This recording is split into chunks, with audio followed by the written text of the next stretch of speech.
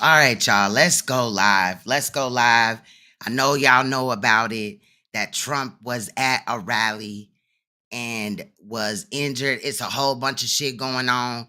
Y'all know that today we were going to talk about the debate anyway with Ben Diesel, but this whole thing went on, right? So what I had to do was hurry up and edit a video for it. We got a 41-minute video for that, and we're still going to go over the debate, hopefully have an open panel. But before we get to that, we're going to listen to Black Way, Let Me Out.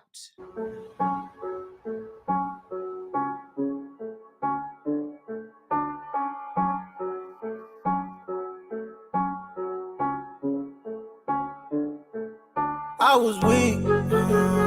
Demons left my body in the streets. Walked away and thought this shit was sweet. Angels came down to me in my sleep just to let me off the leash. Free the beast, let me out. Took some Henny shots, it got me hot. Now, when I look at you, I see a hop. Got. One little bread, get you got. Free the beast, let me out. Let me out. Yeah, I made the big homies my sons, now they don't wanna endorse me. Yeah, I guess I got too much drive, I'ma need another car seat. Yeah, my enemies think my absence means I lost. Please, if I ran with it, then I was looking for a woman that know how to speak Farsi. But if you let them talk about it, that's how I've been ducking for months. Look, I've been keeping to myself like one ain't enough. I'ma also cover top 5 through 2, nigga, one ain't enough. I've been knocked down on the field, nigga, this ain't no two-handed touch, bitch. Fuck my whole past, ain't no time for that. My first picture is a monument, but look at my second pick, boy, I was meant for this. It got me feeling like Ja Moran. Used to be stuck in the box of aggression, mistakes on mistakes wouldn't stop me from stressing. Got my heart broken so much, I just wanted to put on Cerebro to watch on my exes. Now I'm back, did my shit, got a black. I was down, I felt trapped, even Kanye told me I was whack. Imagine your idols not being impressed. Took out that lump in my chest, lost my deal, went back in the field, found my soul and got it back. I was weak. Demons left my body in the streets. Walked away and thought this shit was sweet. Angels came down to me in my sleep just to let me off the leash. Free the beast, let me out. Took some Henny shots, it got me hot. Now, when I look at you, I see a hop. Got. One little bread, get you got. Free the beast, let me out. One thing that I can't stand more than backstabbers is whack rappers. I ain't got no problems, just good vibes and bad habits. Your girl bust my number from your phone and that's mad ratchet. But my girl likes your girl, so that's our girl and that's fantastic. Don't love me, come draw the line between half-asses and grandmasters. We be them kiddies way damn high school time with no light classes. But we don't for that mathematics. Rap bastards can't stand it. When they ask what we do, we say professional rack stackers. Overreaction is my reaction. Want beef, get a ham sandwich. Beating me is the slave queen who never knew what a Snapchat is. No cap, let me always got the bag like backpackers. Trust me, Charlie, you don't want no smoke like asthmatics. Black Way, that's rap savage. EL, that's rap madness. Combine, that's black magic. You know what the hashtag is. All I practice is malpractice. I'll run up in the mass mansion, burn it down with a pack of matches. Take a piss in the damn ashes. I was weak. Nah, fuck that. Demons left my body in the streets. Walked away and thought this shit was sweet.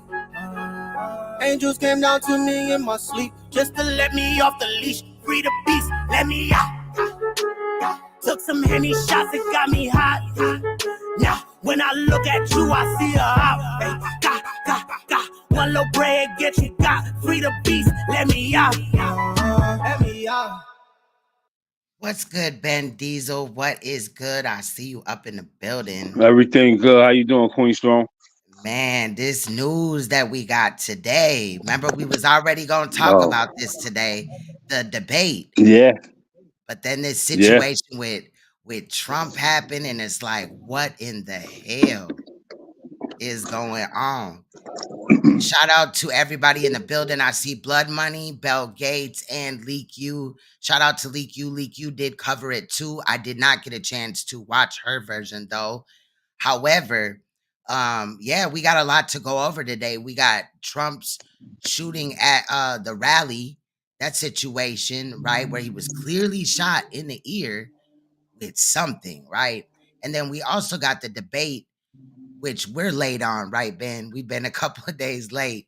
Yeah. That, but we were gonna get to it anyway, and it's just crazy that this situation happened today.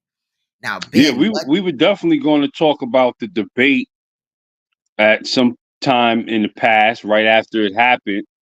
But it just so happened that you had hit me up today and was like, yo, we still going to talk about this debate. You got the footage ready, and then this happens, so this is Yeah, just some weird timing.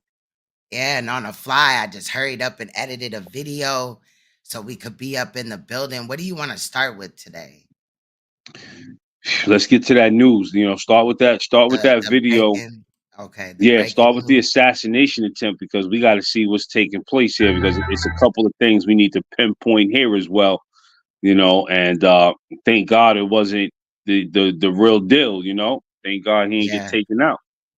yeah, no, you ain't lying. All right, let me figure this out. Let me freaking move this. Okay. So yeah, this is crazy. The assassination attempt. Y'all get these likes up. We ain't talking about drama today on the conscious community side, but in politics. Like, we know that in the past, presidents have been, attempted to be assassinated or assassinated, right? What's good, Stacy? Uh Bill Gates Well, I said think I comes from think the not in like American history you had three presidents who were assassinated. That's yeah. Lincoln, McKinley, and Kennedy. I Wasn't might one be of them missing one. I think I'm was missing one. wasn't somebody shot at though? Yeah, you And had a couple of attempts, like Ronald Reagan. You had some Reagan, attempts. yeah. Okay. Yeah. So this is just crazy on a different level. As we talk about this though, I want you guys to know that this is our first glance at it. I know that I'll definitely be covering it, the next day or days after. More information will come out, more people will speak that were at the event. But I do, in this 41-minute video on the situation that happened today where Trump was indeed almost assassinated. Whatever what hit him, whatever was really close, it hit him in his ear. You know what I'm Yeah, saying? yeah, And I at first glance though, like when I was listening to it, which it's gonna be repetitive, kind of different takes on the news. Y'all know that are over here always know how I get down over here. I like to look at several mainstream media clips on it and things like that. So it's going to be repetitive a little bit. However, there is a man that was standing allegedly next to somebody that was in the crowd that was allegedly shot in the head. Now, allegedly on other news sources, though, they're saying that the shooter was shot, but I'm hearing that, somebody in the crowd was shot in the head. His family was there. This man is going to say what he saw. So, with no further ado, Ben, you ready? You know the drill already, right? yes, yes, Let me know. All right, yeah. Can't wait to see let's, this edit. let's go.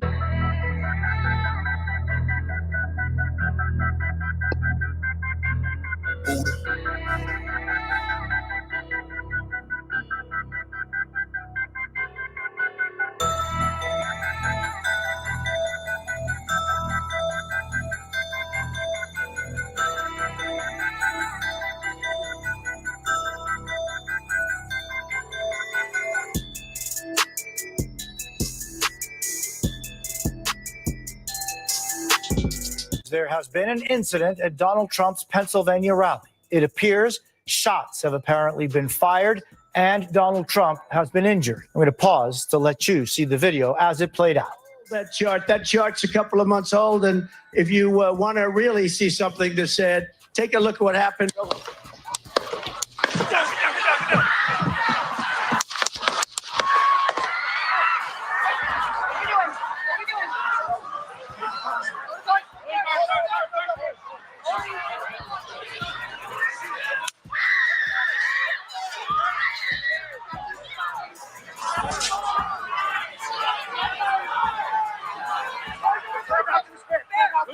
Hold, when you're ready, on you. Ready? Move! Up, move! Go! Hawkeye's here. So here's what we know at this hour. What sounds like shots rang out. The former president grabbed his ear. and as he fell, was immediately surrounded by security behind the podium. And as you can see in these images, he was shortly rushed off the stage. This is an emerging situation. We're still waiting to confirm a lot of the details here. A lot of question marks still up in the air. Here's what I can tell you from my vantage point, because I was standing right here as Trump first came onto the stage. He was just a few minutes into his speech at this rally. I was in front of a camera and I was walking off of the press risers here down below to the ground level where all of the general attendants are, as we heard what sounded like gunshots ring out. My producer and I ran to take cover, as did several of the people that are in attendance here, most people ducking down, the press that were behind the risers, press that were at our media tables, ducking down under the tables as we weren't sure what was going on. Our crew who was up on the stage captured some of that video that you showed, the former president getting protected by his Secret Service. They covered him. He looked to have some blood on his face. It looked like his ear was bloody. A lot of chaos and confusion. No one was sure where the gunshots that sounded like gunshots were coming from. The former president, as we know, is now inside the motorcade. He may at this point be off-site. The folks here are now evacuating. A lot of confusion, some anger, people yelling at the press here, not sure what to make of what has just happened. The former president was just standing on the stage. He was talking about immigration under President Biden when all of this erupted into chaos. Again, just moments. Now, is that a coincidence that Trump was during this speech at that point in time talking about immigration and things like that, and then shots rang out? What is your opinion on it just right now, Ben? I'm trying to see who the shooter is. You know what I mean? That's what I really want to see. Yeah, you know? And it's not in this video. Like I said, I'll be, keep looking into it and shit. But this shit they crazy. didn't even release it yet. They didn't even release who the shooter. But wouldn't it be something if the shooter was a migrant? Oh, facts. Wouldn't that be some shit? I'm wondering if Biden had his grease goons come at him because he definitely, made a press conference fairly quickly about it. Now, I get it. He is the president and he's supposed to speak on, things like that. But his words when he spoke for about 2 minutes was kind of interesting to me, kind of how he acted like they were friends and shit. That's in this video as well. Yeah, let it rock. Into his appearance here in Butler, Pennsylvania. So far, we're safe. Our crew is safe. We have not seen anyone injured. We have not heard of anyone injured yet, but certainly unexpected, confusing, and we are still waiting to find out what exactly transpired here. I'm now going to show you the moment that just happened when the former president was speaking at his rally. Let's watch that video. Take a look at what happened.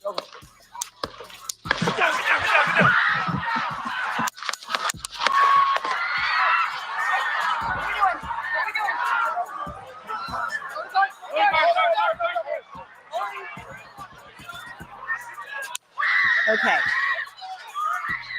So what you are watching is video from just a few moments ago when former President Donald Trump was on stage at his rally in Butler, Pennsylvania. You see the Secret Service who are surrounding him.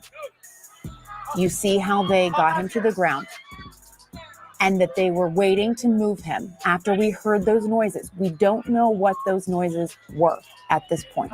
We do know that they get him off this stage and that the former president was in his armored vehicle. They have now left the site of that incident. So the former president, Donald Trump, no longer there at that rally site in Butler, Pennsylvania. I'm going to let you watch more to see this full thing unfold. You see they move him off the stage. I got you. Let me get my shoes. Hold on, your head is bloody. So we got to move to the He is standing up. If you notice, he kind of dazed and shit. You know what I'm saying? Like somebody was stating that he grabbed his ear. They think that it was staged because he grabbed his ear and he sat there for a couple of seconds and then he kind of dropped or whatever. Okay, and, see, let me interject right there. Go ahead, bro. Go ahead. Somebody got their head blown off. Okay, it ain't nothing staged about that man who's dead that they carried off. You know what I mean? Who took the stray bullet? Right. You know what I mean? Ain't nothing staged about this, so we can stop that right there. To all of them conspiracy theories, somebody just lost their life. You know, trying to vie for the country to go into the right direction. That's all. You know.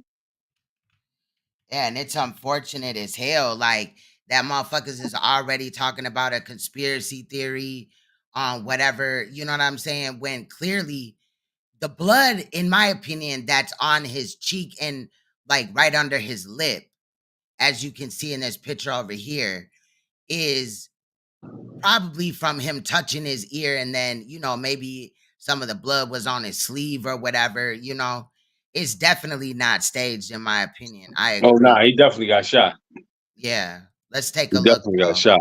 And then Yeah. another thing to mention here is you're gonna hear in this 41-minute edit that I put together real quick on the fly, and all the information isn't here. I understand this the first glance, but you gonna see how just like everything was there and shit like that. You know what I mean? Like the screams, right? And you know, blood curdling screams. Like motherfuckers was scared for their life. Now you could just insert that audio in there or whatever, but just from the sound of it, again, we gonna go back and look at everybody that talks about them and what they saw at the event. But it's just crazy, in my opinion. Make sure y'all hit that like button on the way in, y'all. I know one thing. What's up, Ben? I said, I know one thing. Donald Trump better get some better goddamn security. Oh yeah, he need one of them He like better get bulletproof partitions. The partitions. yeah. Yeah, I Bulletproof was gonna say partitions. like a capsule or something. Shit. Get Yeah, up in that yeah. motherfucker like Pope and shit. The Mhm. fuck? That's exactly what it is. The partition that the Pope has. Yeah. Bulletproof partition that they step Definitely in. needs that. But his team was on it though. I mean, look how they rushed in and they low key shielded him from any possible further shots at that point. You know, Yeah, yeah. the media says men came in with long guns. I do hate when they say that that phrase, because to me that kind of speaks to agendas in past situations. You know what I mean? Like Yeah. who just runs around and describes a big ass gun like that a long gun? I'm just saying, like, it's weird Yeah. when the news do it, but in my opinion, this isn't staged. I do think though that his security, you know, Secret Service, and I seen detectives coming out the woodwork with straps. You know what I mean? It was a woman standing there with a gun. So we gonna get into it, y'all. Romello said he got Rick It's Ross unclear. security. He got Rick Ross. Shit, he need Biden security at this point. Now, I'm gonna be real. Now, we would never hope that somebody gets shot or whatever while they doing anything. But I would have thought that it would have been Biden that caught one before Trump. Like, this crazy. Is it that serious that you need to try to Yes. assassinate this man? Yes. Like you gotta realize everything that's going on, the whole agenda. And it's really against us, black folks in America. You know, that's America's main problem. You know, really, you know, they don't want to see us really get back to where the prominence we deserve to be at. And they're gonna do everything to undermine us. And that's why they brought all of these migrants here. So it's that serious, because you have two factions in the country that's battling each other. And one just wants to do business, and the other one wants to exploit and dominate and be the master in the ruling class. You know what I mean? Facts. And Let they people in the door and shit like that. right. Now, No another regard. thing that's interesting is there was security checks done. Now, is it possible, in your opinion, Ben, that the shooter may have possibly had one of them, you know, plastic guns, right? You know, they printing shit off now and all this and that, because allegedly there was security there. Like everybody was searched, they were wanted or whatever. I'm wondering, did the shooter put the gun in his ass? Like, how did this happen? No, he Because had I've heard a rifle. From you're gonna show the footage, but based on some of that footage, they were saying it was off security limits. So he was shooting from a distance. Yeah, he from a was shooting. distance. That might be why the sound of the gun, you Yes. know, going off is It's muffled. so Because faint. in my opinion, it sounded like somebody shot a paintball or what is that? A BB gun or There something. you go. I'm thinking at the time, I'm thinking that the shooter was low key like in the crowd. That Right. would make sense because you're gonna hear in this video how they're talking about security. I do think that somebody let their guard down. Something ain't right because this man used to be the president of America. He's running to be the current president of America. So I just feel like all Well, look, within shooting range should have mhm, been, should have closed been off covered. and Should have been covered. Should have been protected. Well, that. let me tell you this. You're dealing with billionaires, right? And they got Al Capone said he learned his gangster tactics from watching how the American government works, right? This is Al Capone, 1920s. Right. And they're handling gangster business. So when you see things like, let's rewind the clock real quick. Let's go back. Remember when Bill Gates got pie assassin? Remember he was standing somewhere. I forgot where he was at. Might have been Europe. And a dude came right up on him and put a pie right in his face to show him that you could be touched. Remember Michael Bloomberg, the mayor in New York? He got pie assassin. Billionaires. To show you that somebody could walk. It could have been a knife that could have went right in your chest, and there's nothing you could do about it. That's the message of the pie assassin. So they showing you anybody can get touched. You know what I mean? And I wouldn't put it past what you're saying in terms of black bag job boys being activated to go out there and try to stop Trump from taking his presidency back. Right. I mean, and that's why it'll be important when we see the shooter, because if it's some foreign nigga, like, come on, man. Didn't no just foreign nigga just come in here, an immigrant come in here and then just was like, fuck it, this what I'm on or whatever. To me, off bat, this got somewhere Biden's name written all over it. Somehow. Something ain't right. Something ain't right. But let's get back into it, y'all. We 5 minutes in. What his status is, but you see him put his fist up and you see him doing a fist pump. It appears like he's saying fight. It looks as if there might be blood on his ear. Again, these are pictures we are just seeing for the first time right now as the former president is led off the stage in Butler, Pennsylvania, after we heard loud noises and he was rushed to the ground. And then you see the Secret Service around him, getting him into his vehicle. Now, we do not know where he has gone. We just know that he was put into that car right there. While you see his fist in the air, it does appear as if there is some blood on his ear. Unclear how that happened. Secret Service get him into the vehicle and rush him off that site and get him out of there. Again, we don't know where the former president is at this exact moment, only that he was taken away from the rally site there in Butler, Pennsylvania. Again, if you were just tuning in, former President Donald Trump was minutes into his rally there in Pennsylvania when we heard loud noises. He was thrown to the ground by Secret Service agents who then rushed him in, as you're watching now, to that car and drove him off site. A lot of tension right now out here. So as you mentioned, Donald Trump was on stage. It was just moments after he had walked onto the stage to deliver remarks. He was very briefly into that. And so I'm going to show you behind me. So around this area, somewhere off on that field over there, is where we heard a bunch of banging or cracking, loud cracking noises. At first I thought, is that fireworks? I had no idea what it was. All of a sudden, everyone started screaming. On the other side of the rally, on the other side of the stage, a lot of steam went off back here, right behind that tractor over there, if you can see it. And all of a sudden, you heard Secret Service security guards on the ground, everyone telling everyone to get down, to move.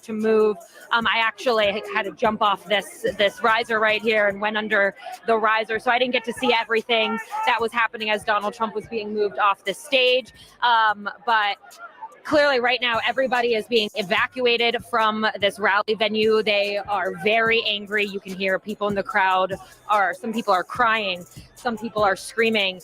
People are very angry with what just happened. They're angry at the media. They're screaming at the media behind me. Why did she say it like that? They're screaming at the media behind me? Ma'am, you're on CNN.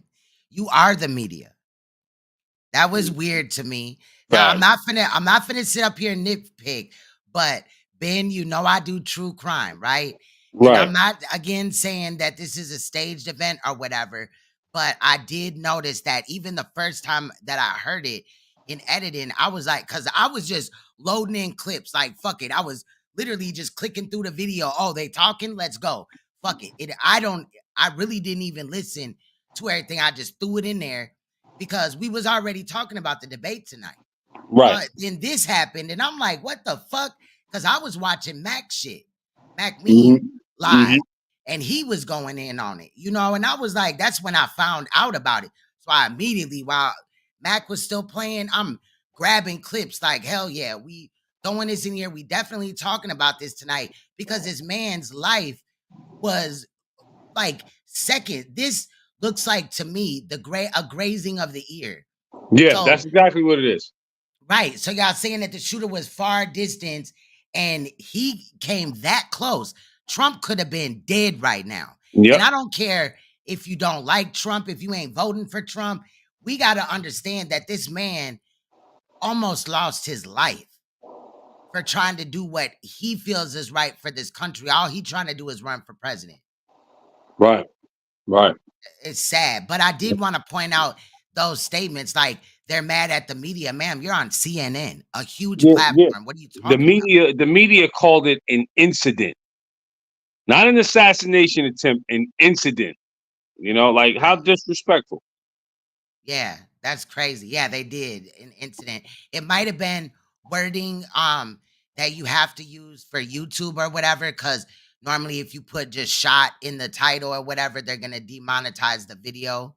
So the news, they always trying to get money, you know. Mhm. So they'll you know dumb down it a little bit, but they know that everybody knows about it. So you know people are gonna do their rounds and click on it, you know. But it was a slap in the face to hear them say an incident when if it was Biden, in my opinion, it would have been a hell of an uproar for a number of reasons because he's currently the president, and you know his supporters would have been upset too.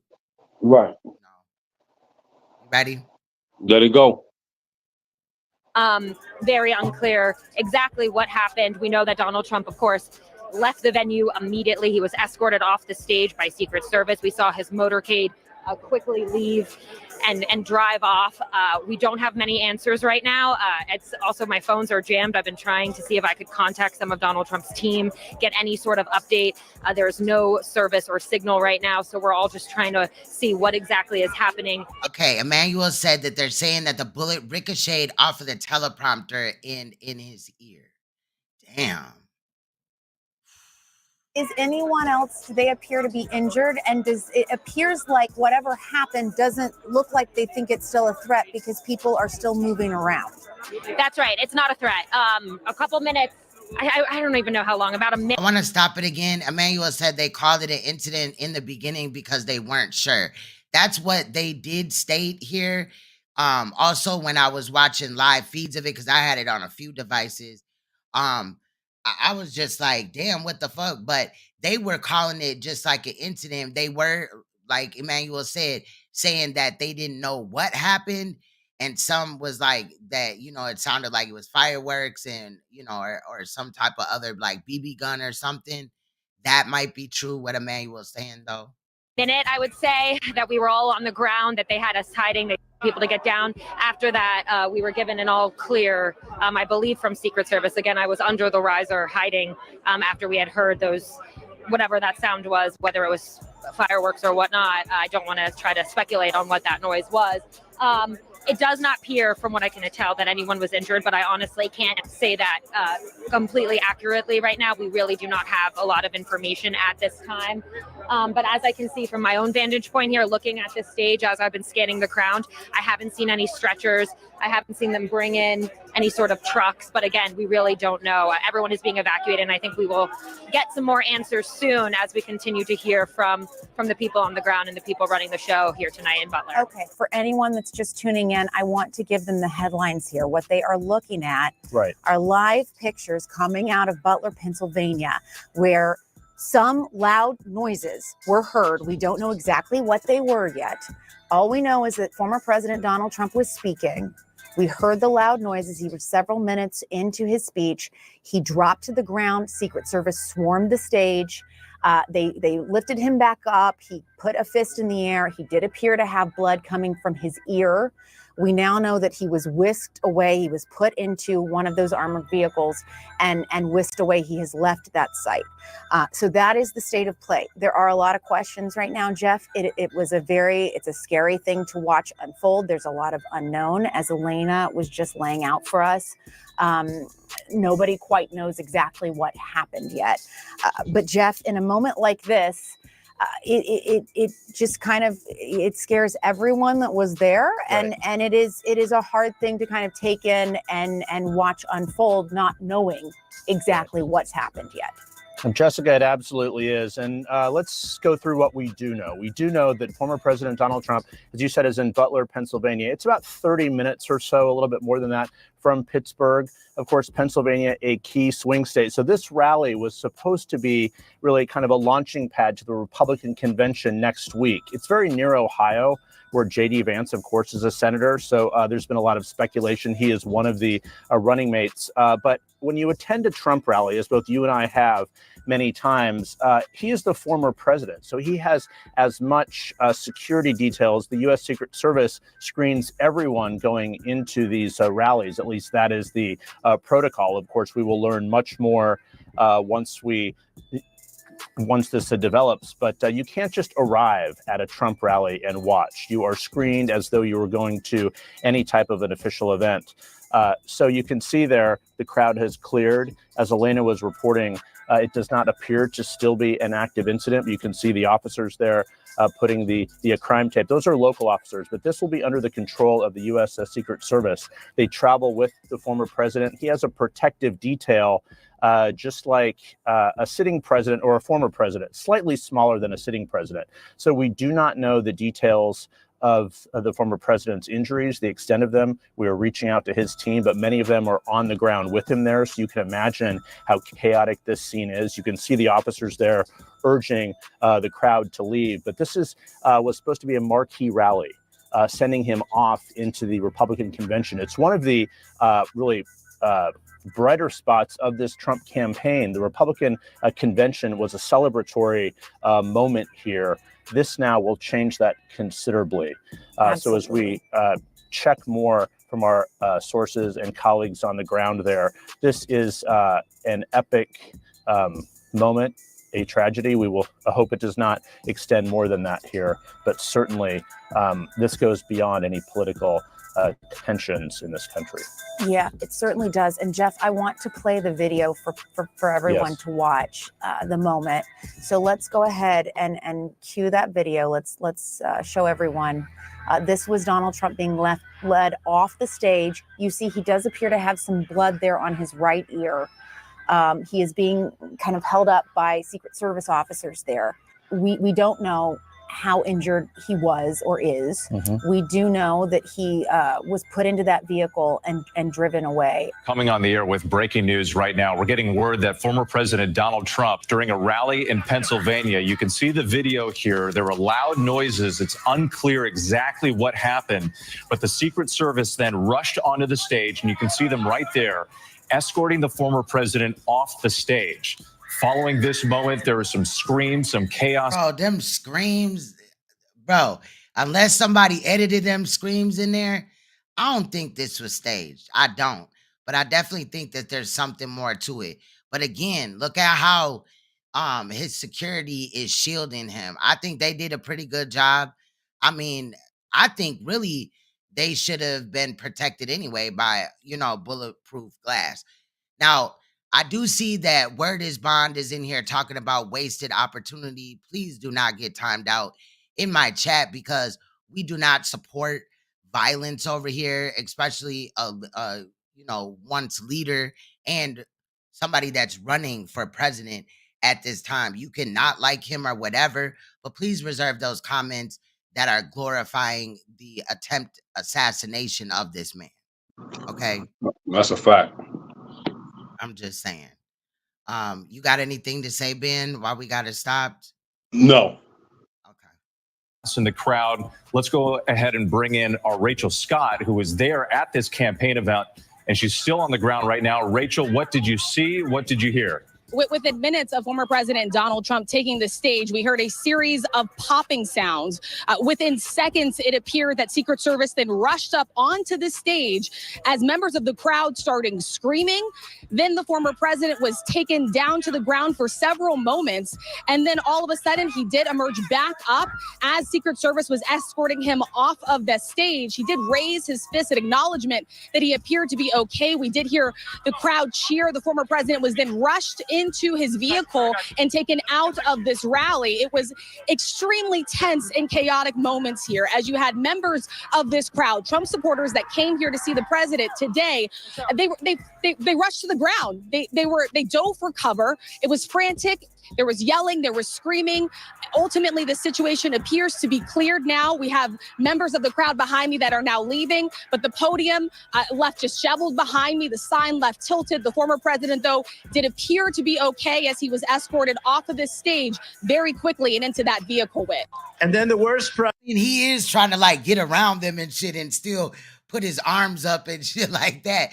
But I feel like they did their best to shield him, you know? President in the history of our country took over. And look what happened to our country. Probably 20 million people. And you know, that's a little bit old, that chart. That chart's... Allegedly, Alicia, the shooter was a distance away and used a rifle. That's what is coming out in the news. Again, y'all, this is just the first glance at it. We will have more information as it comes out, you know, in the next coming, you know, day or so. A couple of months old, and if you want to really see something that said, take a look at what happened.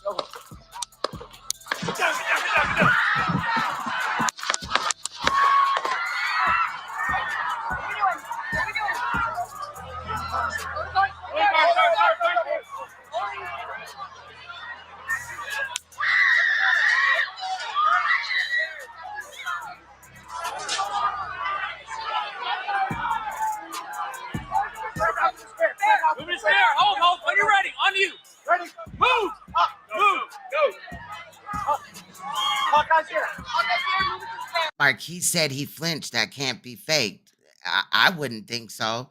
I mean, it's a live event. It was live. People were there. These people aren't CGI'd into this situation or whatever. It's not like they edited this. You know what I'm saying? So, yeah, you can't really, I mean, he flinches right on impact. You know what I'm saying? Well, I was just looking at Word is Bond comments, and you should invite him into the chat. Let's hear what he has to say. But hit the link, Word is Bond, because I want to hear why you think it was a wasted attempt. Why do you think Donald Trump is worthy of death and he's trying to lead the country in the right direction? I would really like to know that. Good idea, Ben. Good idea. The link is in the chat for anybody that wants to come up. But Word is Bond, hit the link and tell us why this was a wasted attempt. You ready?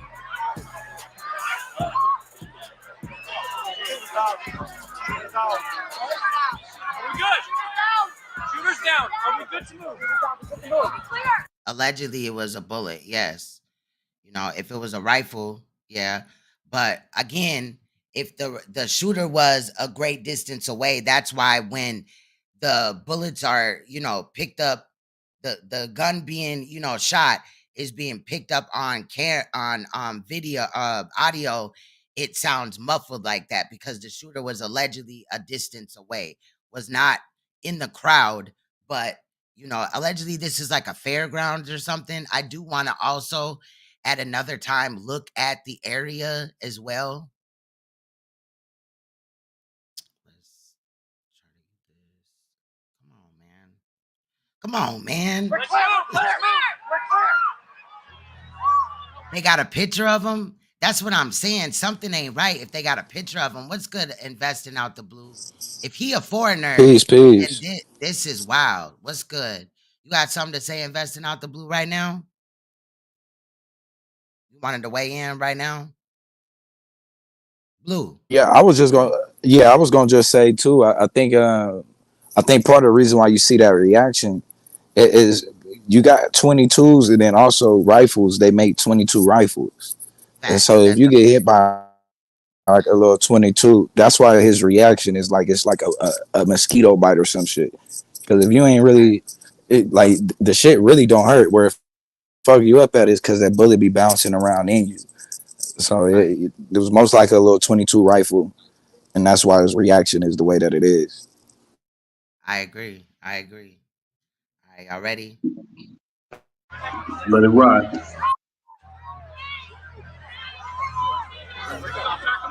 Come on, word is bond. Let's go. Come and tell me why this was a wasted attempt. I think that was a great idea from Ben. Let me get my shoes. I got you, sir. Let me get my shoes. Hold on, your head is bloody.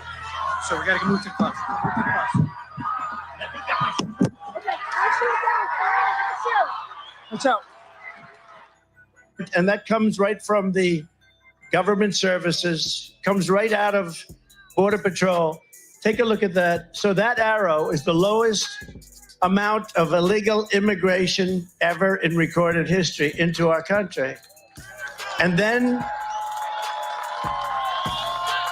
the worst president in the history of our country took over.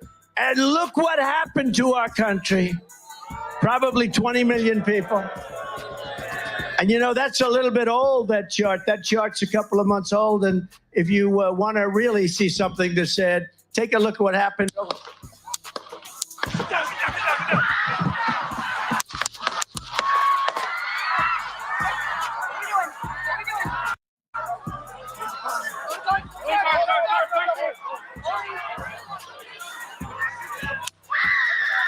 Facts. He came up out his shoes too.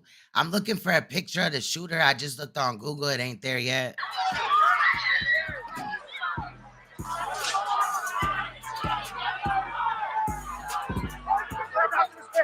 Move to spare. Hold. When you're ready. On you. Ready. Move. Up. Move. Go. Up. Hawkeye's here. You ready?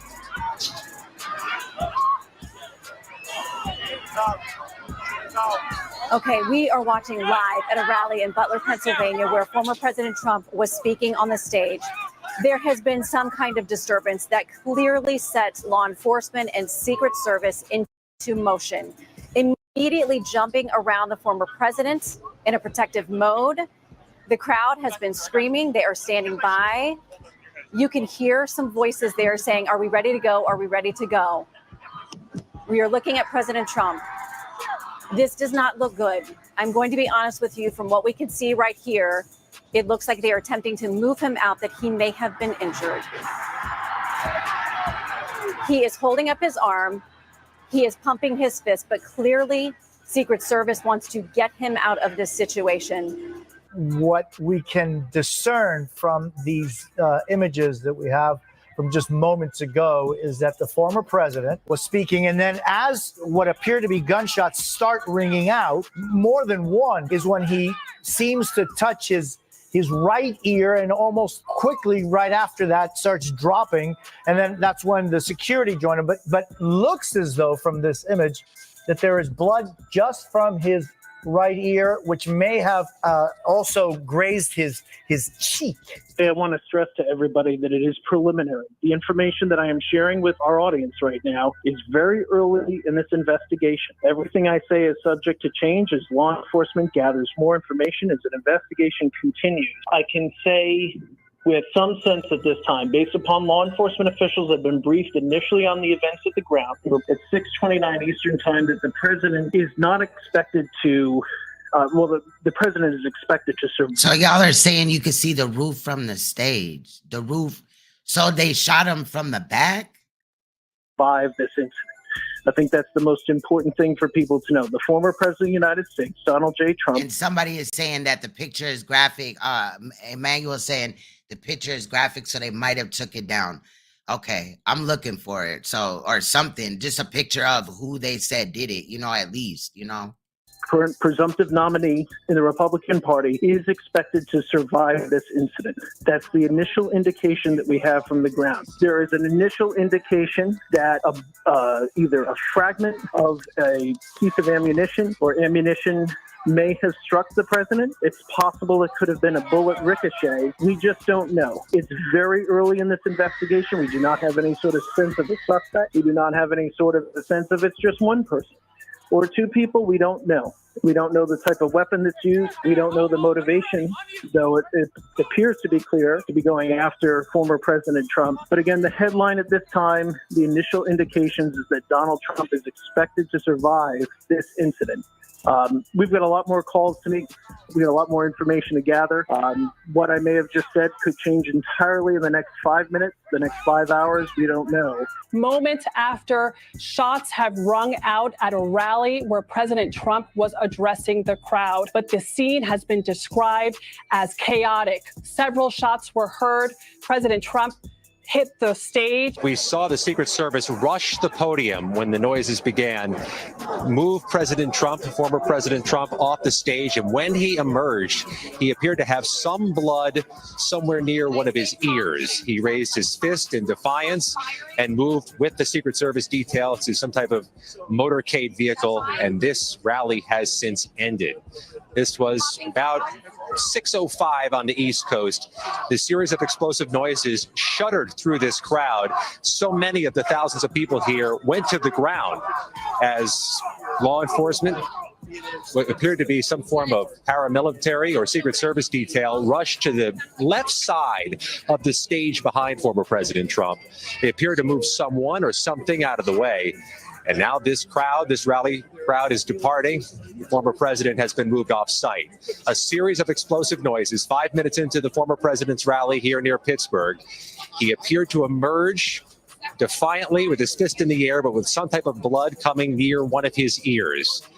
We're working to get more information right now, but I can tell you this crowd is agitated.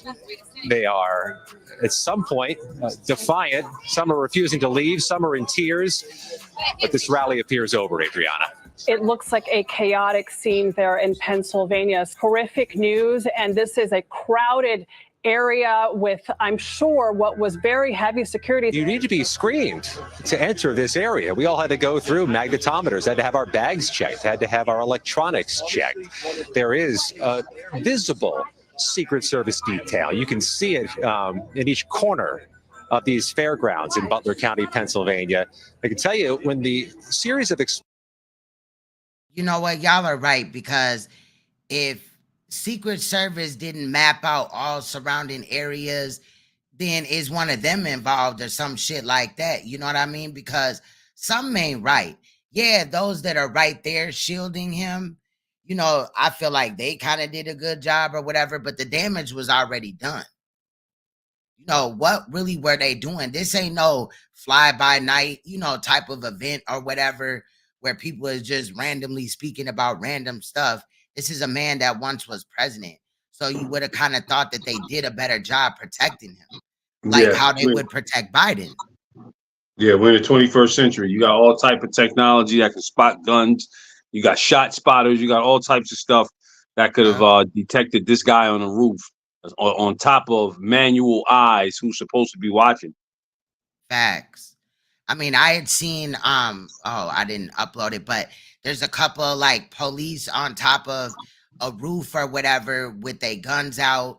One's laying down and one's standing up or whatever, but I still haven't seen a picture of the alleged shooter.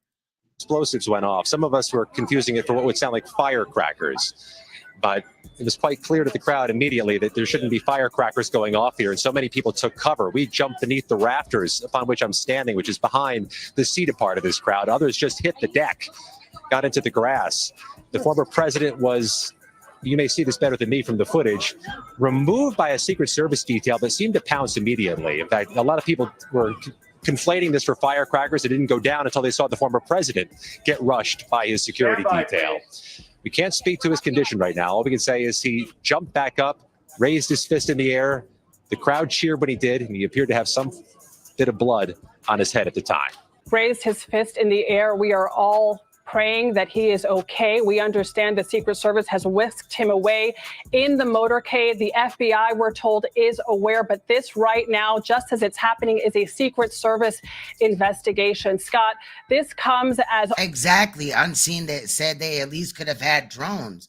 watching all the rooftops in a 5-block radius. Seems like somebody wanted something to happen.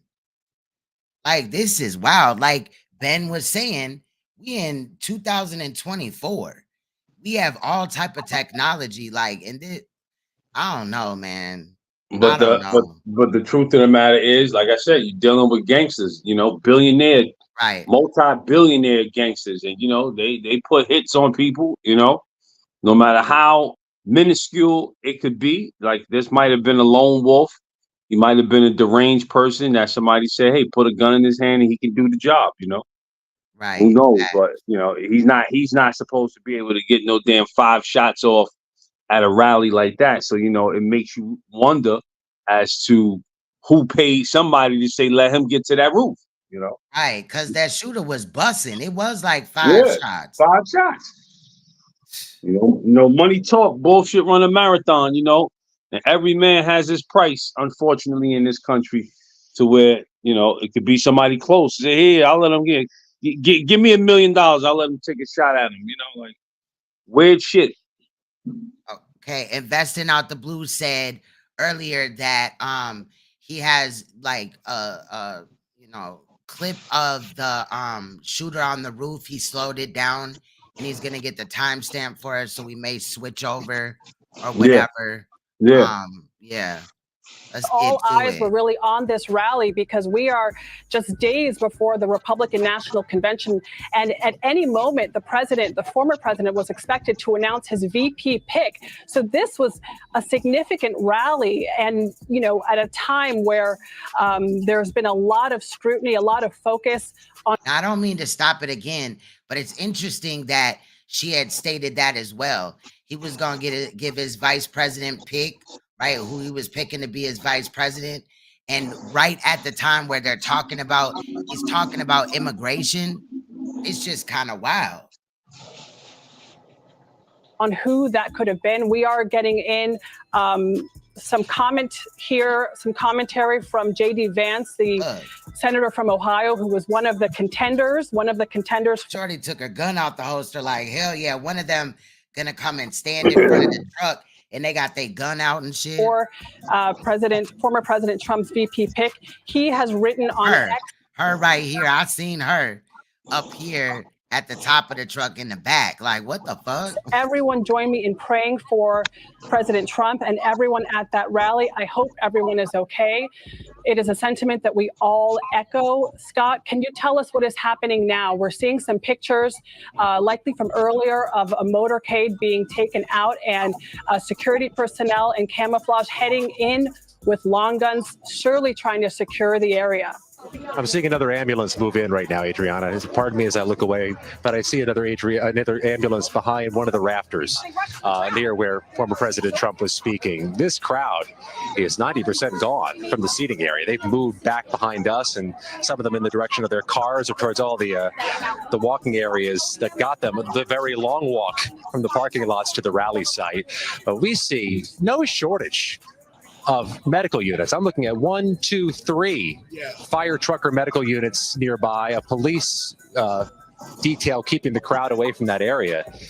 To be clear, this is a heavily secured event. This is not just a hanging out at the county fairgrounds. You had to get wanded. You had to go through metal detectors. You had to go through a Secret Service protective detail to get into this site. And people were arriving here as early as 10 or 11 this morning. People were entering this area as early as 1 o'clock this afternoon. They've been screened, which begs any number of questions. Which video is it? Because you mean 2-hour mark? Or 2 minutes and 18 seconds. I can also tell you it's worth noting the crowd, some of them are being particularly hostile. They're yelling in the direction of us, yelling in the direction of authorities, but they are emptying out. Rally's over. Okay, I found it. It was 2 hours. Let me switch this over really quick. Hold on, Blue, I'm gonna hit you up in 1 second. I'm gonna get you on here. All right. All right, Blue, you in the building. We looking at Blue's video. I'm gonna go back just a little bit. Let me drop the link for this as well. Shout out to Blue. I haven't even had a chance to look at this, but definitely hit that like, definitely sub. So let's take a look at this, y'all. Blue, you got something to say beforehand? I'm sorry. Blue. Pally's out there in the bushes or the trees. Couldn't see the weapon. Oh, start from the beginning, Blue, because they ain't hear what you said. That video No, I'm playing the video right now. That was Blue. Okay. does reflect. Bro. There you go, right there. He said that he slowed it down, I believe. Blue, you slowed it down, right? No, I didn't slow it down. I just paused. I just kept pausing it on this little spot and going back to it because it's a little, and then because they gonna back out of it too. It's crazy. Okay. Well, he's dead. He's dead right there, isn't he? He's dead right there. Yeah, he dead, and they won't. And you got the crowd around him. They won't show you the whole build. Like they'll like quickly zoom in on him. They're not gonna show you like the whole space because it's too fucking obvious. The dude like right behind the damn stage. Right. Wow. Okay. And that would also muffle the audio if it was backwards because the cameras were in front of Trump and he got shot from the back. Yeah, I'm looking at a diagram now. I'm sorry, Queen. He was across the street. He was across the street. So it was like him though. Yeah, across the street, and he was behind him. When you look at this diagram, I'm trying to see if I can send it to you. Okay. The diagram up here on saw it in the post. Let me pull it back up. But all right, let me play this. He was across the street. He was across the street. He was what? No, I say he was across the street behind him. Okay. The most obvious roof. Okay, now Blue don't really sound like this. I slowed it down a little bit. Yeah, there's supposed to be lookouts at all times. That's the nigga job. They on guard with Secret Service. Like, yo, you checking the roof? Yeah, check the roof. Roof secure? Yeah, roof secure. Right. What about the bushes? That I don't like that lining out there, bro. That lining a little too funny for me. Keep eyes on that. Right. They got somebody with eyes on that. You telling me that this nigga got on the most obvious fucking roof, the most obvious spot for a damn sniper to even try to snipe, and he got away with the shit? Right. We look this nigga body right here. We looking at him stink like this.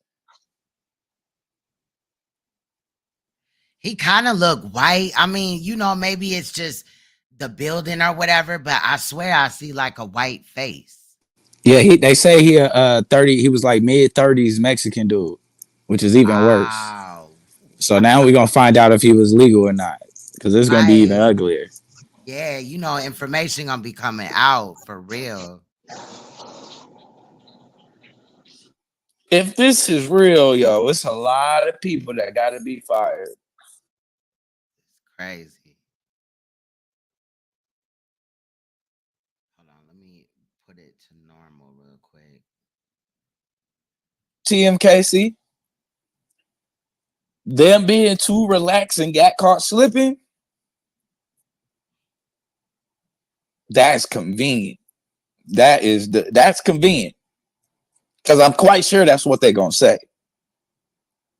But I can't give them the benefit of the doubt is that they was just being lazy. I can't give them that. And I also feel like, why didn't they have somebody on top of this roof too? You supposed to see his surroundings. How is he right behind him? That is crazy. This do not make no sense. I can't even give him that. This right here, you got one job. It's a nigga whose only job is to make sure nobody gets on top of a fucking roof. That's one nigga. And maybe, you know what? I gotta go back to executive sessions. Let me go back up to, if I can find that comment he made. There's something he said earlier. You can't even hide on that roof. His body is slumped, and you can see the nigga from the roof. Facts. And you know it's some bullshit. Oh shit. All right, so we seen that, right? Let me get back to the video because we definitely, this ain't just a one and done type of situation or whatever. You feel me? So we seen, I want to kind of see like the area or whatever more, But thank you, Blue, for that because that makes sense now. The audio being muffled because he was shot from the back. And it's just crazy. Again, they should have covered that. They should have covered Right. everything. It definitely is not looking right. But y'all make sure y'all check out Blue's channel. Let's get back into it because in a few minutes, somebody that was in the crowd is going to speak. And I think it's important kind of what he says, the details. It's incredible, Scott, how quickly that crowd emptied out. When we were talking just moments ago, it was packed. And now when we just saw you recently, you can see that that area has been cleared. I can hear the yelling behind you, Scott. No doubt this is a difficult, frightening moment for everyone who was there, everyone across the country who was watching, for there to be shots to have been fired toward the president.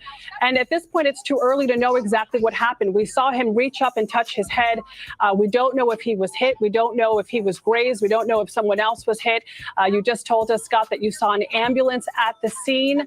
But this is a moment that is going to change. Well, ambulances should have been at the scene anyway because you have a large number of people in the summer outside. Anything could have happened. You know what I'm saying? So change the trajectory of this campaign already. So much focus has really been on this campaign on the side of President Biden. Now we are talking about the unthinkable potentially for President Trump. Oh, yeah, definitely we do. But I put this video together as the news was first coming out. So, that's what we're looking at right now. But again, I appreciate that Blue had showed us that because it just kind of lets you kind of understand what was going on and where, the shooter kind of was. You know what I mean? Trump I appreciate it. On stage as shots ring out here in Butler County, Pennsylvania. Scott, can you tell us a bit of what you're seeing now? What are people yelling behind you? They're yelling at us. Some of the members of the crowd are gesturing towards us and screaming vulgarities at the media. We're all in a row here on the rafters above the stage, above the seated area. But I could see police or law enforcement of some sort, Secret Service, state police or county police, moving the crowd out. They're getting everybody out of here, which raises a few possibilities, doesn't it, Adriana? That they have to collect some type of evidence or investigate some type of incident, some type of crime, if these were, in fact, gunshots. Or they're concerned about everybody's safety as people are now moving in aimless directions, bumping into each other, bumping into tossed equipment. There's a lot of debris around here, too. People just hit the ground. Chairs were toppled. We jumped beneath our elevated stage. Cameras and stands and tables fell on top of us. It was a chaotic moment. I don't think that's overstating it. Once everybody recognized 2 or 3 seconds in, these might be gunshots. It was a sequence, a fast sequence of explosions, as if somebody had lit off 10 or 12 firecrackers in a row. And it's easy to conflate It might be a riot after this, for real. firecrackers and some types of gun rounds. But once everybody recognized something was afoot here, when the Secret Service moved in to former President Trump, everybody recognized the severity of the situation. And there were people moving in different directions, running into each other, or just face planting into the grass or into the ground. And you can see, still, from my vantage point on the other side of this camera, people in tears, people hugging each other, people comforting each other. That's the scene in Butler County, Pennsylvania, where there was to be a marathon rally of former President Trump that only got 5 minutes in before this incident occurred. Scott, what you're describing is horrific. This is the worst possible scenario at an event like this. Our politicians are supposed to be able to address the public in a safe environment, and that is why there is so much security, the security that you've described, people being wanded down, having their bags checked just to get into that area. And, we understand why tensions are so high, why people are so emotional there. This is really just, it's a tragic moment. And when you were there, when it happened, Scott, you mentioned it sounded like firecrackers. How long did it take for people in the crowd to realize what was happening? I want to toss it over to. It took about 4 or 5 seconds for a lot of us to recognize that, first of all, firecrackers shouldn't be lit or ignited at an event like this. So there was something suspicious about it. Even though it sounded like firecrackers, there was a pretty quick realization this could be something much more dangerous. And let me be unequivocal about something. This is a security failure of epic, historic proportions. That there was some type of explosive noise. The former president had to be tackled and taken off stage by a Secret Service with blood appearing to come from his head. That a crowd. Wait, but how if the stand is up here like this, right? Like go back a little bit where we can see the people on the stand, on the stage, right? Hold on. They just showed it real quick. Hold on. It was a pretty quick realization. I'll wait till it happens again. This could be something much more dangerous. So how? Let me be unequivocal about something. This is a security failure of epic, historic proportions. Okay, so right here, right? How could somebody shoot down over this? You know what I'm saying? He down here at the podium. How could somebody shoot from behind? You know okay, what I'm saying? so from where you're looking at, if you go further to the left, right? If you go behind that stand there, there's some grass, and then there's a street. There's an actual street crossing, and then there's some buildings. So it was, and then there's an opening that you can see Trump at. So from the height he had on the roof and his location, he was to the left of him, to the right of him on the podium, and behind him. So that's how he was able. If you look at where Trump grabbing his ear at, you can see it looks like he got hit from behind, not the side. Because had it came from the side, it would have went in his head. You know what I mean? Right. Let's go back just a little bit though. Much more dangerous. Like he grabs his ear, and you can see it almost like it's from behind. Because if that was a side shot, it would have penetrated. Over to. It took about 4 or 5 seconds for a lot of us to recognize that, first of all, firecrackers shouldn't be lit or ignited at an event like this. So there was something suspicious about it. Even though it sounded like firecrackers, there was a pretty quick realization this could be something much more dangerous. And let me be unequivocal about something. This is a security failure of epic, historic proportions. That there was some type of explosive noise. The former president had to be tackled and taken off stage by a Secret Service with blood appearing to come from his head. That a crowd of thousands at a presidential rally had to hit the ground, some of them colliding with each other, equipment falling on their heads and our heads at one point. No matter what this ends up being, this was a security failure at an event that is secured by the U.S. Secret Service and any number of other law enforcement agencies, where everybody in the space had to be screened and wanted by metal detectors and officers. NBC News just reporting that one of the attendees. All right, this is the guy that was standing next to the person in the crowd that was allegedly shot in the head. Has deceased, has died from injuries as a result of the shooting. Joseph, you told me off camera that you may have witnessed this, and I'm so sorry to be talking to you in this tragic moment, but can you describe what it is that you saw? I was attending the rally. I was in the set of bleachers, the very far left of the podium where President Trump was speaking. I was there with friends. I heard several gunshots. The man beside me suffered a gunshot wound to the head, was instantly killed. Fell to the bottom of the bleachers. Another woman looked like she got hit in the forearm or hand. And then at that point in time, it was rather chaotic at that point because half the people were looking because they thought it was fireworks. I knew it was gunshots right away. My friend, he hit the deck. I was kind of looking around just trying to see where the shots were coming from. It seemed to me like the shots were coming from behind the bleachers. It seemed to me the man got hit in the head from behind. He was killed instantly, as far as I could tell. And at that point, a state police and a SWAT team, started evacuating the bleachers, and then I helped carry the man out of the bleachers to a tent that was behind the bleachers. You helped carry the man yourself. What was his condition when you were carrying? He's deceased. He died. How close were you to him? A couple yards. It wasn't very far. Did you know the man? No, it's a complete stranger. They put a towel over his head and then carried him off. And you said there was another woman nearby who was also injured. Where was she in relation? Where they just get a towel out of the blue like that? Yeah, they be having stuff she on was in the standby. bleachers. Huh? I said police be having that stuff on standby. It was like either behind, above me, or just to the side of him. But it seemed like she was kind of at my flank, and then she flinched, and it looked like she had taken a gunshot wound to the forearm and hand. Joseph, from where I was standing, we heard multiple gunshots, 8 to 11 shots. We've been hearing it replayed on the video here. Do you remember, can you tell, I know it was a chaotic scene, but at what point, was it immediately when you heard the gunshots that he was shot, or was it later on into the firing? The first 7, he was hit, and she was hit within the first 7 shots. I counted 7 shots. He says 7, but he was there allegedly.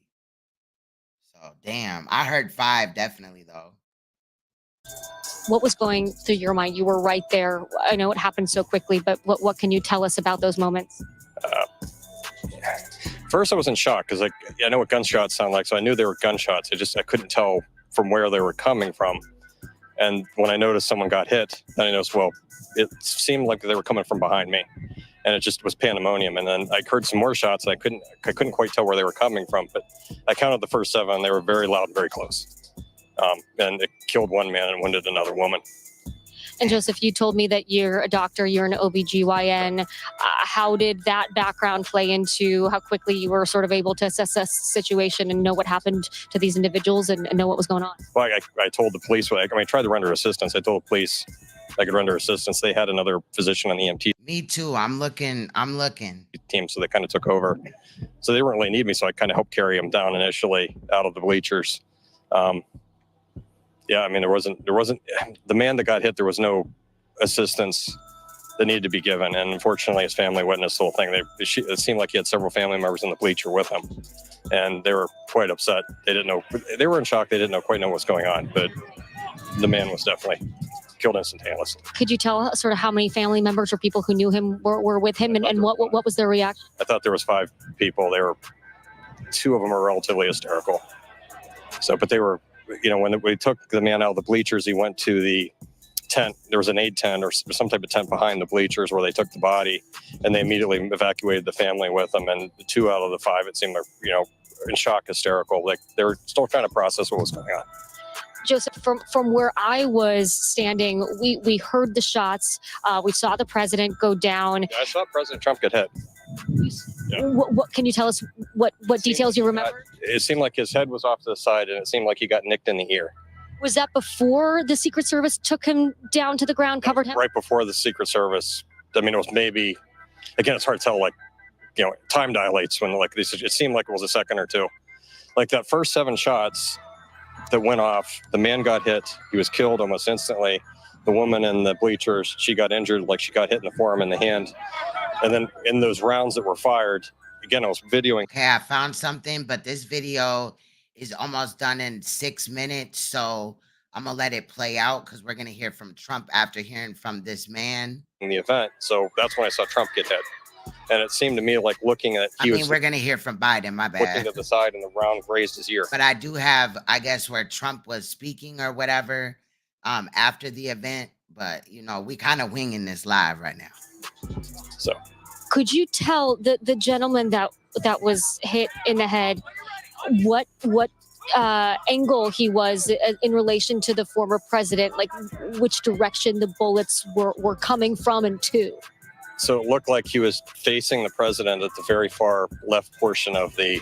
Because incognito, if he was grazed, it's not going to definitely, remove your whole ear. People get grazed all the time, Of the bleachers. So he's directly facing it. Again, it seemed to me like the shots were coming from the rear, like behind us. And for me, it seemed like the man was in the way. I guess... In the way of the former president? No, it seemed like the man was in the way of the shots between whoever was shooting the gun and the president. The man was hit. It seemed like he was in the crossfire. And I know, and I know you're in shock and still processing all of this. It's sort of hard to evaluate our own emotions in this moment, but you just experienced something horrific. Yes. What can you tell us about your state of mind right now?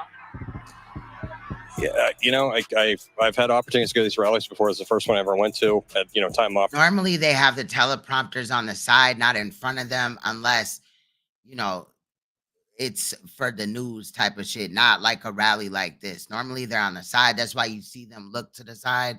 In my opinion, I don't, you know. To go do it. I was kind of excited to go, but you know, it's, you know, everyone, you know, it's something you don't expect. It comes out of the blue. It's like a bolt out of the blue, and it's shocking.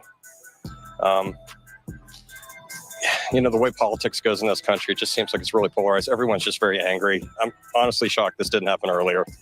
I was commenting to my friend and went to the event with me. I was like, you know, the back behind the bleachers, it's really open. It seems like a really open venue. And it just, you know, I got this sense that, you know, if someone really wanted to do something, again, I was openly talking to her, and I was like, you know, if something was bad was going to be happening, this is the perfect venue to have. I just said this like an hour before it happened. I was like, this would be. That's kind of odd to me that he would even think that.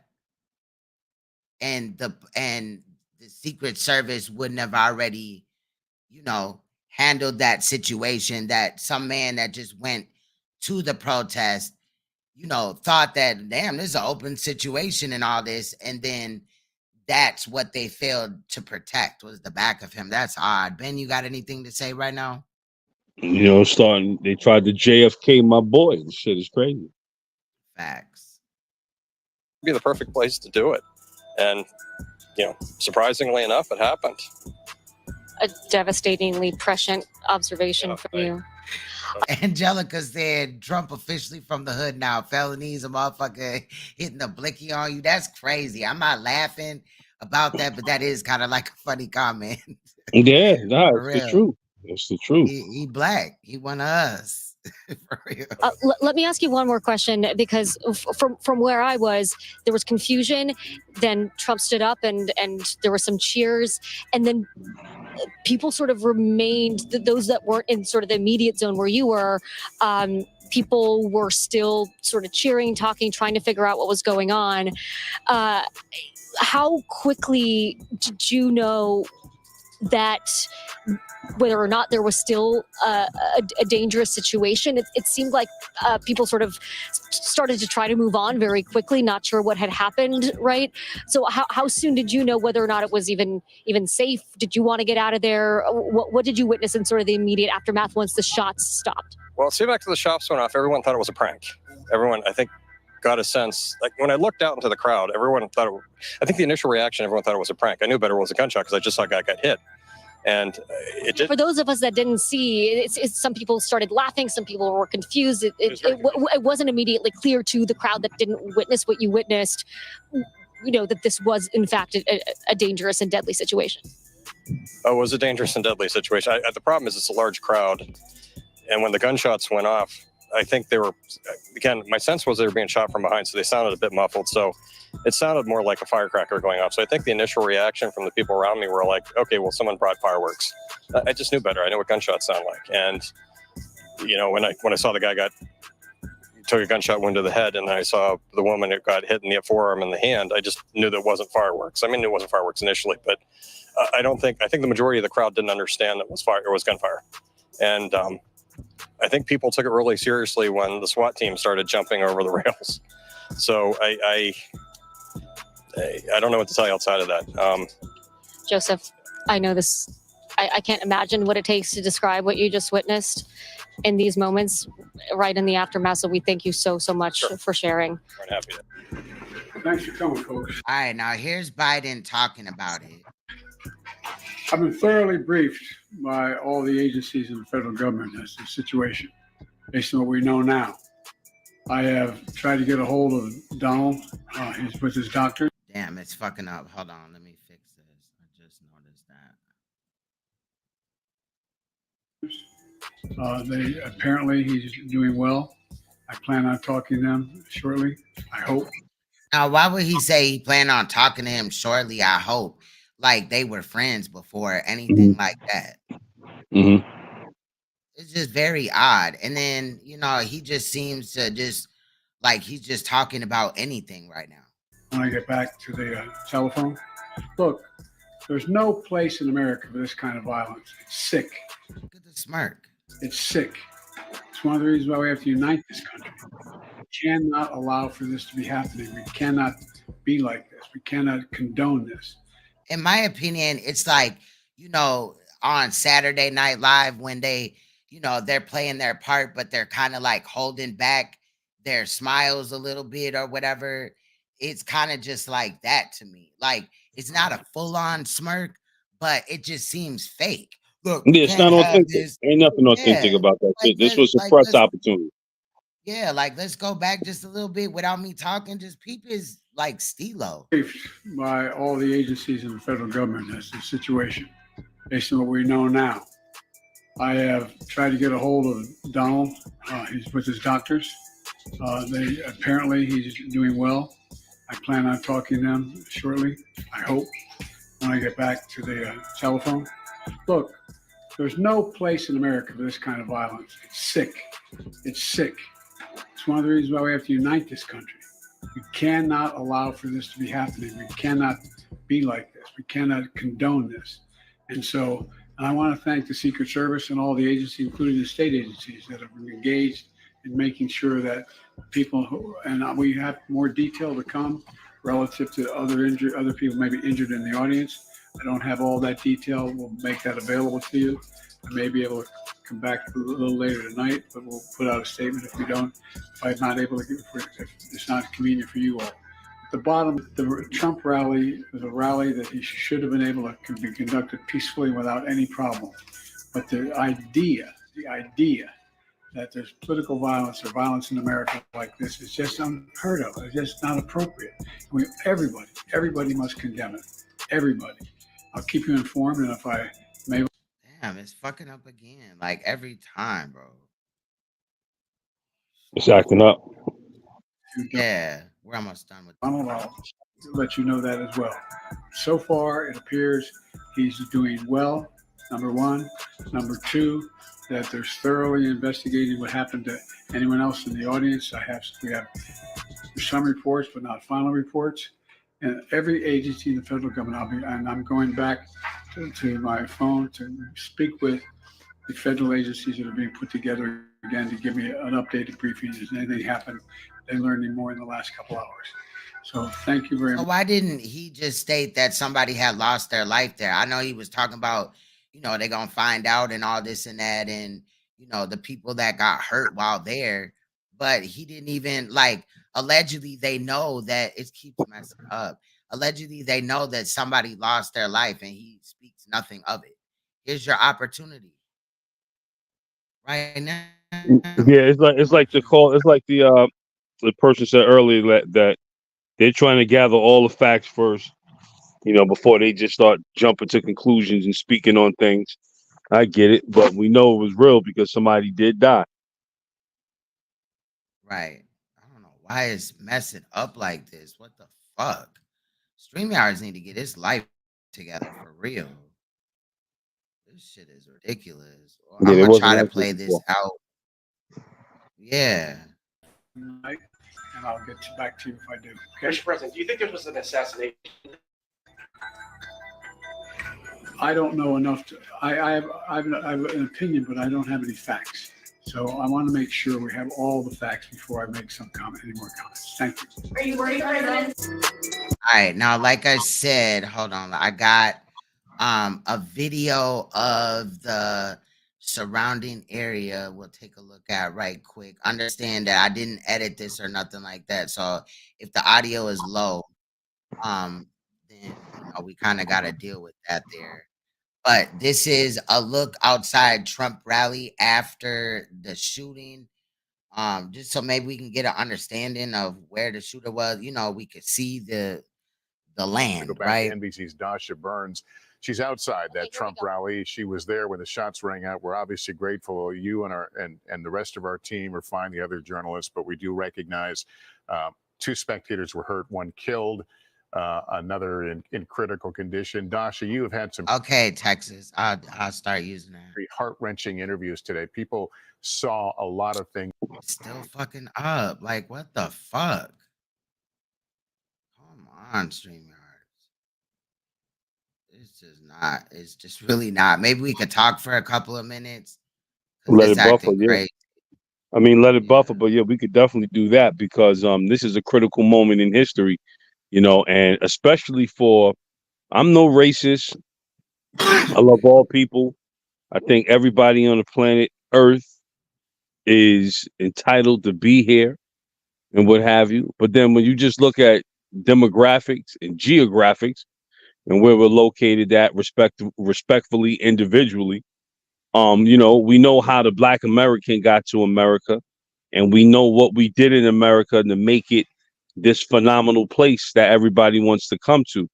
And we at that day and age now to where when you look at the totem pole, we're still at the bottom of the totem pole, you know, and that's scary that you got all these other nationalities and all these other people from all over the world coming over here and they're surpassing the Black American overnight, you know. So now when shit hits the fan, don't think that a 1929 can't happen again. And for those of y'all who don't know what happened in 1929, 1929 is when the stock market crashed and the country went into a depression. And you had food lines and you had people killing themselves because they couldn't take care of themselves and their families. And there wasn't no major welfare system like how it is now. And if you get one of those situations to take place now, nobody's going to be safe. You're going to have pandemonium because you're really dealing with more people and more lawlessness. You know what I mean? So, you know, we had a very scary situation. Now, couple that with the 20 million migrants that illegally entered the country that we don't know nothing about. They haven't been vetted. They haven't been tested. You don't know who's in this country. And they gang related. And they don't have no problem catching a body because guess what? Only thing they're going to do is get deported back to their country. So it's all types of dangerous, life-threatening variables sitting right in our backyard. And this fool, Joe Biden, opened up the border and allowed them to come in because that's what they do. That's what the Democratic Party does. They look for slaves. They look for low wages and what have you.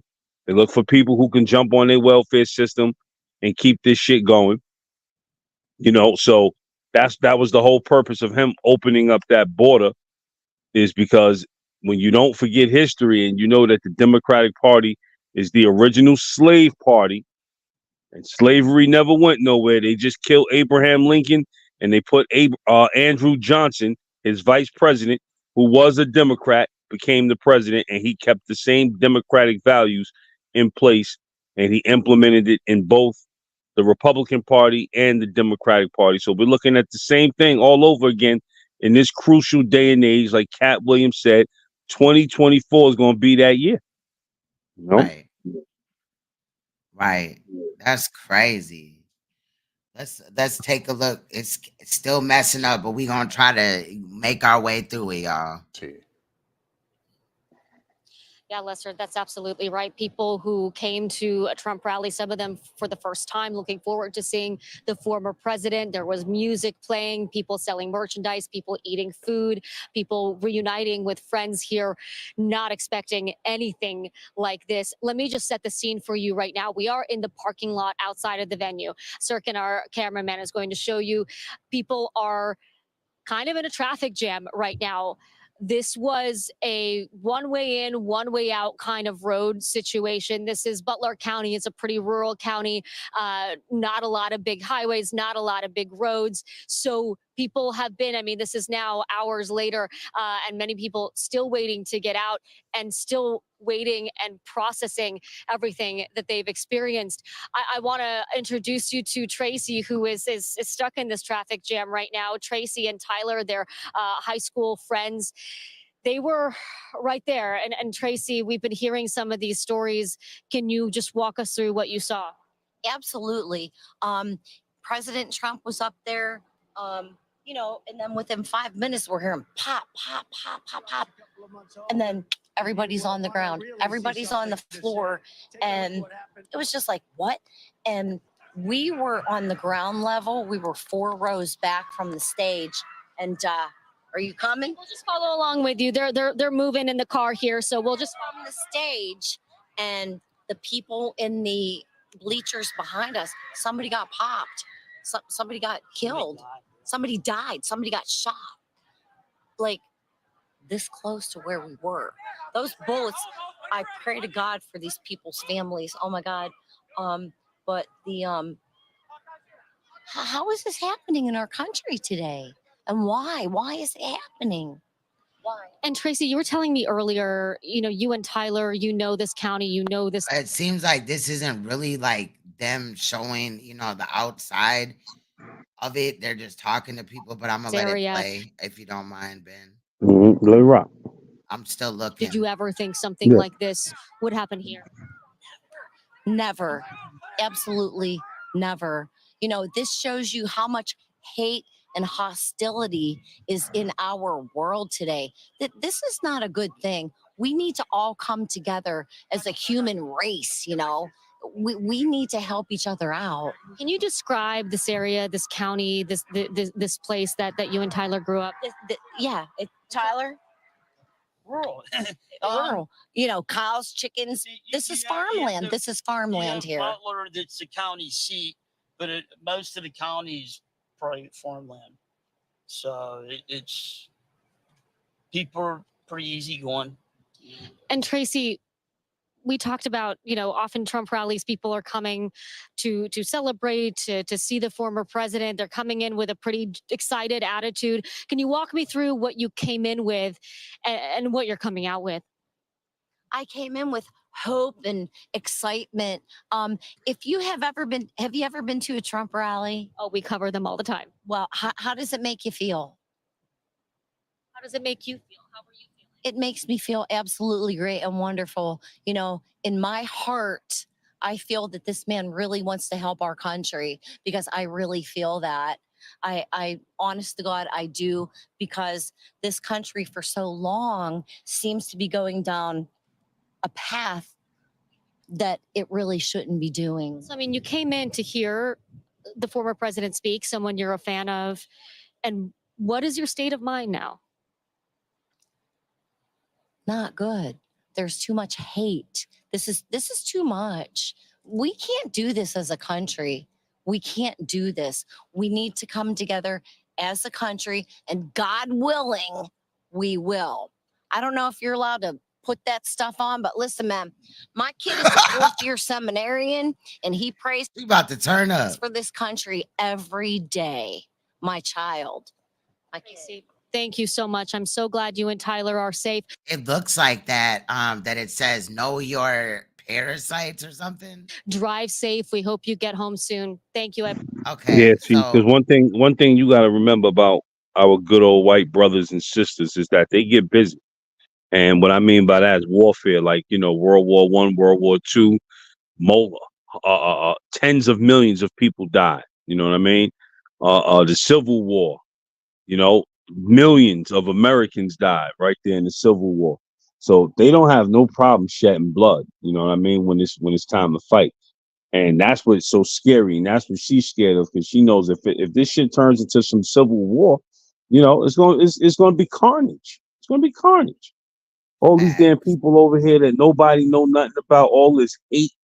You know, we already killing each other up left and right. You know what I mean? It's pandemonium. People can try to hide from it and try to act like they don't see it all they want, but it's right before your very eyes. And when the shit happens, it's going to be those who act like they didn't see is going to be hurt the most. You know, I'm preparing for it to the best of my ability every chance I get. You know, be it packing water away, putting up canned goods, all that stuff. You know, this shit could imagine if Trump would have got hit. We wouldn't be having this conversation right now. You know what I mean? It'd be pandemonium in these streets. That's a fact. That's a fact. I was on mute. I found another one where they're talking about the suspected gunman and the rally attendees dead after the shooting at the Trump campaign At rally. 11, chaos, screams, and gunfire at a Trump rally. I grabbed a couple of clips extra because I'm really trying to find the timeline of this situation, like, or whatever, but I only want to play a couple of more clips and then we'll get to the debate, because this thing with Trump, I'm just trying to make a little bit of sense of it. But in my opinion, bro, not only did Secret Service fail to do their job, it got some dirty shit on it. Like, something ain't right. Yeah. But let's take a look at what they're saying here. In Butler, Pennsylvania, in what appears to be an assassination attempt against former President Donald Trump. Thank you for being here with us tonight. I'm Lorenzo Hall. And I'm Leslie Foster. At this hour, the former president is okay and recovering after, according to him, he was shot in the ear. The Secret Service, not according to him, says that suspected gunman is now dead. Yeah, one Trump rally attendee is dead and 2 others are critically injured from that shooting. Now, CBS News is reporting tonight the gunman was 200 to 300 feet away and used an AR-style rifle. In the last 30 minutes, we learned that President Biden has spoken with former President Trump and that Biden is returning to the White House early after this horrific moment.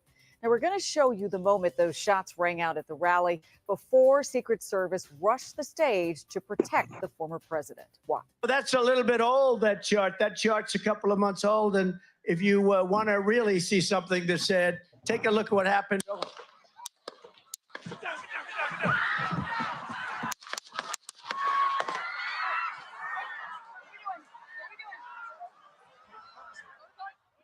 Yeah, truly shocking moments for our country. As Trump was rushed off the stage there, the Associated Press captured these photos of the former president showing him bloodied and injured from the ear. Again, Trump says that bullet pierced his right ear, and this tragic shooting has caused shockwaves across the nation as we are just over a day away from the Republican National Convention. Yeah, CBS News' Lauren Linder is in Butler, Pennsylvania tonight with an update on what happened.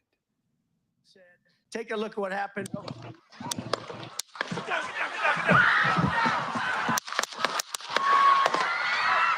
Yep, there was 7 or 8. Secret Service agents rushed former President Donald Trump off stage after shots were fired, moments after he began speaking at a Saturday evening rally in Butler County, Pennsylvania. The Secret Service says a man attending the rally was 200 to 300 feet away. Yeah, Secret Service did a horrible job. And that might be some opaque inside job. Let me see y'all lax up a little bit. Let this shit happen. Right. He got to fight somebody. And then they rush in after it's already been done. Right. That don't make no damn sense. They supposed to be like Kevin Costner in The Bodyguard, diving before that. You know what I mean? I mean, and it's crazy that think about those that were tragically wounded or were also, the man that lost his life. They just was going there to support somebody that they, support. And then, bro. You turn around and lose your life going to a goddamn Trump rally. Crazy. And if Biden or the Democrats is involved in this in any way, those bodies and those that body and those injuries are on them. Yeah. Yeah, they don't care. They, they callous. They don't care. They just want to win at the end of the day. That's it. That is it. But we got to steal the election, kill the election, no matter what. Yeah, whether Biden wins or loses, he should still be able to do his rally, though. Right. You know what I mean? Crazy. Killed. A doctor standing nearby tried to help him performing CPR. The guy had spun around and was jammed between the got blood on him and shit. Benches. He had a headshot here. Trump raised his fist as he left the stage. On his Truth Social site, the former president said he was shot by a bullet that pierced the upper part of his right ear. I knew immediately that something was wrong and that I heard a whizzing sound, shots, and immediately felt the bullet ripping through the skin, he wrote. Much bleeding took place, so I realized then what was happening. I just hear these 4 shots and everybody's screaming drop, and you can see the blood like splatter on his face, and the Secret Service just barricades him. The Secret Service says the gunman was outside the cordoned-off area of the rally, standing on an elevated structure, and that he was shot and killed by a member of the agency's counter-assault team. A large number of Secret Service agents is in Milwaukee right now ahead of the convention. They're trying to piece together what happened here in Butler. President Biden spoke a couple hours after the shooting. There's no place in America for this kind of violence. It's sick. It's sick. It's one of the reasons why we have to unite this country. We cannot allow. What's sick is the fact that this man was shot and you're sitting up here acting like you really give a fuck, Biden. Like, that's sick. This to be happening. We cannot be like this. We cannot condone this. This was Trump's last rally ahead of next week's Republican convention in Milwaukee. He was taken away in a motorcade and again held up his fist as he got into his SUV. Lauren Linder, CBS News, Butler County, Pennsylvania. As the situation I'm continues still to mind unfold, blown that this is taking place, because if you recall from I forgot what video it was we did. It was a minute ago, and we was talking about the prelude up to this point. Like, yo, this is serious. You know, that these people are trying to do us so filthy, you know, with all of the stuff they're implementing into our lives. I'm not going to even start touching on it specifically right now, but y'all know what I'm getting at from everything that's going down in our country, that especially the Democratic Party is putting on us, you know, and they're trying to carry it to the end. You know, it's that brother polite type agenda. You know what I mean? Yeah. They on that type of time, and they want us to just, hey, yeah, okay, as long as I got my job and my bills is paid, y'all could do whatever, y'all could put whoever. Men could go into girls' bathrooms, all this crazy shit, you know. And people are just going for it, and there's no normalcy in this. So now it's just going to start becoming an absurd society. And then with this migrant shit, now you just mixed a whole 20 million people from all over the damn world into the country. So it's a melting pot now. Now we got a melting pot, you know? Facts though. This shit crazy. again, we're hearing from the former president again on his Truth Social platform. Mr. Trump said, "I want to thank the United States Secret Service and all of law enforcement for their rapid response on the shooting that just took place in Butler, Pennsylvania. Most importantly, I want to extend my condolences to the family of the person at the rally who was killed and also to the family of another person that was badly injured. It is incredible that such an act can take place in our country." Yeah, the former president added, "I was shot with a bullet that pierced the upper part of my right ear. I knew immediately that something was wrong and that I heard a whizzing sound, shots, and immediately felt the bullet ripping through the skin. Much bleeding took place, so I realized then what was happening. God bless America." As we watch this unfold in real time, something you notice immediately is just how quickly the Secret Service agents jumped into action. Yeah, we want to bring in our Shimon Diallo now, who has been working. Yeah, they bluffing right there. Yeah, I mean, at bullshit, first I was bullshit. like, well, they kind of did a good job. But then when I really thought about it and y'all came out with the information and y'all pointed things out, I'm like, hell no, they didn't do a good job. Yeah, no. Like you said, that late rush into the stage, he was already hit. Y'all talking about get down. After that first shot, after that very first sound, I don't care if it was fireworks or the real thing, y'all supposed to spring into action. As soon as you hear a pop in the air, you supposed to assume that's a gunshot. You know? Yep. And it's like they deliberately was just out the way so they didn't get hit. But, you know, that's crazy. That is wild. All night and joins us now in the studio with more on what we saw playing out on stage and behind the scenes. Simone. That's right, guys. Leslie Lorenzo, I spoke with Jeff James, a retired Secret Service agent here in D.C. He had some insight on the shooting today, and he talks about what he observed and gives us his take on how the Secret Service handled this situation. Take a look at what happened. You hear them. You hear the gunshots ring out, and then you see Donald Trump drop to the ground. You then immediately see the Secret Service swarm around him. And so I'm curious, from your background, from your training, did they handle that correctly? The only criticism I would have is when the president stood up and was allowed to stand there and raise his fist in the air. I would have liked to have seen that detail of agents whisk him off the stage a little bit faster. And I wish they would have done that just a little quickly, because you don't know. It could have been a coordinated It attack. could have been another Four shooter. more shooters. He's right Yo, though. It could have been a yeah. coordinated attack, and him just Oh sitting my there. God. He was again another sitting duck. Yes, yes, pumping his fist. So That shit is he crazy. pumping his fist, but I think that he was like low key, like delusional. I'm sure the adrenaline was rushing.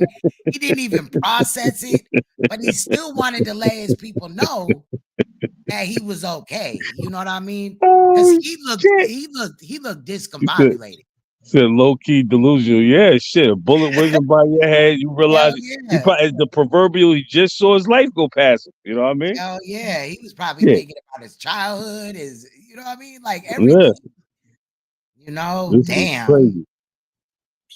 And now you have the president standing up, raising his fist in the air, his head's exposed. With something like this, like a campaign trail. But what I noticed that he didn't even talk about yet, you know, again, I haven't seen this, first time watching it with y'all, but he didn't even state that they failed to clear the whole area around him. 200-300 feet away, they should have been there on every roof, They everywhere. should have had somebody on that roof Facts, specifically. period. Laying down with a Yeah, gun. Like, fuck. yeah, on that roof. Yeah. Hell yeah. Rally, things like that. Are you trained to look for specific things, specific threats in a crowd this size? It's tough. You know, it's a sea of colors. It's a sea of phones being held up over people's heads. And it's just a sea of movement. But what you're trained to look for are anything that's out of place. So like today in Butler, Pennsylvania, it was 90 degrees. If there's someone in there wearing a heavy coat, that's going to pop out to you. And then you're looking. Does this dude not know that the shooter was 200 to 300 feet away? You talking about a heavy coat. Yeah, but not in this situation. This person was away from the situation. This is what I'm saying. Like, they just be getting experts up here allegedly that don't, you know, they don't even know what they're talking about. For that quick movement, that quick hand up over the crowd that comes up with a weapon or that. Like, yeah, in some situations, the shooter was not in the crowd. So, you know, somebody looking for somebody wearing a trench coat or this and that is invalid in this situation. Mm-hmm. Hand that's going to suddenly throw something. I mean, this is the worst case scenario by any regard, yes? It really is. You know, had that person had a little bit better aim or the person next to them not bumped their arm and that bullet had been 3 inches to the shooter's right. How did he know that somebody was next to him? And if there was somebody next to him, where is that somebody? He literally just said that. Listen. Bumped their arm and that bullet had been 3 inches to the shooter's right. Hold on. Person next to them not bumped their arm and that bullet. Keep going back to the same spot. By any regard, yes? It really is. You know, had that person had a little bit better aim or the person next to them not bumped their arm. Now, again, if the person had better aim, allegedly in his mind, then Trump would have lost his life. And I think we can all agree on that, right? But what is he talking about? The person next to them wouldn't have bumped their arm. How did he know that his arm was bumped or that there was somebody else there? They're only talking about one gunman. It says gunmen, not gunmen or shooters. Yeah. You know? And that bullet had been 3 inches to the shooter's right, we'd be talking about a dead former president right now. And that's something the Secret Service takes very seriously. What you're going to see now is they're going to secure the crime scene. They're going to interview everybody who was around. They're going to gather as much evidence as they can. Given your background, your 22 years of service, did watching this clip unfold today at the rally, did it just send a chill down your spine? It's huge. This is the first legitimate attempt on the life of the president since the attack on President Reagan by John Hinckley. So decades since we've seen this happen. And I would pay attention. I think it's sad that someone saw this as a solution.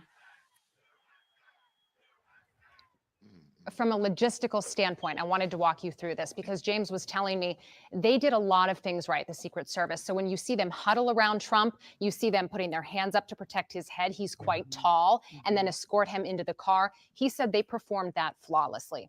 I did want to note on an emotional level, James said that, look, he wished he would have been there.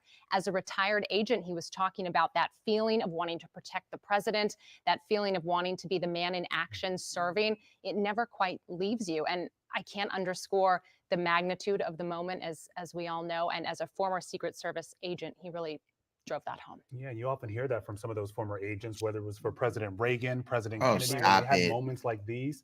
You know, it just sticks with you forever. This is what they work so hard to try and prevent. And this was, of course, the nightmare scenario, Yes. right? The one thing that you are afraid of, that you can't protect the most important person that needs to be protected in that moment. Exactly. All right, Simone, thank you. All right, we want to go live to Dover, Delaware right now. President Biden is traveling back to D.C. tonight. That is a view of his plane on the tarmac there. That is where Biden had been spending the weekend. Now, we have learned both Trump and Biden, they have spoken tonight. What was said on that call, however, is not clear. But President Biden did address the nation earlier today, saying he's grateful Trump is safe and that he's praying for him. The president also says there's no room for political violence in this country. But the idea that there's political violence or violence in America like this is just unheard of. It's just not appropriate. And everybody must condemn it. She did walk in all staged and shit. Like, Texas, you're funny. Everybody. I'll keep you informed, and if I am able to speak to Donald, I'll let you know that as well. But so far, it appears he's doing well. And he said when he speaks to Donald, but the news said that he spoke to him. I'm gonna let this play out, but Ben, let me know if after this clip you're ready to start with the debate or whatever, because I don't want to keep you too long over. I may stay afterwards and look at the footage, but I forgot that, you know, I'm on your time as well. So Yeah, I appreciate you. Yeah, let it rock. It's only a minute and a half left. Number one. Yeah. Number two, that there's thoroughly investigating what happened to anyone else in the audience. We have some reports, but not final reports. And every agency in the federal government, I'm going back to my phone to speak with the federal agencies that are being put together again to give me an updated briefing. Has anything happened? They learned any more in the last couple hours. Again, at 10:30 tonight, we learned that the two have spoken. Now, Vice President Kamala Harris also reacting tonight, saying, Doug and I are relieved that he is not seriously injured. We are praying for him, his family, and all those who have been injured and impacted. Girl, who is Doug? Like, we don't know Doug, girl. By this senseless shooting. The vice president adds, we must all condemn this abhorrent act and do our part to ensure that it does not lead to more violence. Maryland Governor Wes Moore said political violence is unacceptable and against what our country stands for. This kind of cowardice must be roundly condemned by all Americans. What happened today to President Trump is abhorrent and should never be tolerated, ever. Virginia Governor Glenn Youngkin said, Suzanne and I are praying for President Trump, praying for his family, and praying for America. And former Maryland Governor and U.S. Senate candidate Larry Hogan said, we are praying that President Trump and all in attendance are safe. Political violence must be universally condemned. America is a tinderbox right now, and this must stop. And Prince George's County Executive and U.S. Senate candidate Angela Alsop-Brooks said, as a nation, we must come together and condemn this kind of political violence. It has no place in America. Our prayers are with President Trump. And, you know, stick with us as we continue to cover this historic moment in America, the deadly shooting at a political rally for former President Trump in Pennsylvania. Still ahead tonight, the impact this might have on our political climate. Okay, really quick. Joining me now, Democratic strategist and former advisor to the Obama campaign. Okay, I do got a picture of, I just got to grab it really quick. You got a picture of the shooter? A picture of the shooter. One of them I can't show because it's a picture of him dead. But let me grab it. Grabbing it now. It definitely, I don't know. Something ain't right, y'all. You got a picture of the shooter. Here he goes. It's uploading now. It's the shooter, allegedly. Oh, shit. Straight white boy. Wow. He don't look Mexican to me. Nah, I ain't no Mexican. That's a straight white Butler, boy. Pennsylvania white boy. Look like a demi to me. Yeah, yeah. You know? So this Holy shit. is allegedly the man. Now I do have another picture, but I can't share it because he's laying in like his own blood, visibly, unalived. So, they'll flag that down or whatever. Yeah, that's All right, why. let But me not to cut your wisdom, Queen. go ahead. That's why I said put the link up because I wanted to hear what that word is Bond dude was talking. Because I was in the supermarket earlier when I was getting the news on it, and I heard a dude was like, "Yeah, that's good. Yeah, hey, good for him." And it's this type of Trump derangement. Because if you ask these people why is it good, they're not going to be able to tell you. Right. You know, it's like our people are so goddamn mindless. That they just repeating and saying anything and doing anything, not realizing what's really taking place right before your very eyes. Right. We ain't wishing death on nobody. As fucked up as Biden is, they know that you ain't never heard anybody else. Somebody should kill Biden. That's Nobody a ever fact, said though. that. Yeah, just get him out of office. Let him go live with his grandkids and shit. Ain't nobody ever wish no death on the dude. You know what I mean?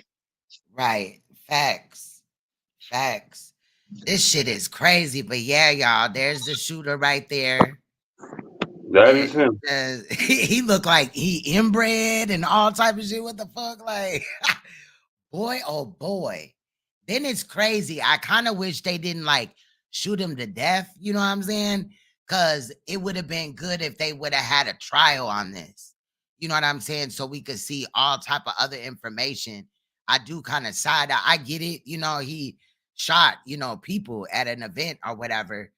But it's crazy that he, also lost his life because he really should have just also been arrested, in my opinion, shit, and then had his day in court. I like when the information comes out and we get to see the details behind the scene. They would have had Secret Service members testify, all type of shit. You know what I'm saying? And he probably would have got the death penalty anyway, or life in prison, I'm just saying. But now we're going to segue into the debate that happened on the 27th of June. There will also be another debate, allegedly, I don't know about after today, between Biden and Trump in September, I believe the 10th. So I definitely will be covering that. And if Ben wants to join in, we will. We'll try to map it out a little bit better. We're a couple of weeks late or whatever. But it's crazy that all this happened on the day that we actually were going to cover it, But I did leave in the rules for the debate just so everybody could know if you didn't see it. And, I'm not even finna lie. I'm here to kind of make fun of Biden a little bit, you know what I'm saying? And this situation. But, yeah. You ready? Yeah. Yep. All right. Let's go.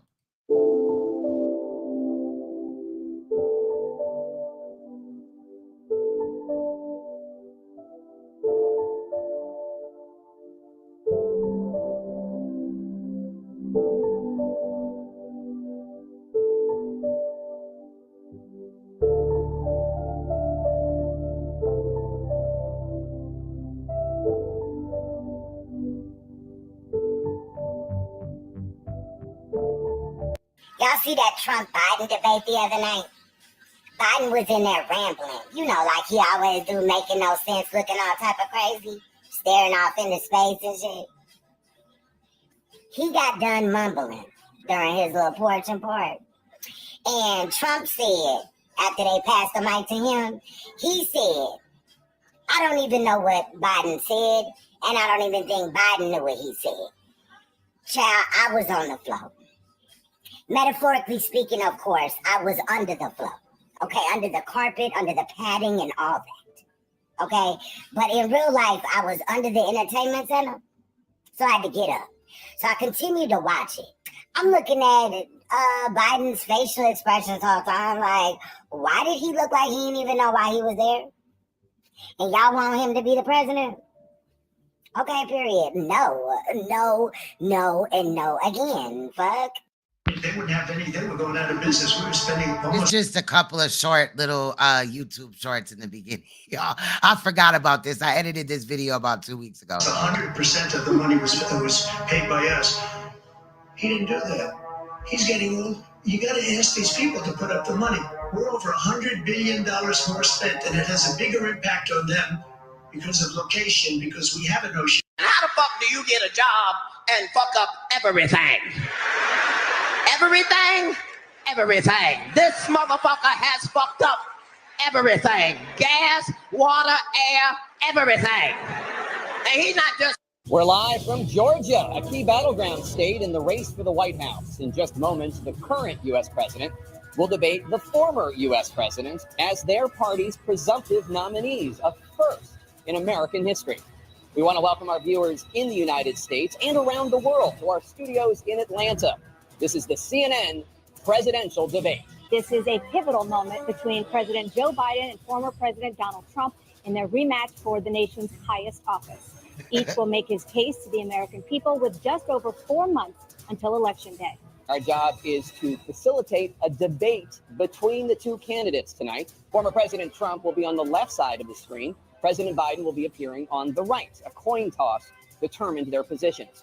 Each candidate will have 2 minutes to answer a question and 1 minute each for responses and rebuttals. An additional minute for follow-up, clarification, or response is at the moderator's discretion. When it's time for a candidate to speak, his microphone will be turned on and his opponent's microphone will be turned off.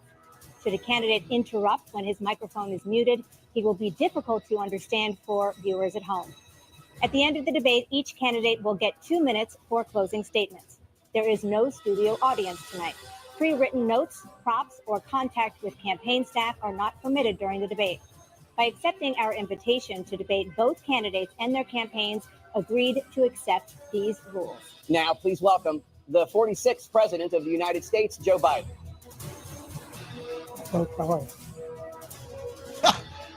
Walked in, y'all.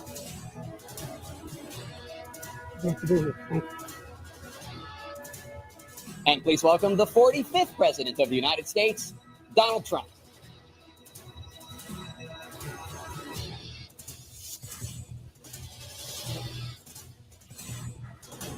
Gentlemen, thanks so much for being here. Let's begin the debate, and let's start with the issue that voters consistently say is their top concern, the economy. President Biden, inflation has slowed, but prices remain high. Since you took office, the price of essentials has increased. For example, a basket of groceries that cost $100 then now costs more than $120. And typical home prices have jumped more than 30%. What do you say? Now, that's a lie. With the food prices, it ain't just a basket of groceries that used to cost $100 now costs $120. Try like $175. You know what I mean? Like No, it's way, no. Try this. You might as well don't sugarcoat it. Double it. Try, right. 100%. It then double. Prices have doubled. True. That's a fact. Gas is up from $2 to $4. That's 100%. I don't know why people playing with these numbers. You know, if you gave me $2 and I told you I'm going to give you 100% back on your money, that means I'm giving you $4 back. Right. You know what I mean? Numbers don't lie.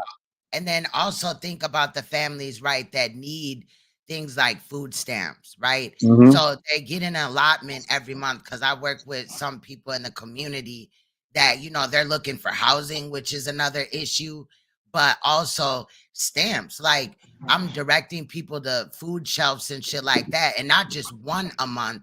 You know what I'm saying? One food shelf a month. Mm-hmm. It's several. So that just because they didn't put the allotment of food stamps up when they raised the prices, Biden has done nothing. He's failing families, Yeah. you know, Yeah. that need his help right now. It's about them. You know, there's a working class, there's people that work their ass off, but some of the people that are on welfare for a reason. Maybe they're disabled or whatever. You feel what I'm saying? Disabled children and shit. It's not just always people just living off of welfare, you know, and that's unfortunate. What's good, Neo? You ready, Ben? Yeah, let it ride. Say to voters who feel they are worse off under your presidency than they were under President Trump. We got to take a look at what I was left when I became president and what Mr. Trump left me. We had an economy that was in free fall. The pandemic was so badly handled. Many people were dying. All he said was, it's not that serious. Just inject a little bleach in your arm. You'll be all right. The economy. What? And then the economy wasn't really bad. Trump had put out the stimmy. You know what I'm saying? We was already recovering from, we was right in the middle of, the COVID pandemic type of situation or whatever. People did lose their jobs, but that's not on Trump. Well, let's take it back a second. Okay. Before COVID, you had President Obama trying to recover the economy from the disaster that George W. Bush put in place, right? Because Bush, when Clinton, here's the facts. I'm happy you had me up here because I know this shit. Yeah, go in. When Clinton left office in 2000, he left a $2 or $3 trillion surplus. Let me say that again. When he left office, the deficit, we wasn't at a deficit. We was at a surplus. We was at a $3 trillion surplus. Right. When George W. Bush took office and left office after that 8 years, we was at a $6 trillion deficit. Damn. So he done spent up the 3 trillion and 6 trillion more. Right. To put it in perspective. All the wars on terror, all of that Halliburton, Blackwater, they going in and out of Iraq, so forth, so on. Every other quarter, they hitting Congress up for $300 billion, and they pretty much had America on the verge of bankruptcy. In comes President Obama. He tries to fix some things up, but because he's black, they stonewalled him the whole way through. He didn't get nothing done. You know what I mean? They just hated on him, all his policies. As good as some of his policies were, in retrospect, they just didn't let nothing go through. And then you have Trump coming through, trying to fix up that mess as well. You know what I mean? In which it was working. Like you said, he had some jobs going. Everybody was working. And this was before all the stimulus. This was before all of that stuff.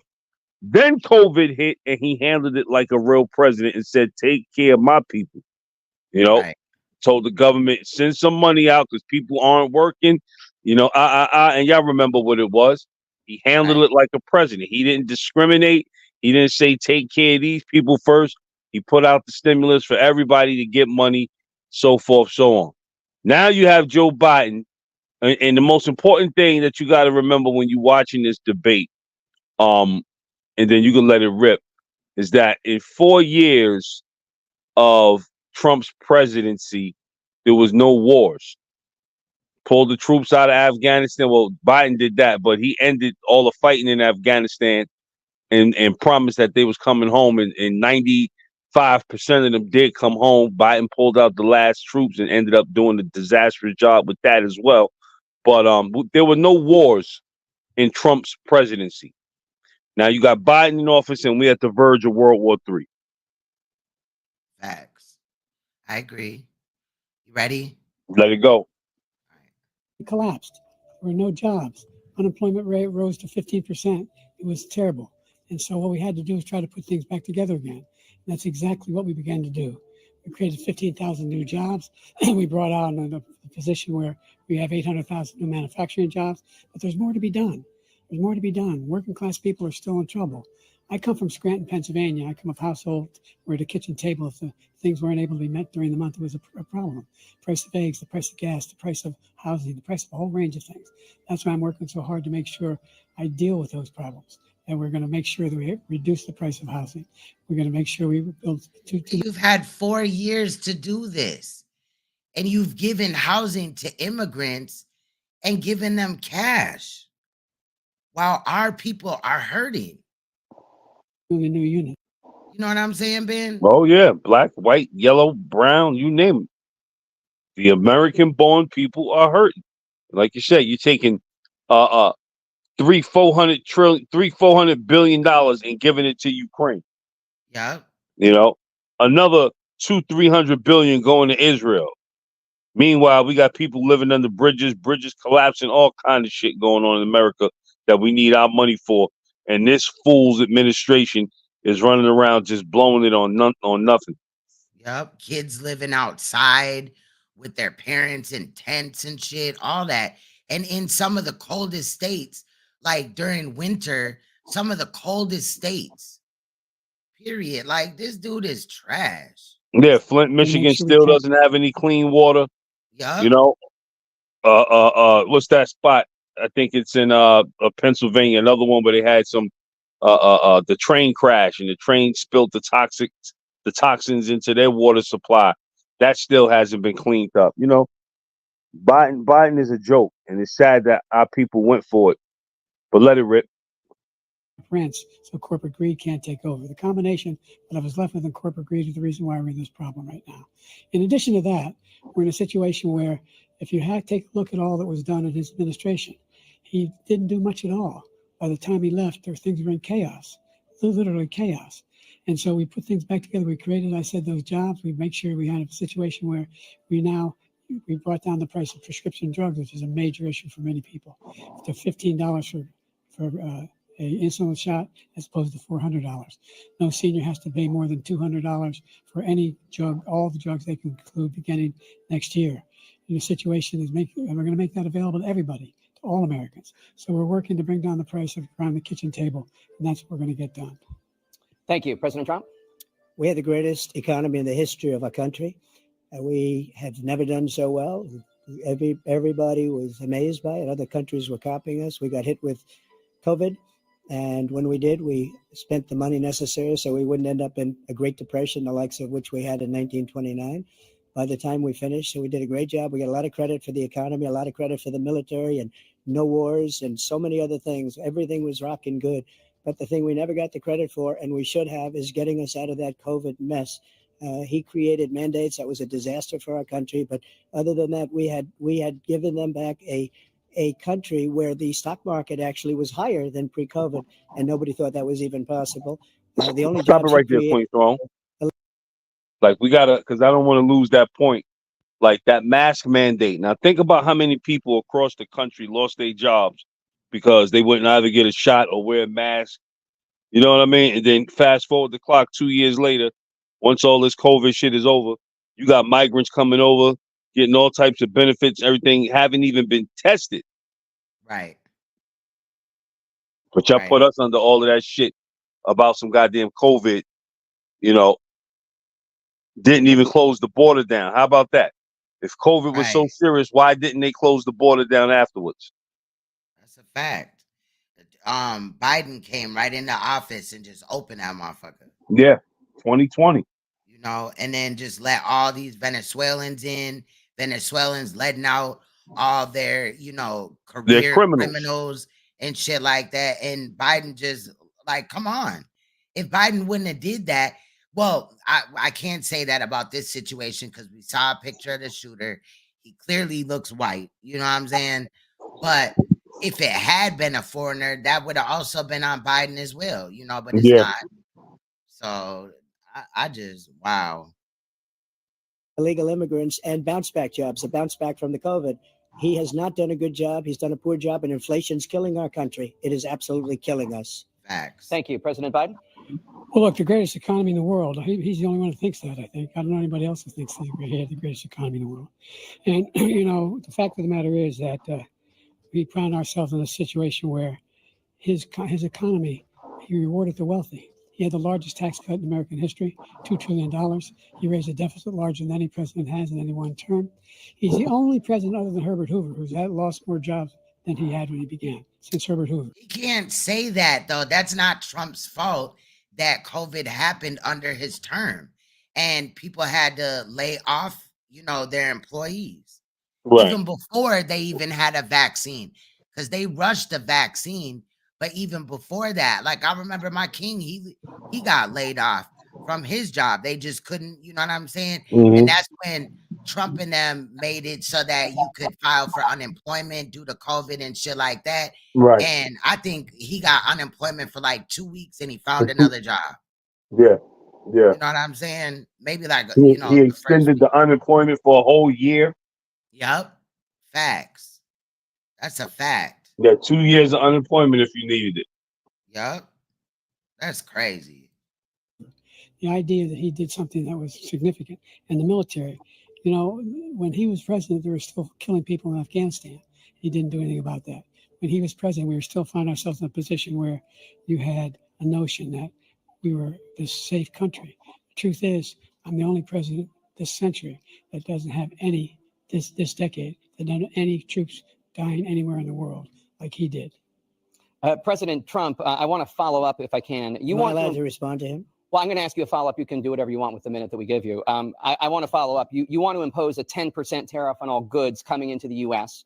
How will you ensure that that doesn't drive prices even higher? Not going to drive them higher. It's just going to cost countries that have been ripping us off for years, like China and many others, in all fairness to China. It's going to just force them to pay us a lot of money, reduce our deficit tremendously, and give us a lot of power for other things. But he made a statement. The only thing he was right about is I gave you the largest tax cut in history. I also gave you the largest regulation cut in history. That's why we had all the jobs. And the jobs went down, and then they bounced back, and he's taking credit for bounce back jobs. You can't do that. He also said he inherited 9% inflation. No, he inherited almost no inflation, and it stayed that way for 14 months.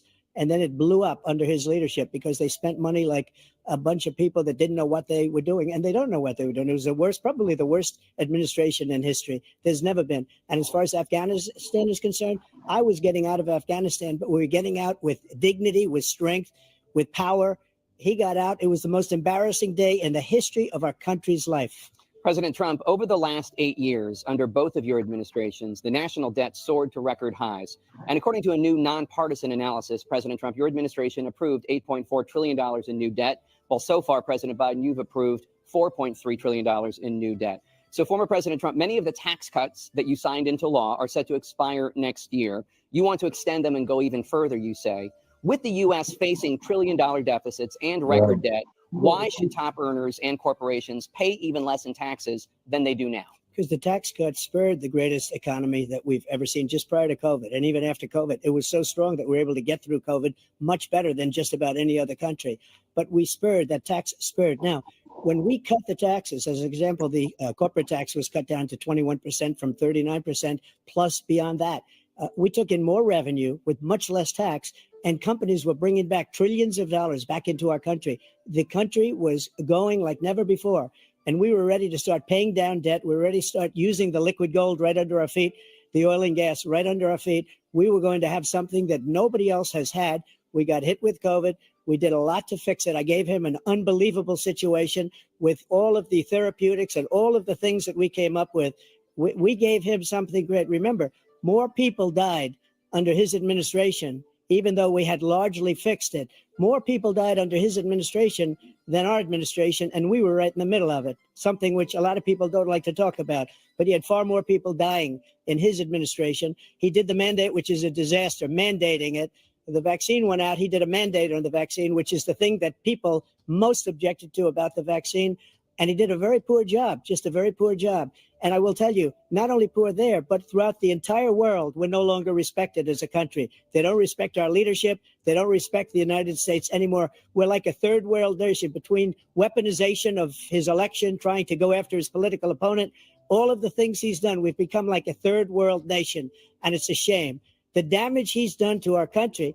And I'd love to ask him, and will, why he allowed millions of people to come in here from prisons, jails, and mental institutions to come into our country and destroy our country. President Trump, we will get to immigration later in this block. President Biden, I want to give you an opportunity to respond to this question about the national debt. He had the largest national debt of any president in a 4-year period, number one. Number two, that $2 trillion tax cut benefited the very wealthy. What I'm going to do is fix the tax system. For example, we have 1,000 trillionaires in America. Billionaires in America. And what's happening? They're in a situation where they, in fact, pay 8.2% in taxes. If they just paid 24%, 25%, either one of those numbers, they've raised $500 million. Billion. So why hasn't he done that? He's had how many tax years? What, 3 so far? He has not changed shit. And guess what? He's not. Yeah, he's not. All this is just him running his mouth about what he gonna do. But if you haven't done shit in 4 years, your approval rating is past the floor. And, you know, like, you're not doing shit. We over this, bro. I'm over it. In a 10-year period, we'd be able to wipe out his debt. We'd be able to help make sure that all those things we need to do, childcare, elder care, making sure that we continue to strengthen our healthcare system, making sure that we're able to make every single solitary person eligible for what I've been able to do with the with the COVID. Excuse me, with dealing with everything we have to do with. Look, if fully beat, he straight up forgot what he was finna say, and don't he got notes right in front of him? Nah, they forbid the notes. This one. This why it was so embarrassing, because without them cue cards in front of him, he can't think on his feet. Yeah, that's what I thought they said, but I swear when they like panned the podium, he was looking down and it was like a piece of paper there. I don't know. Yeah, possibly, Maybe I'm but tripping. you can see he bugging out. Yeah, he glitching right now. Medicare. Thank you, President Biden. President Trump? Well, he's right. He did beat Medicare. He beat it to death, and he's destroying Medicare because all of these people are coming in. They're putting them on Medicare. They're putting them on Social Security. They're going to destroy Social Security. This man is going to single-handedly destroy Social Security. These millions and millions of people coming in, they're trying to put them on Social Security. He will wipe out Social Security. He will wipe out Medicare. So he was right in the way he finished that sentence. And it's a shame. What's happened to our country in the last 4 years is not to be believed. Foreign countries, I'm friends with a lot of people. They cannot believe what happened to the United States of America. We're no longer respected. They don't like us. We give them everything they want, and they think we're stupid. They think we're very stupid people. What we're doing for other countries, and they do nothing for us. What this man has done is absolutely criminal. Yes, let me add on to that This is point, the Flo. first president. Let me add on to that just to put a little more perspective into what's happening. And what he said is right, because Biden is the one who started all of this price increase stuff when he put the sanctions on Russia. Now, just to put it in perspective, Ukraine was trying to join NATO right in Russia's backyard. Russia said that's not happening. If y'all try to do this shit, we attacking y'all. They got puppet ass Zelensky up in there, and he thought that he could get the backing of America and talk this shit to Russia and talk some shit like he was gonna go to war. So Russia took him up on the shit. They invaded, and America froze $700 billion of Russian money that they have invested in securities and in their banks, in American banks, and America froze their money. That was some gangster shit. Right. So the retaliation was, okay, y'all gonna hold that. You're still not keeping our money. You know what I mean? That's what Russia's telling them. We're gonna come for that money. But in the meantime, we going into the Ukraine and we're gonna take everything. They took $12 trillion, 12 trillion with a T, in Ukrainian resources. And the main resource that Ukraine was responsible for was they were supplying 60% of wheat to the world, 60%. And now Russia has control of that. So the main Why thing, we can't create our own wheat?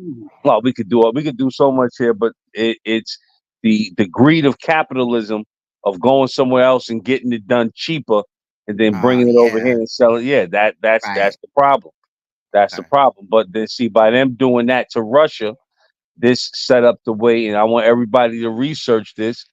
BRICS, BRICS. That's Brazil, Russia, India, China, Saudi Arabia, South Africa. They got together and now they formed their own currency, and they're about to do away with the dollar. They're not going to trade their resources for the American dollar anymore. That's what we have to look out for in the future. Yes, that's what's coming down the pipe. The BRICS, the fall of the American dollar. Now, if that happens, if you don't have an American politician that could get in there and talk some of these countries out of it to say, yo, don't do away with our dollar. Yo, we could be waking up in 2025 and the dollar's devalued. You know what I mean? Right. Straight up. Damn. I didn't know about BRICS. Thank you for letting me know about that. I'll definitely be looking into that. Yeah, look into the BRICS. It's happening. In fact, Saudi Arabia stopped using the petrodollar. That's what they was trading their resources, oil, for the dollar. They stopped. You know, but they're not believe talking it's about that. Saudi Arabia too that has an AI like robot It's like a half a body. I forgot her name, but Mhm. she pays taxes. Like she's a citizen and shit. Yeah, they got all types Like of that was futuristic crazy shit as going hell on too. out here. I Yeah. mean, that's kind of off a little bit of the No, I know what topic, you mean. but that's what came to mind right away. Damn, thank you for dropping this knowledge. Because like I said, I never was really interested in politics and shit, so I don't know some of the jargon. But lately, Ben has been teaching me behind the scenes and kind of pointing me what to look at and stuff like that. So I definitely appreciate that. But this is crazy. Like, It's criminal. when I, No, it's yeah, criminal.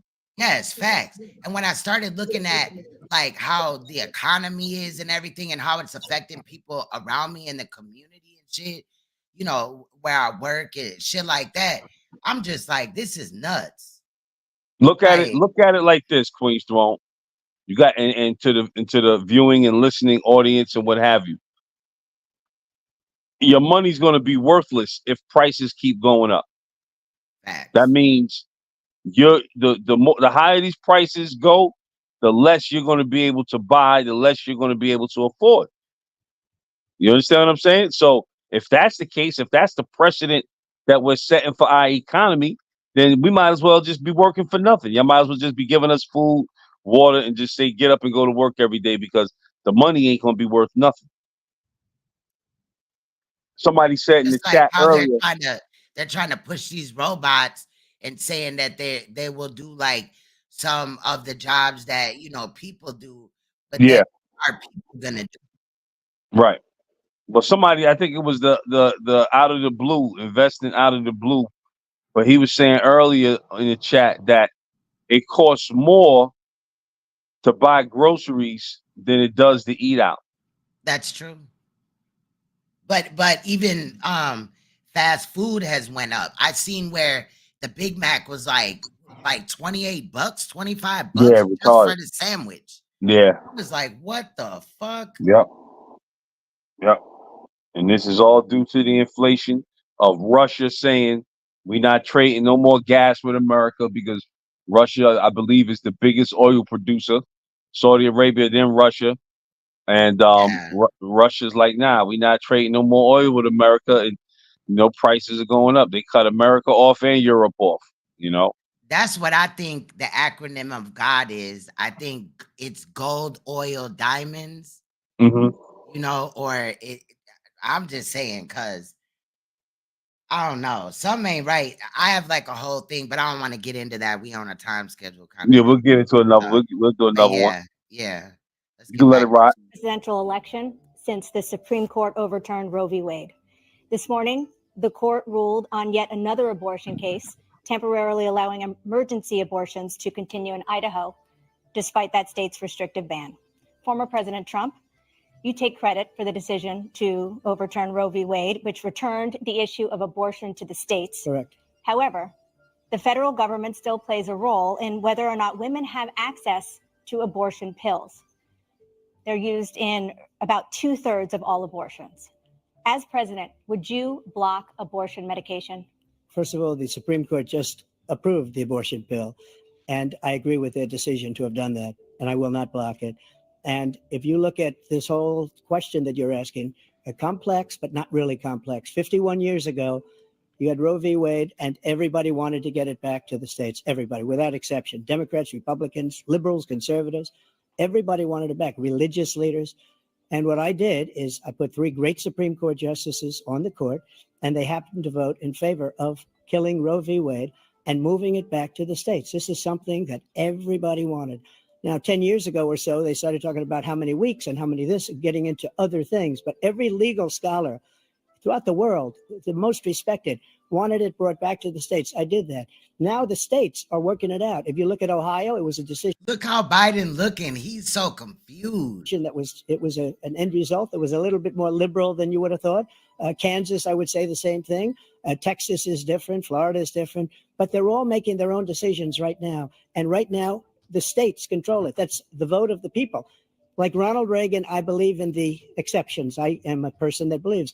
And frankly, I think it's important to believe in the exceptions. Some people, you have to follow your heart. Some people don't believe in that. But I believe in the exceptions for rape, incest, and the life of the mother. I think it's very important.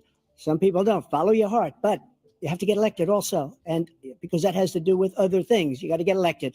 The problem they have is they're radical because they will take the life of a child in the 8th month, the 9th month, and even after birth. After birth, if you look at the former governor. Now, hold on. Ben, I know we were talking behind the scenes about that. Now, I wasn't aware that in America, motherfuckers was, giving a quote unquote abortion on a child after birth.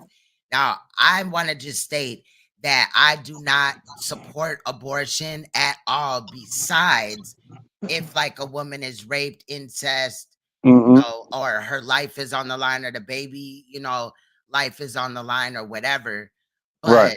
But we had talked about these late term abortions and after birth abortions. And I remember kind of laughing about it, and you were saying that that's real. Yeah. Yeah. I mean, that's something that they've been practicing with us back in slavery, Like when you look at the advances of medical science and you wonder how they advanced so fast right here in America, is because they was doing a lot of those experiments on us, So now that they know that they can get them stem cells, and if they could just get the permission of a parent to say, hey, you don't want the child, all right, we'll take it from here after birth, and we can neutralize it, as they would like to say, so be it. We got permission from the parent. They sick. They're fucking sick. There's no ifs, ands, or buts about it. There's some sick thinking people. That's crazy. No, listen, you gotta look at it like this. Go ahead. Some guy with the last name Sims, he allegedly perfected not abortions, C-sections in America, and started doing it on slave women. And most of the women, some of the women lost their lives, some of the babies died and stuff like that, only for him to perfect the craft of it. Now, I do understand where C-sections are important, but I never heard of like the after birth abortions like in America at this time though. Like I understand that all type of crazy shit, happened before, like even during slavery, they was probably doing some super sick ass shit. Oh, of course, of course. But like now in 2024 though, that's crazy. Yeah, you still got the same type of practices going on behind certain walls. They do that in? Do you know what states they do that in? I'm not gonna. I could research it. Okay, yeah, I could look into it too. That's crazy. I'll do a show on that. That is nuts. That is wild. Yeah, they got some stuff happening right now, and you got to remember, you got the author of the 1994 crime bill behind it all, and he has his cronies in effect, and they some sick thinking people, and they trying to implement as much evil shit as they can to jam us up, and you gotta remember, he's 81, he's on his way out, you know what I mean? Right. So he don't care. He really don't care. Right. And that's what you gotta understand. If he cared, he wouldn't be doing what he's doing to the country. Yeah. There's ways of letting people in the country that really want to be here, that really deserve to be here, that want to put the work in. But for you to be bringing in all these old little moped riders and criminals and shit, that don't make no goddamn sense. That don't make no sense. That's a dereliction of duty, as far as him being the commander in chief and looking out for the American people, because you just undermined a lot of people, millions of people. A shout out to Glock Dookie. Glock Dookie said Alex Jones was speaking on late term abortion politician years ago. Yeah. It was all true. Now the issue that with that is now if I made a video, shout out to Glock Dookie. If I made a video now using Alex Jones' work, I would get flagged down. I did that when he interviewed Kanye West. And even though it wasn't on YouTube, Alex Jones is allegedly banned from YouTube, I guess, for life because of his take on the Sandy Hook situation. Right. So, but I can like cite, what he's talking about and look at that. There may be some old clips still up of him now, but anything from the point to where YouTube banned him to the future, you can't use it. So I'll have to look into that. But that is definitely something that I'm gonna be looking into because that's Mhm. crazy. I didn't know about that. But I want to learn more about it. You know, if that's what it is, Right. I want to know what states. I believe Glock Dookie was saying Virginia politician was on that. Yeah, I that's think California was one too. like, and then how do you just kill a child after they just been born? Like, Yo, wouldn't right? I mean, humanity is so fucked up because like you at that point should if the parents don't want the baby, put the baby up for adoption. There's people out here that cannot have children ever in life.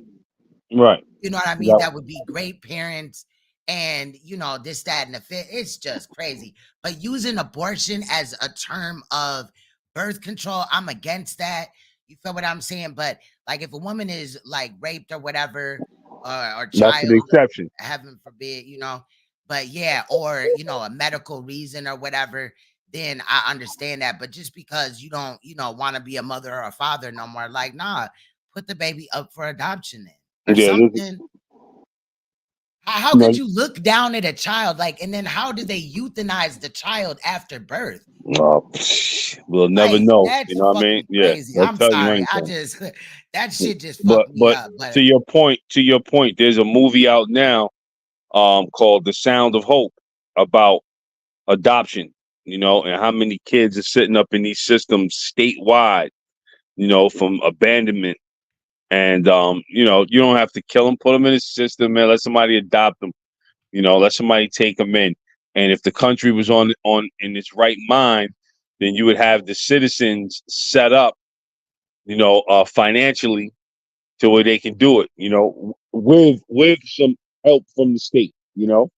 But right, for the most part, people would be inclined to do it because economically they are stable and sufficient and, you know, have that humane approach. But when you're making people deal out of savagery and a lack of and the selfish behavior, then you're gonna have these type of depraved thoughts making their way into society because people are just out of their mind. You understand what I'm saying? right. Nobody's paying attention to nothing. They just sneaking little shit in right before your very eyes, and before you know it, you have 4 years. And like I said, we're on the verge of World War III. And you know, I don't say this to be funny to people, but when I hear people complaining about the migrant situation, when I hear people complaining about the price of food and resources, you know what I ask them? Who did you vote for?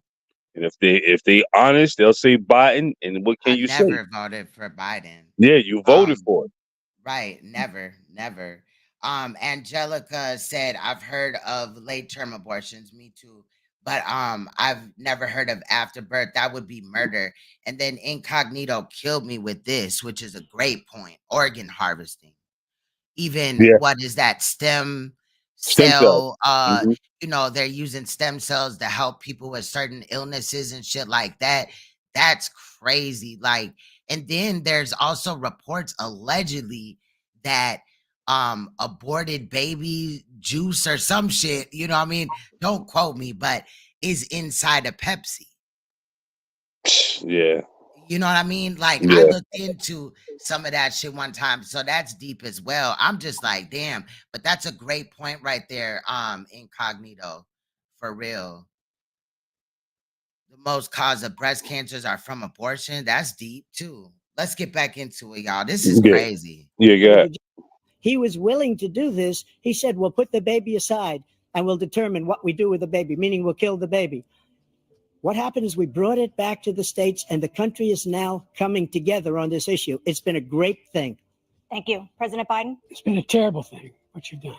The fact is that the vast majority of constitutional scholars supported Roe when it was decided, supported Roe. And that's this idea that they're all against it is just ridiculous. And this is the guy who says the state should be able to have it. We're in a state where in 6 weeks, you don't even know whether you're pregnant or not, but you cannot see a doctor, and have him decide on what your circumstances are, whether you need help. The idea that states are able to do this is a little like saying we're going to turn civil rights back to the states. Let each state have a different rule. Look, there's so many young women who have been, including a young woman who just was murdered, and he went to the funeral. The idea that She was murdered by an immigrant coming in. They talk about that, but here's the deal: there's a lot of young women being raped by their in-laws, by their spouses, brothers and sisters, it's just ridiculous, and they can do nothing about it. And they try to arrest them when they cross state lines. Thank you.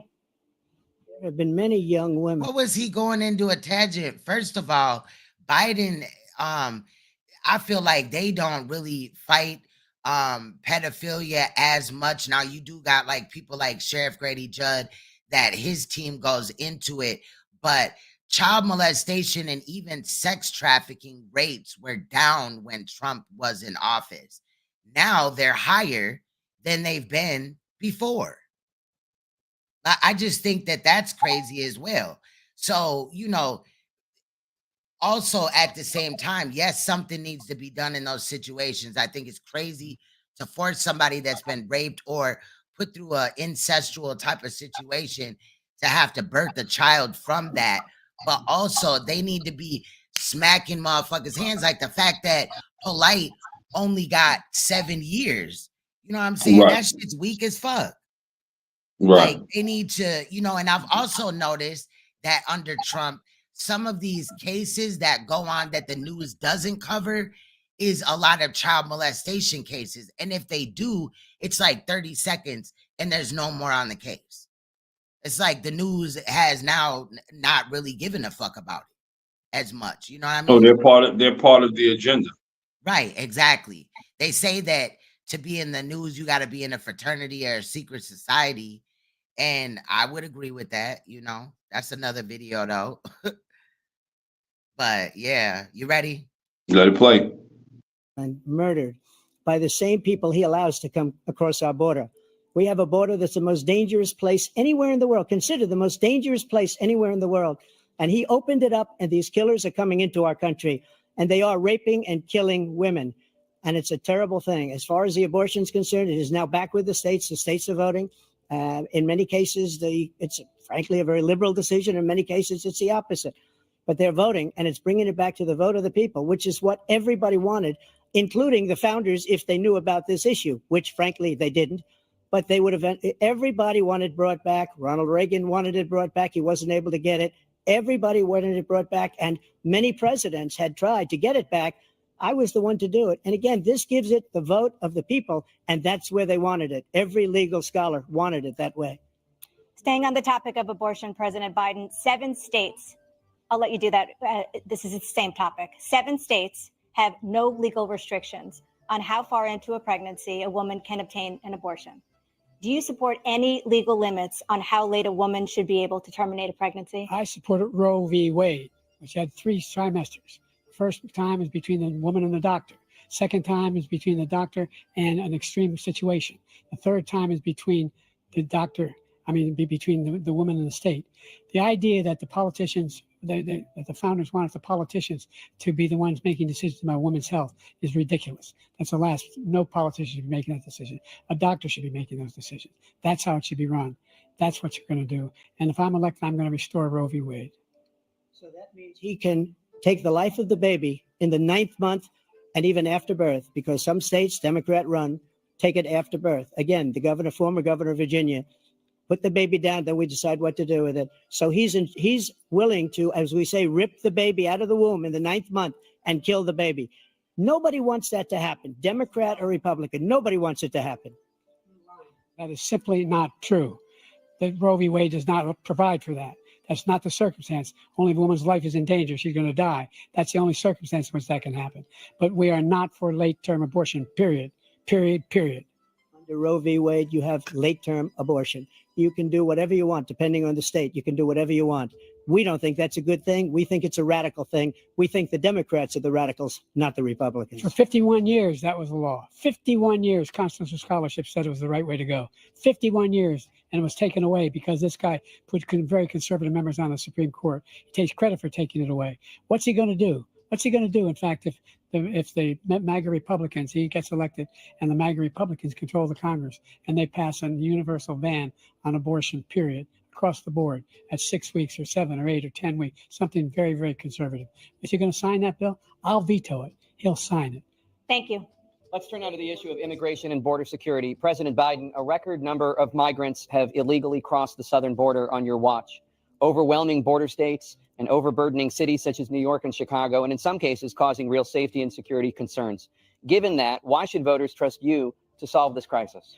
Because we worked very hard to get a bipartisan agreement that not only changed all of that, it made sure that we are in a situation where you had no circumstance where they could come across the border with the number of border police there are now.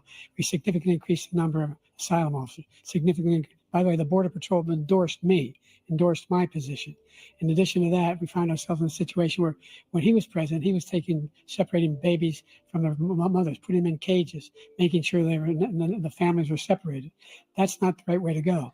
First of all, right there, he fucked up because a lot of the people, the immigrants that were caught with children, the reason why they were separated is because a lot of those children were not the children of the people that they were with. They were, in some cases, trafficked children that came over here either to work or to be trafficked sexually. So you would need to divide them. But also another hurdle that Trump had to leap over was trying to find out how or who these children really belong to and what to do there. Now, he talked about cages, and we did see footage of, these caged areas or whatever where children were sitting with blankets and some like tinfoil, blanket covering them and food or whatever. But I don't know. What you want to weigh in, Ben? No, let it ride out. I mean, you said enough with it, right there. I know people. I just want to point out that portion of it. Go back and look at my video on Biden where I had said that he's unfit to be president. It's a few lives down or whatever. Mm-hmm. But towards the end, they were talking about children that were in this country illegally being forced to work, losing their lives, all type of shit, children being sex trafficked and all that. And all that has happened under Biden. Mm-hmm. So I just wanted to point that out. I'm sorry. What I've done since I've changed the law, what's happened? I've changed it in a way that now you're in a situation where there are 40% fewer people coming across the border illegally. That's better than when he left office. And I'm going to continue to move until we get the total ban on the total initiative. And that's not true either, because his ban on the border was not, he was still letting motherfuckers in. Yeah. It's just, a certain amount or whatever. We covered that too. To what we can do with more Border Patrol and more asylum officers. President Trump? I really don't know what he said at the end of that sentence. I don't think he knows what he said either.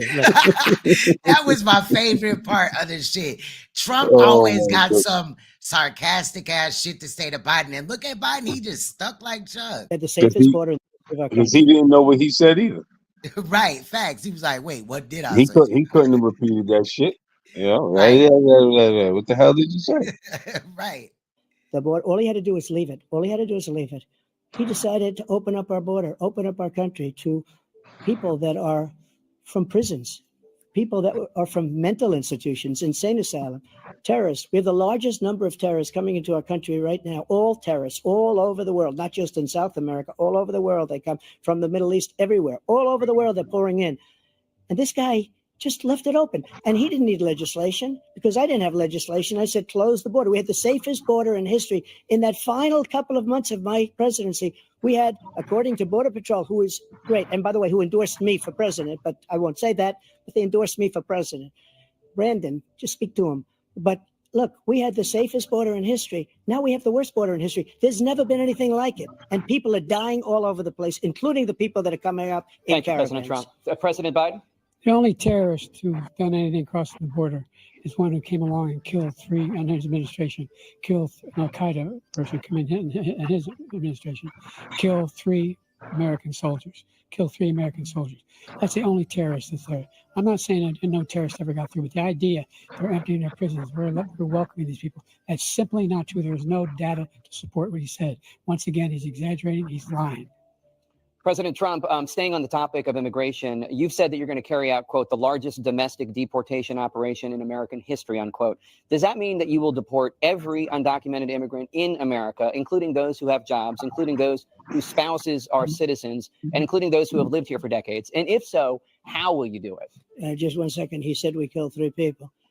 The people we killed are al-Baghdadi and Soleimani, the 2 greatest terrorists, biggest terrorists anywhere in the world. And it had a huge impact on everything, not just border, on everything. He's the one that killed people with the bad water, including hundreds of thousands of people dying and also killing our citizens when they come in. We are living right now in a rat's nest. They're killing our people in New York, in California, in every state in the union, because we don't have borders anymore. Every state is now a border. And because of his ridiculous, insane, and very stupid policies, people are coming in and they're killing our citizens at a level that we've never seen. We call it migrant crime. I call it Biden migrant crime. They're killing our citizens at a level that we've never seen before. And you're reading it like these 3 incredible young girls over the last few days. One of them, I just spoke to the mother, and they just had the funeral for this girl, 12 years old. This is horrible what's taken place. What's taken place in our country, we're literally an uncivilized country now. He doesn't want it to be. He just doesn't know. He opened the borders. Nobody's ever seen anything like. And we have to get a lot of these people out, and we have to get them out fast because they're going to destroy our country. Just take a look at where they're living. They're living in luxury hotels in New York City and other places. Our veterans are on the street. They're dying because he doesn't care about our veterans. He doesn't care. He doesn't like the military at all. And he doesn't care about our veterans. Nobody been worse. I had the highest approval rating for veterans taking care of the VA. He has the worst. He's gotten rid of all the things that I approved. Choice that I got through Congress, all of the different things I approved, they abandoned. We had by far the highest, and now it's down in less than half because he's done all these great things that we did. And I think he did it just because I approved it, which is crazy. But he has killed so many people at our border by allowing all of these people to come in. And it's a very sad day. Hey, Queen Throne. President Biden, you have the mic. Let me, because I'm looking at the time and I got to get up early. Do you got it from here? Yeah, I got it, bro. I know you do. Yeah, we had an excellent show. And I just want to say this in closing to everybody. I mean, I know we'll do another show before the election, but, you know, everybody has to put their best political mind to the forefront right now. And if you haven't registered to vote, go register to vote because it is a serious election. You know, the stakes are definitely high, as you can see. So high that they're trying to kill people. Like, you know, it's a serious matter at hand when the assassinations start taking place. You know, when Lincoln, it was the Civil War and freeing the slaves. Kennedy, it was the civil rights era, and you know, black people still fighting for our rights. And now we're being undermined. And you have a president who's saying, "Hey, what do you have to lose? I help you." And now they're trying to get him out of here. You know what I mean? So, you know, we had a very crucial time right now. And I want to thank you for taking the time on your platform and talking about this. You know, like you said, let's just get off the other stuff because we did what we had to do there. It was serious business there as well. And I think we executed that, you know, with full confidence, so to speak. You know what I mean? We handled what we had to handle there, but now it's time to get on to some more serious issues that it's involving the economy, and that's what it's all about. What's our economic program? You know, if we don't have an economic program, we're dead in the water. Everybody has an economic program, and that's how they're coming over here surpassing us because they pool their resources, they work together, they strive for unity, you know what I mean? And there's no fussing and fighting amongst them, and they taking care of business, and we're the only ones that's not doing that, and we're falling behind. So, you know, this election is serious because you leave it up to everybody else, they're going to vote you out. And that you I'm talking about is the Black American. And, you know, our ancestors have fought too hard, shed too much blood, sweat, and tears for us to get right here and just give up. You know what I mean? Right. No, I agree. I agree, Ben. Thank you for your time. I know we've already been live for 2 hours and 52 minutes. I got it from here, though. After you jump down, I'm going to step away for a second, and then I'll be back in effect and shit like that. Yo, Queen's Throne, nothing but love and respect for you, sister. Much love. Thank you. I'll talk to y'all later. Peace.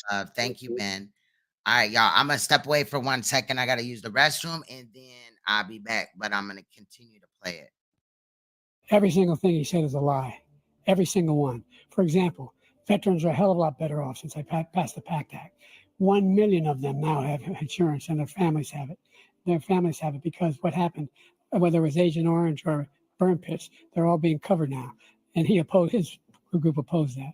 We're also in a situation where we have great respect for veterans. My son spent a year in Iraq, living right next to one of those burn pits, came back with stage 4 glioblastoma. I was recently in France for D-Day, and I spoke all about those heroes that died. I went to the World War II cemetery, World War I cemetery he refused to go to. He was standing with his 4-star general, and he told me, he said, I don't want to go in there because they're a bunch of losers and suckers. My son was not a loser, was not a sucker. You're the sucker. You're the loser. President Trump? First of all, that was a made-up quote, suckers and losers. They made it up. It was in a third-rate magazine that's failing, like many of these magazines.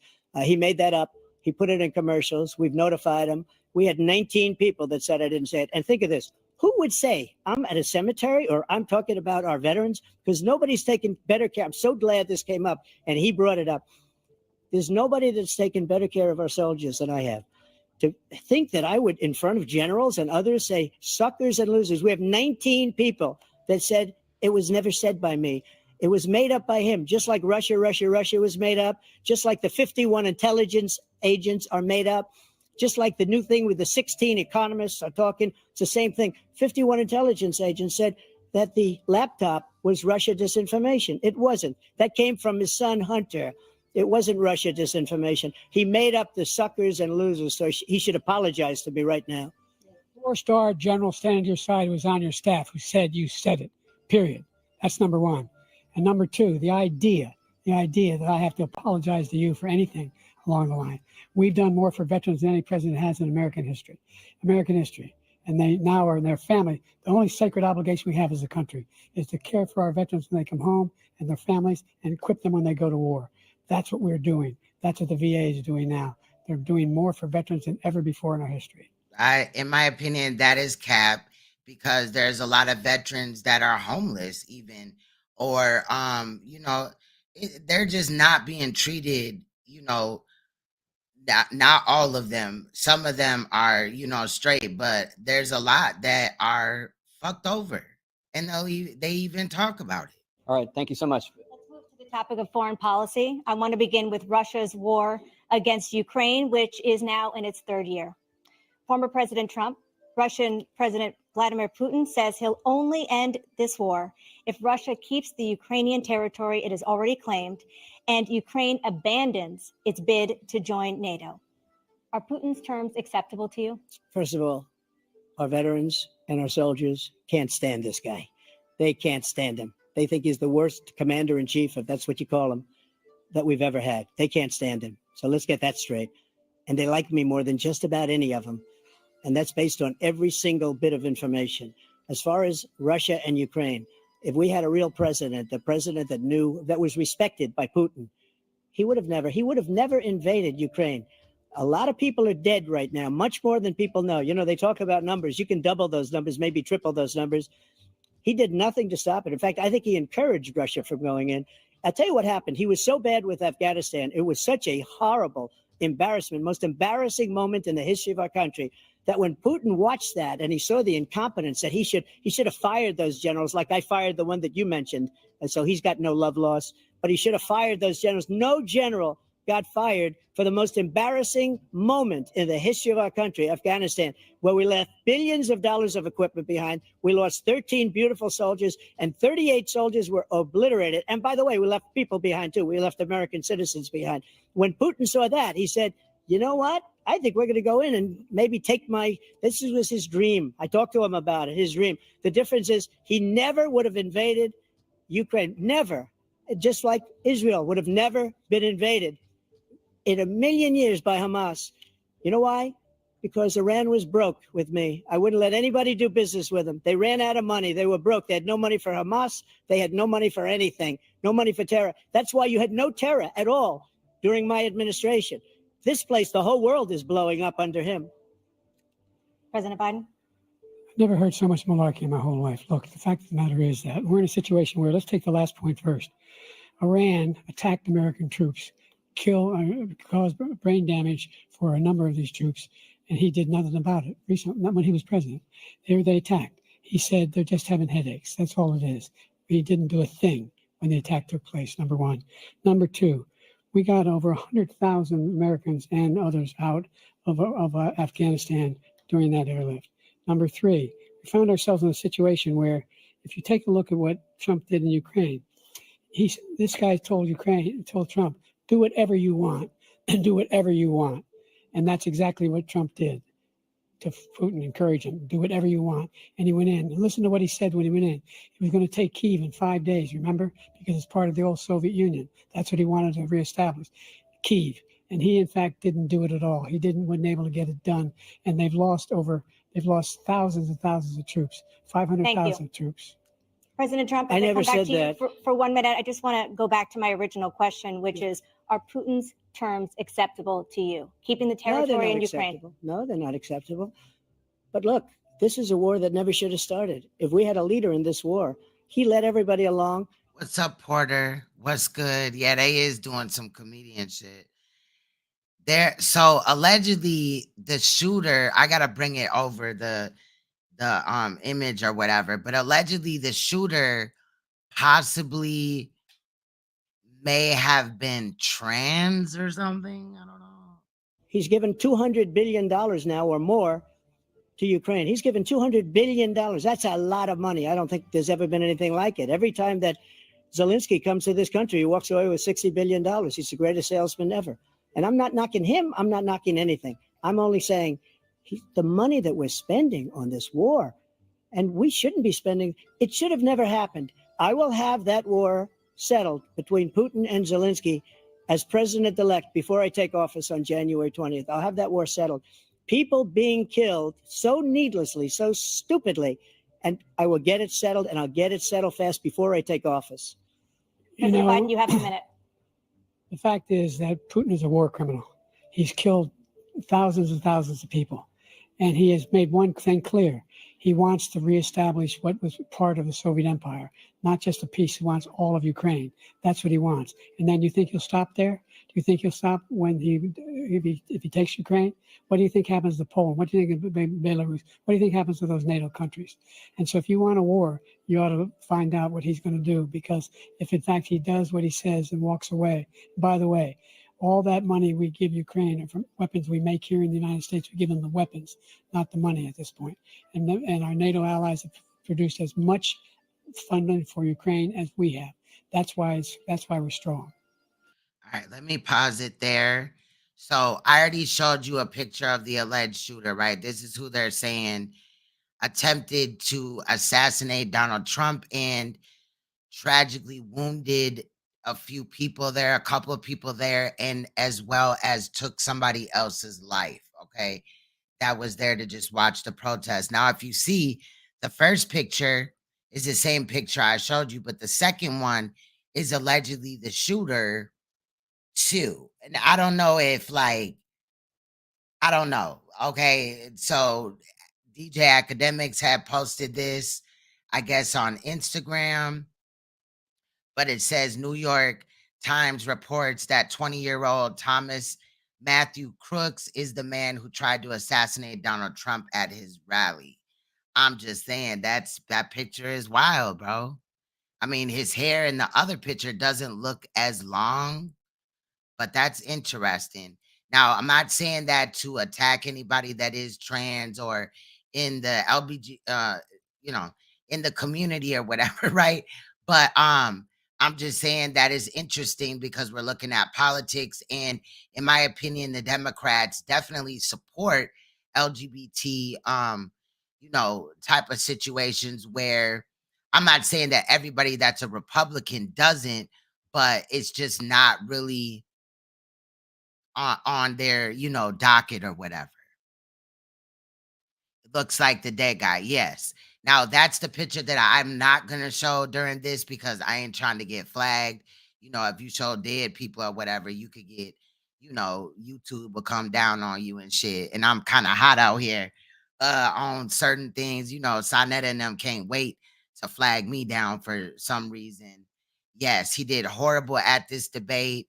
That is crazy. But I'm just wondering if, that's the case. Now, again, this person could just have long hair for whatever reason, as they head. So I'm not saying nothing. At first, I was like, is that a wig or whatever? But I noticed that the hair is kind of about the same. But is this person possibly trans? Right.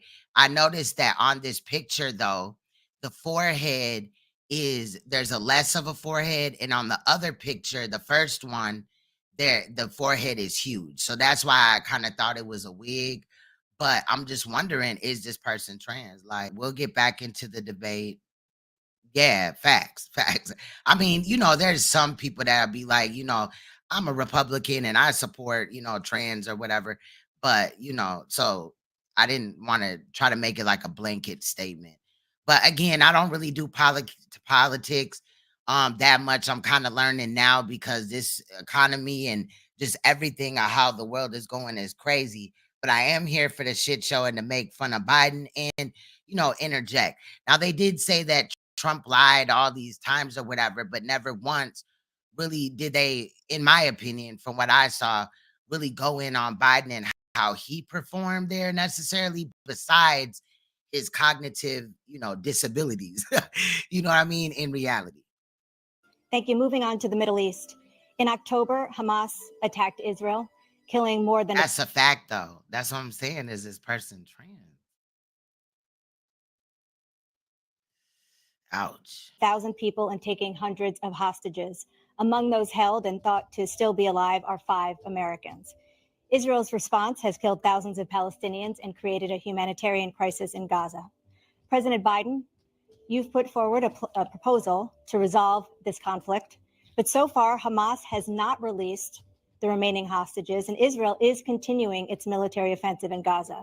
So what additional leverage Why is he looking like that? Like he just don't even understand what she's saying or nothing. will you use to get Hamas and Israel to end the war? You have 2 minutes. Number one, everyone from the United Nations Security Council straight through to the G7 to the Israelis and Netanyahu himself have endorsed the plan I put forward, which has 3 stages to it. The first stage is trade the hostages for a ceasefire. Second phase is a ceasefire with the right. Did he get something from Hunter? He got him a little sack, got him a little dub sack. You know what I mean? Smoke before the debate, and I'm not talking about no weed. I'm talking about that Krenak. Additional conditions. The third phase is the end of the war. The only one who wants the war to continue is Hamas. Number one, they're the only ones standing out. We're still pushing hard to get them to accept. In the meantime, what's happened in Israel? I do not want Kamala to be the president. And see, that's what I think they really finna do. They know, the Democrats know that Biden is short-lived but they want him to run so that, a year from now or whatever, they can say that, something happened to Biden or whatever, he's unable to be president. So Kamala gonna come in and then really fuck shit up. I do not trust that bitch, period. And motherfuckers talking about that she's the first vice president black woman or whatever. That's bullshit. She's not black. We're trying to say the only thing I've denied Israel was 2,000-pound bombs. They don't work very well in populated areas. They kill a lot of innocent people. We're providing Israel with all the weapons they need and when they need them. And by the way, I'm the guy that organized the world against Iran when they had a full-blown intercontinental ballistic missile attack on Israel. No one was hurt. No one Israeli was accidentally killed, and it just stopped. We saved Israel. We are the biggest producer of support for Israel of anyone in the world. And so And why? Israel and these other places get more support than our own people get. Yet you're letting people in our border left and right. These people are eating up our resources, bro. Period. They're 2 different things. Hamas cannot be allowed to be continued. We continue to send our experts and our intelligence people as to how they can get Hamas like we did bin Laden. You don't have to do it. And by the way, they've been greatly. And not in I don't know. I looked up some shit on her or whatever a while ago. I think it's still up on my Queen's Throne live channel, but we was looking at the elections last time and shit like that. And yeah, there was some information that she ain't black, nothing. She come from somewhere else where they just melanated or whatever. I don't know. We'll relook into it. You know what I'm saying? I'm just saying. I don't trust her. She has done nothing either. Like, we rarely see her doing shit. You know, in my opinion, she trash. Weakened, Hamas, greatly weakened, and they should be. They should be eliminated. But you've got to be careful for what using certain weapons among population centers. Just going back to Ukraine for 1 second. We have an ocean separating us. The European nations together have spent 100 billion, or maybe more than that, less than us. Why doesn't he call them and say, you got to put up your money like I did with NATO? I got them to put up hundreds of billions of dollars. The Secretary General of NATO said Trump did the most incredible job I've ever seen. They wouldn't have any, they were going out of business. We were spending almost 100% of the money was paid by us. He didn't do that. He's getting all, you got to ask these people to put up the money. We're over $100 billion more spent, and it has a bigger impact on them because of location, because we have an ocean in between. You got to ask them. As far as Israel and Hamas, Israel's the one that wants to go. He said the only one that wants to keep going is Hamas. Actually, Israel is the one, and you should let him go and let him finish the job. He doesn't want to do it. He's become like a Palestinian, but they don't like him because he's a very bad Palestinian. He's a weak one. President Biden, you have a minute. I've never heard so much foolishness. This is a guy who wants to get out of NATO. You're going to stay in NATO? He's going to pull out of NATO. The idea that we have, our strength lies in our alliances as well.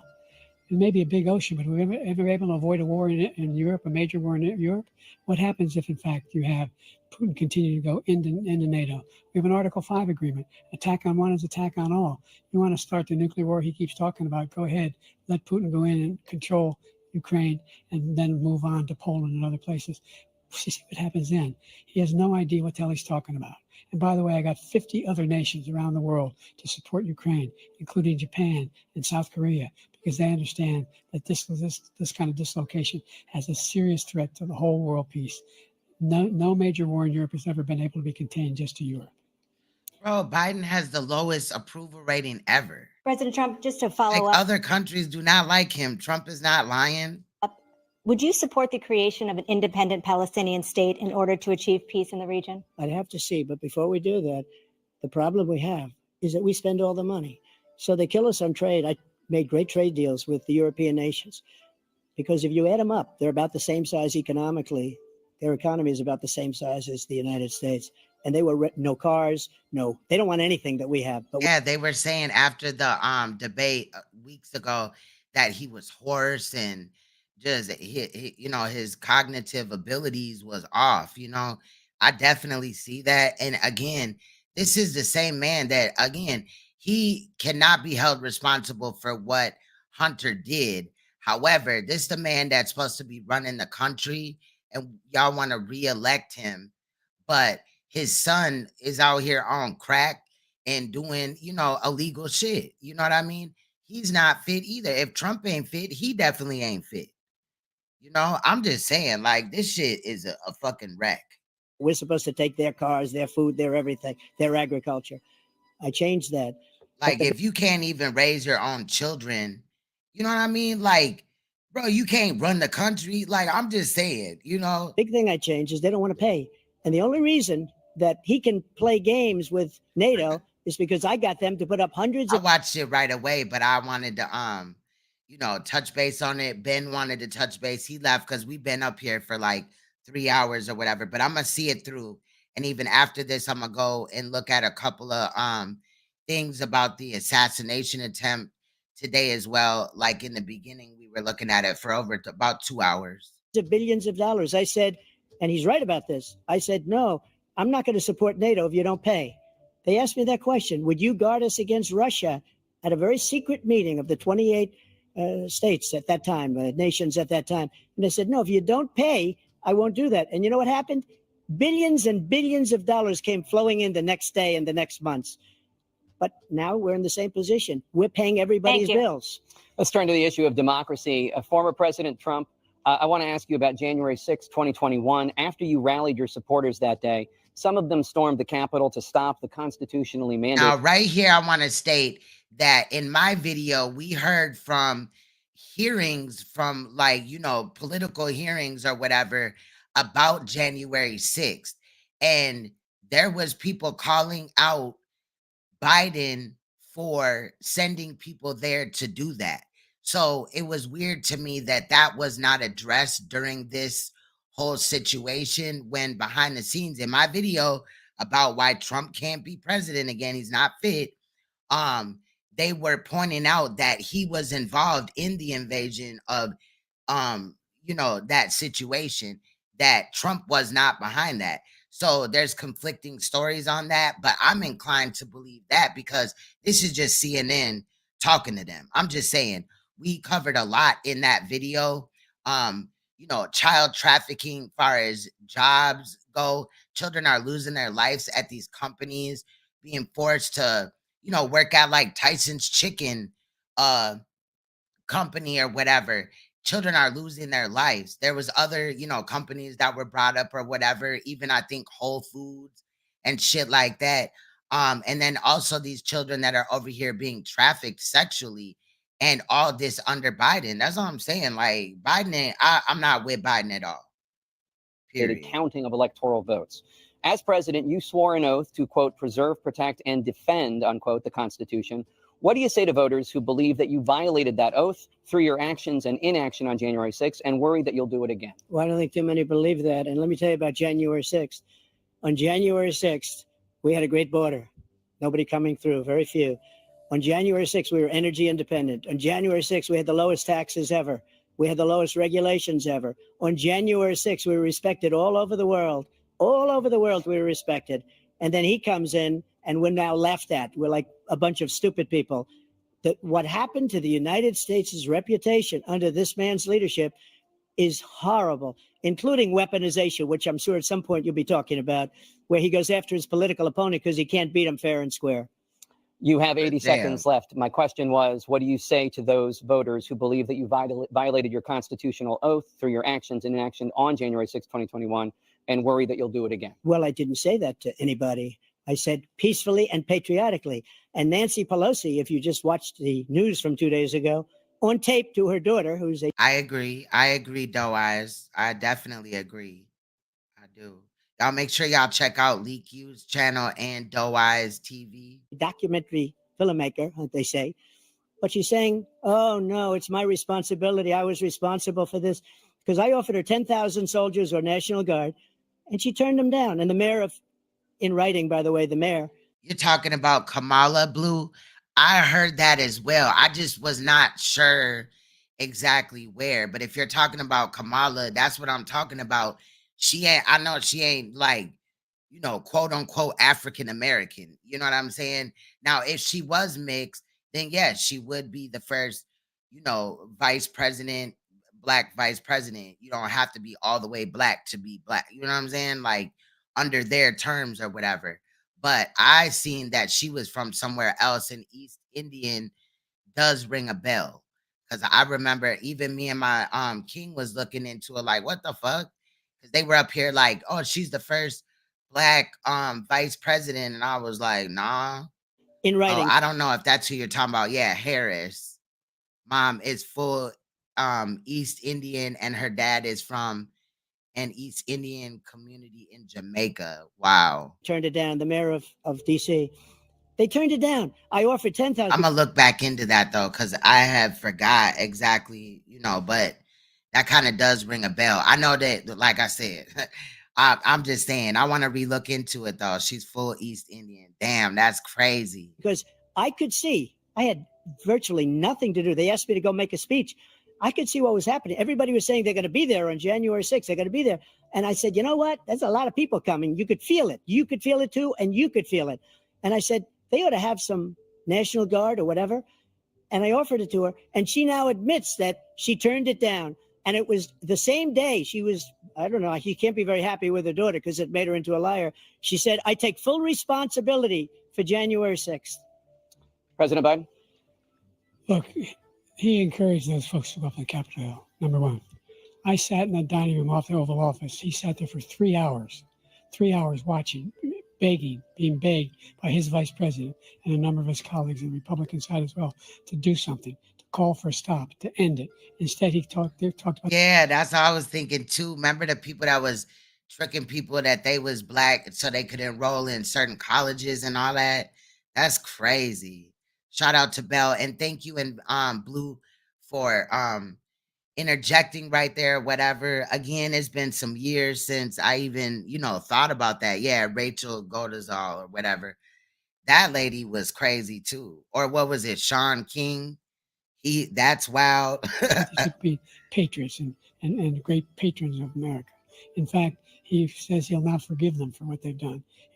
They've been convicted. He says he wants to commute their sentences and say that no. He went to every single court in the nation. I don't know how many cases, scores of cases, including the Supreme Court. And they said, no, this guy is responsible for doing what was done. He did do a damn thing. And these people should be in jail. And they should be the ones who are being held accountable. And he wants to let them all out. And now he says if he loses again, such a whiner that he is, that there could be a bloodbath. Thank you, President Biden. President Trump? What they've done to some people that are so innocent, you ought to be ashamed of yourself. What you have done, how you've destroyed the lives of so many people. When they ripped down Portland, when they ripped down many other cities, you go to Minnesota, Minneapolis, what they've done there with the fires all over the city. If I didn't bring in the National Guard, that city would have been destroyed. And that's a fact. And also in Minnesota, there's several thousands of Somalians that have literally took over there and are also depleting the resources. They're the main ones that are on housing and things like that. They were given housing before people that were even already on the list. To get on housing in, areas even like Minnesota or even Chicago, big city areas also, it's years. Like it could be 15 years, and that's affecting our people and our children just to give somebody else a chance, But these places, they got schools and, certain rights over. They're even allowing these people to become the police. Like, that's crazy. Like, what is that Umar chick? Why is she, doing all this shit? I could call her out on some shit. I got a playlist on her as well. She a dirty ass bitch. For real. And they really fucking over Minnesota. Look at all of they took over big chunks of Seattle. I was all set to bring in the National Guard. They heard that. They saw them coming and they left immediately. What he said about this whole subject is so off. Peacefully patriotic. One other thing. The Unselect Committee, which is basically two horrible Republicans that are all gone now, out of office, and Democrats, all Democrats, they destroyed and deleted all of the information they found because they found out we were right. We were right. And they deleted and destroyed all of the information. They should go to jail for that. If a Republican did that, they'd go to jail. Thank you, President Trump. President Biden, I want to give you a minute. The only person on this stage is a convicted felon is the man I'm looking at right now. And the fact of the matter is, what he's telling you is simply not true. The fact is that there was no effort on his part to stop what was going on up in Capitol Hill. And all those people, every one of those who were convicted, deserves to be convicted. The idea that they didn't kill somebody, just went in and broke down doors, broke the windows, occupied offices, turned over desks, turned over statues. The idea that those people are patriots, come on. When I asked him the first two debates we had, first time around, I said, we're going to look into it, though. We're going to find out. Not right now, but, at another time. You denounced the Proud Boys. He said, no, I'll tell them to stand by. The idea he's refusing, will you denounce these guys? We denounce the people we're talking about now? We denounce the people who attacked that Capitol? Because he done incognito, he done forgot what he was supposed to be talking about. What are you going to do? I'm going to give you a minute, President Trump, for a follow-up question I have. After a jury convicted you of 34 felonies last month, you said if reelected, you would, quote, have every right to go after, unquote, your political opponents. You just talked about members of the Select Committee on January 6th going to jail. Your main political opponent is standing on stage with you tonight. Can you clarify exactly what it means about you feeling you have every right to go after your political opponents? Well, I said my retribution is going to be success. We're going to make this country successful again, because right now it's a failing nation. My retribution is going to be success. But when he talks about a convicted... You silly as hell, Bell. He is probably on some Many Men, 50 Cent type shit. Like, for real. That's crazy. Just imagine, like, I wonder what he's doing right now and shit, like what he's thinking about. He probably is plotting. But listening to Computers by Wooski, I'm dead. Felon. His son is a convicted felon at a very high level. His son is convicted, going to be convicted probably numerous other times. Should have been convicted before, but his Justice Department let the statute of limitations lapse on the most important things. But he could be a convicted felon as soon as he gets out of office. Joe could be a convicted felon with all of the things that he's done. He's done horrible things. All of the death caused at the border, telling the Ukrainian people that we're going to want $1 billion or you change the prosecutor. Otherwise, you're not getting $1 billion. If I ever said that, that's quid pro quo. That we're not going to do anything. We're not going to give you $1 billion unless you change your prosecutor having to do with the son. This man is a criminal. This man, you're lucky. You're lucky. I did nothing wrong. We'd have a system that was rigged and disgusting. I did nothing wrong. Thank you, President Trump. President Biden, you have said, I'm coming right to you, sir. You want to respond? Go ahead. I'll give you a minute to respond. The idea that I did anything wrong relative to what you're talking about is outrageous. It's simply a lie. You don't even know what he was talking about, though. He just talking about relative to what you're talking about. Explain what he was talking about. Number one. Number two, the idea that you have a right to seek retribution against any American just because you're president is wrong. It's simply wrong. No president's ever spoken. Yeah, but if he gets voted in, Biden, he's only gonna pardon his son. Now he said that he wasn't, but Biden be lying. Just like everything he said he was gonna do, he acted on none of it. Like that before. No president in our history has spoken like that before. Number three, the crimes that you are still charged with, and think of all the civil penalties you have. How many billions of dollars do you owe in civil penalties for molesting a woman in public, for doing a whole range of things? Cannot molest a woman, that would be rape. And I'm gonna leave that topic alone, child. But it definitely wasn't that. I mean, the man cheated on his wife, bro. Okay. Having sex with a porn star on the night while your wife was pregnant. I mean, what are you talking about? You have the morals of an alley cat. Give your minute, sir. I didn't have sex with a porn star, number one. Number two, that was a case that was started and moved. They moved a high-ranking official, a DOJ, into the Manhattan DA's office to start that case. That case is going to be appealed and won. We had a very terrible judge, a horrible judge, Democrat. The prosecutor were all high-ranking Democrats, appointed people, and both the civil and the criminal. He basically went after his political opponent because he thought it was going to damage me. But when the public found out about these cases, because they understand it better than he does, he has no idea what these cases are. But when they found out about these cases, you know what they did? My poll numbers went up, way up. You know that because you're reporting it. And we took in more money in the last 2 weeks than we've ever taken in the history of any campaign. I don't think any campaign has ever taken. Hundreds of millions of dollars came pouring in because the public knows it's a scam and it's a guy that's after his political opponent because he can't win fair and square. Thank you, President Trump. President Biden, you have said, quote, Donald Trump and his MAGA Republicans are determined to destroy American democracy. Do you believe that the tens of millions of Americans who are likely to vote for President Trump will be voting against American democracy? The more they know about what he's done, yes.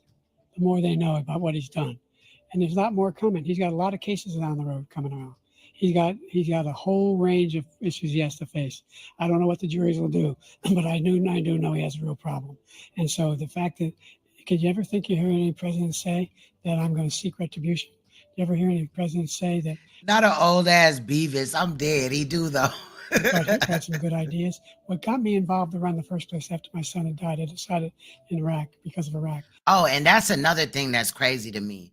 How Biden lost damn near his whole family in this car accident or whatever. It just, in my opinion, I just thought of that was a sacrifice that he made.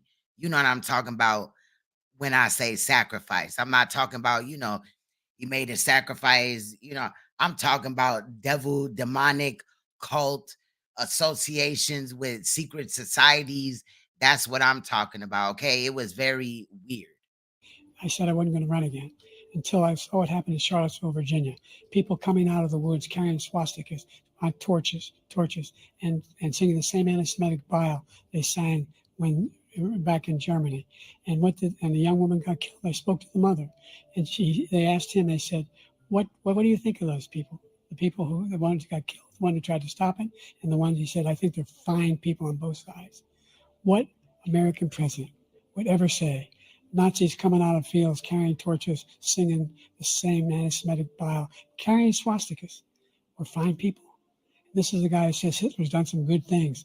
I'd like to know what they are. The good things Hitler's done, that's what he said. This guy has no sense of American democracy. President Trump. Jake. And I'm also wondering, okay, because they had mock debates or whatever for Biden. I remember that they were talking about he was in an undisclosed location and they had hired some guy or whatever that was like an expert in debates to, you know, kind of run warm-ups with Biden and prepare him for this Trump situation. What was going on at those mock debates to where Biden is now hoarse and can barely talk? Both of you know that story has been totally wiped out, because when you see the sentence, it said 100% exoneration on that. So he just— Who you talking to? Son of whatever that is? Keeps it going. He says he ran because of Charlottesville. He didn't run because of Charlottesville. He ran because it was his last chance. He's not equipped to be president. You know it, and I know it. It's ridiculous. We have a debate. We're trying to justify his presidency. His presidency, he's without question the worst president, the worst presidency in the history of our country. We shouldn't be having a debate okay. All right. about it. There's nothing to debate. He made up the Charlottesville story, and you'll see it's debunked all over the place. Every anchor has, every reasonable anchor. That's what I'm saying, though. Is like, if he get another 4 years in office, is he even gonna make it through the first 8 months? Is he even gonna make it to the inauguration? You know, what I'm Has saying? Like, debunked it. And just the other day, it came out where it was— okay, shout out to you, Marquise. My bad. It's fully debunked. It's a nonsense story. He knows that, and he didn't run because of Charlottesville. I thought somebody was trolling me. My bad, Marquise. Use that as an excuse to run. President Biden. And debunked. It happened. All you have to do is listen to what was said at the time. And the idea that somehow that's the only reason I ran. I ran because I was worried a guy like this guy could get elected. That's what I'm saying, because Trump looking like, you know, forward or to the side or whatever, but Biden looking this way. You know what I mean? Why isn't he looking the same way as Trump? Like, it's weird. Thought they were good people coming out of that forest, carrying those woods, carrying those torches, then he didn't deserve to be president. Didn't deserve to be president at all. And the idea that he's talking about all this being fabricated, we saw with our own eyes. We saw what happened on January 6th. We saw the people breaking through the windows. We saw people occupying the— Because allegedly there's no teleprompters, no notes, no nothing. So what is he looking at? His own vice president. Look, there's a reason why 40 of his 44 top cabinet officers refused to endorse him this time. His vice president hasn't endorsed him this time. So why? Why? They know him well. They serve with him. Why are they not endorsing him? Thank you, President Biden. We're going to be right back with more from the CNN presidential debate. Welcome back to the CNN presidential debate live from Georgia. Let's talk about persistent challenges you both faced in your first terms, and you'd certainly face again in a second term. President Biden, while Black unemployment dropped to a record low under your presidency, Black families still earn far less than white families. Black mothers are still 3 times more likely to die from pregnancy-related causes, and Black Americans are imprisoned at 5 times the rate of white Americans. What do you say to Black voters who are disappointed that you haven't made more progress? They acknowledge they made a lot of progress, number one. The fact of the matter is there's more small Black businesses that have been started than any time in history. Number two. First of all, that wasn't even the question. The wages of Black unemployment is the lowest level it's been in a long, long time. Number three, we're providing housing for Black Americans and dealing with the— That's a lie. Segregation that exists among these corporate corporations that collude to keep people out of their houses. And in addition to that, we find that the impact on the choice that Black families have to make relative to childcare is incredibly difficult. When we did the first major piece of legislation in the past, I was able to reduce Black childcare costs. I cut them in half. We got to make sure we provide for childcare costs. We got to make sure, because when you provide those childcare protections, you increase economic growth because more people can be in the job market. So there's more to be done, considerably more to be done. But we've done a great deal so far, and I'm not letting up, and they know it. You have 49 seconds left. What do you say to Black voters who are disappointed with the progress so far? I say I don't blame them for being disappointed. Inflation is still hurting them badly. For example, I provided for— So I don't blame them for being disappointed, but I'm not going to do anything about it. However, still vote for me. bro. Period. These Democrats have failed us for years and years and years. The idea that any black family, Like, it's not even just Biden; it's just the Democrats. Like, and I'm not a Republican either, but I'm saying Trump is a businessman. He will, be able to fix it. It would be better off with him in office than Biden. At this point, there is no in between. These are the candidates. So what we gonna do, right? You could vote outside of that, but in my opinion, that would be a wasted vote. But these people have failed us for so long. Like, even Obama failed us. He pushed more LGBT type of things than actually doing anything for the people. Now, Ben had said that, Obama's hands were tied or whatever, but I don't agree with that. Salute to Ben. I love him. That's bro. But that, I don't agree with that at all, and we're still being failed. And again, he's just like, oh, well, just still vote for me. That's crazy to me. first-time home buyers should get a $10,000 tax credit to be able to buy their first home so they can get started. I made sure that we're in a situation where all those black families, facts, though, eyes, and those black individuals who provided, who had to take out student loans that were ballooning, that if they were engaged in nursing, doctor, and anything having to do with volunteerism, if they paid their bills for 10 years on their student debt, all the rest is forgiven after 10 years. Millions have benefited from that. And we're going to do a whole lot more for black families. Thank you, President Trump. And he caused the inflation. He's blaming inflation, and he's right. It's been very bad. He caused the inflation, and it's killing black families and Hispanic families and just about everybody. It's killing people. That's a fact. They can't buy groceries anymore. They can't. You look at the cost of food where it's doubled and tripled and quadrupled. They can't live. They're not living anymore.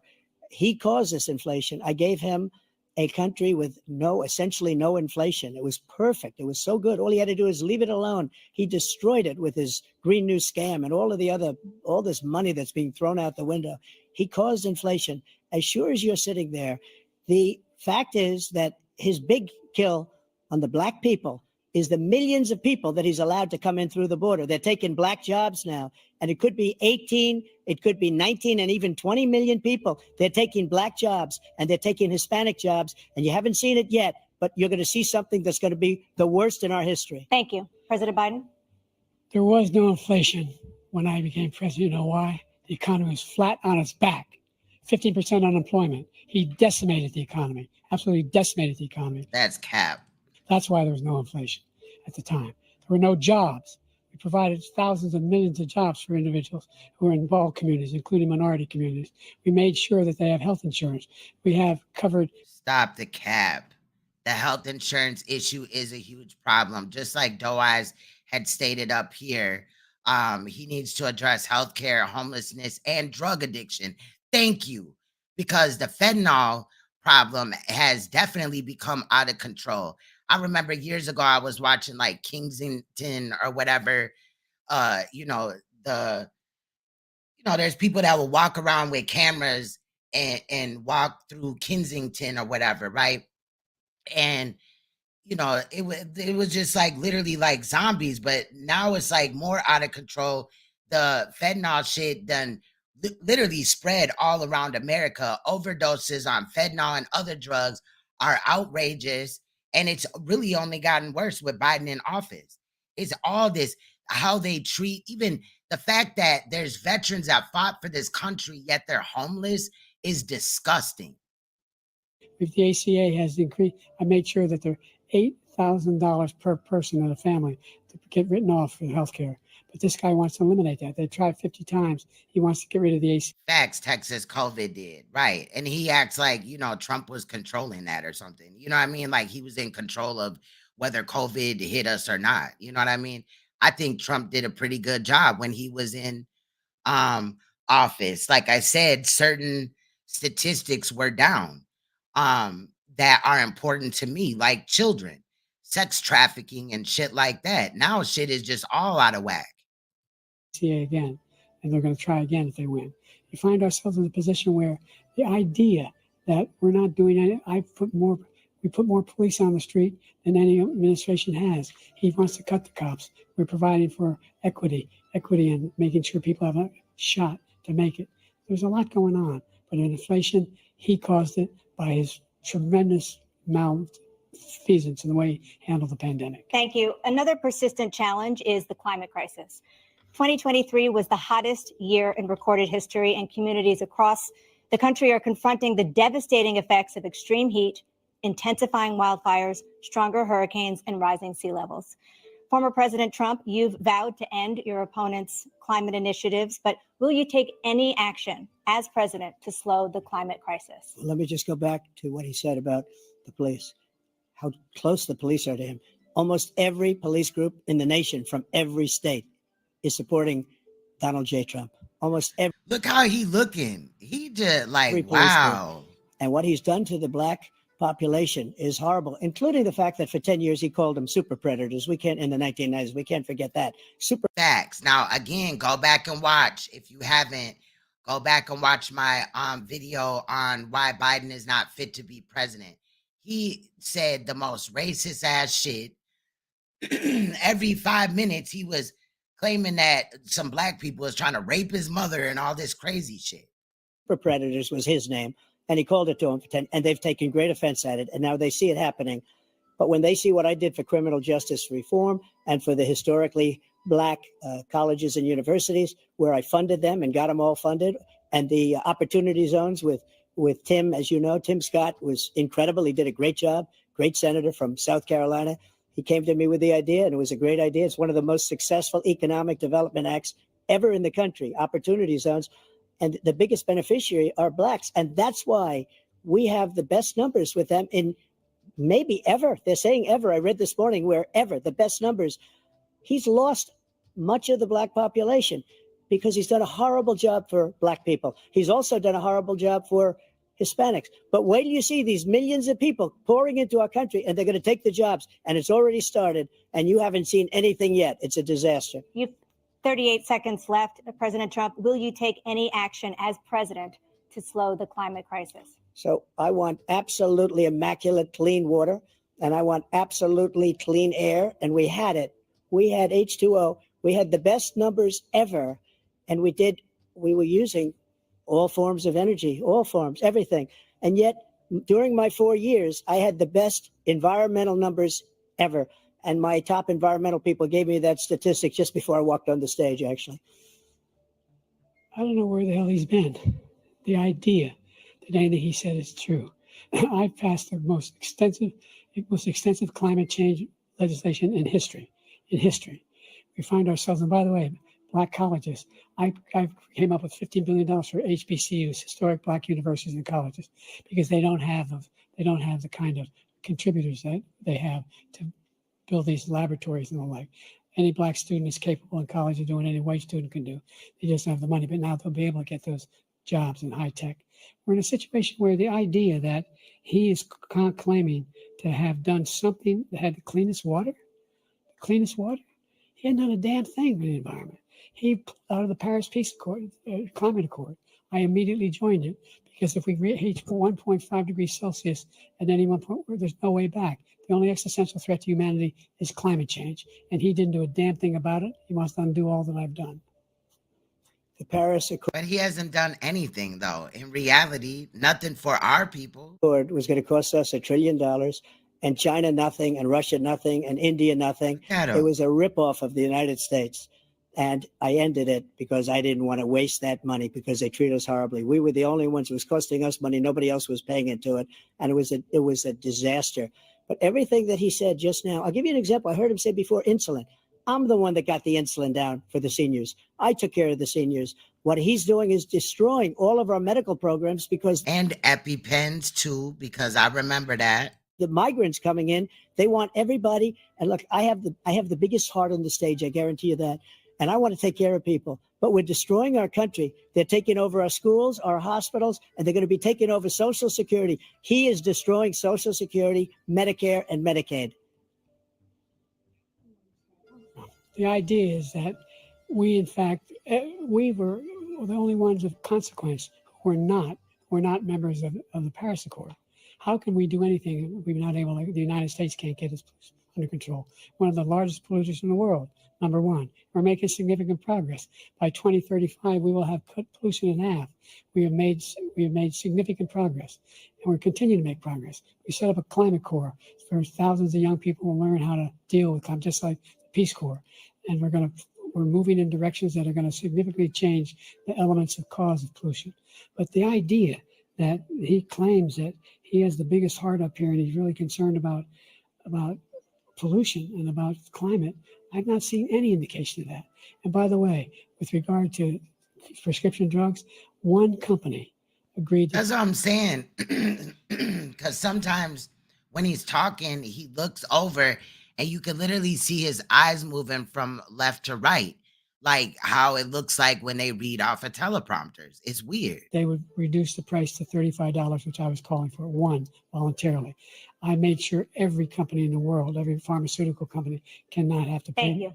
And by the way, unless they're crossed, like, unless in reality, this is the footage that I got. Obviously, I didn't like switch it or whatever, but unless in reality, Biden's side is really over here and Trump's side is really over here. That's the only way that would make sense, because Trump is looking over here and Biden's looking over here. So maybe they were crossed the other way, and for some reason they just put them like this. So every day, millions of Americans struggle just to make ends meet. For many older Americans, Social Security provides a critical lifeline. President Biden, if nothing is done to Social Security, seniors will see their benefits cut in just over 10 years. Will you name tonight one specific step that you're willing to take to keep Social Security solvent? Yes, make the very wealthy begin to pay their fair share.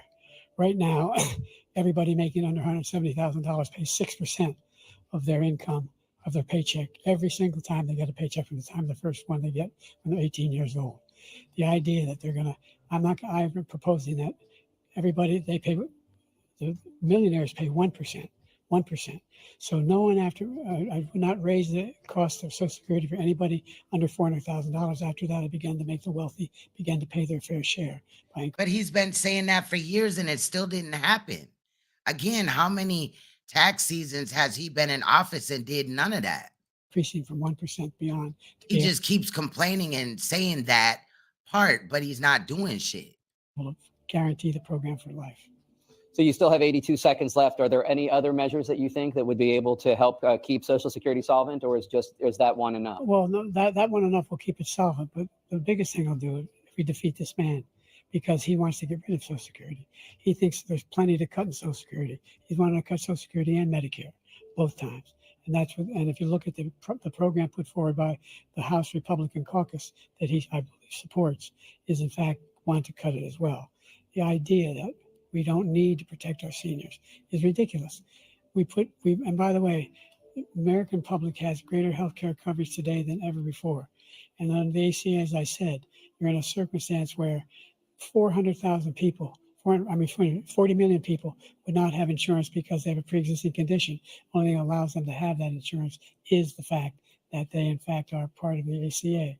And by the way, the other thing is, we're in a situation where we talk about education for Black communities. I've raised the amount of money for Pell Grants another $8,000. So anybody making under $70,000 a year is going to be able to get $15,000 toward their tuition.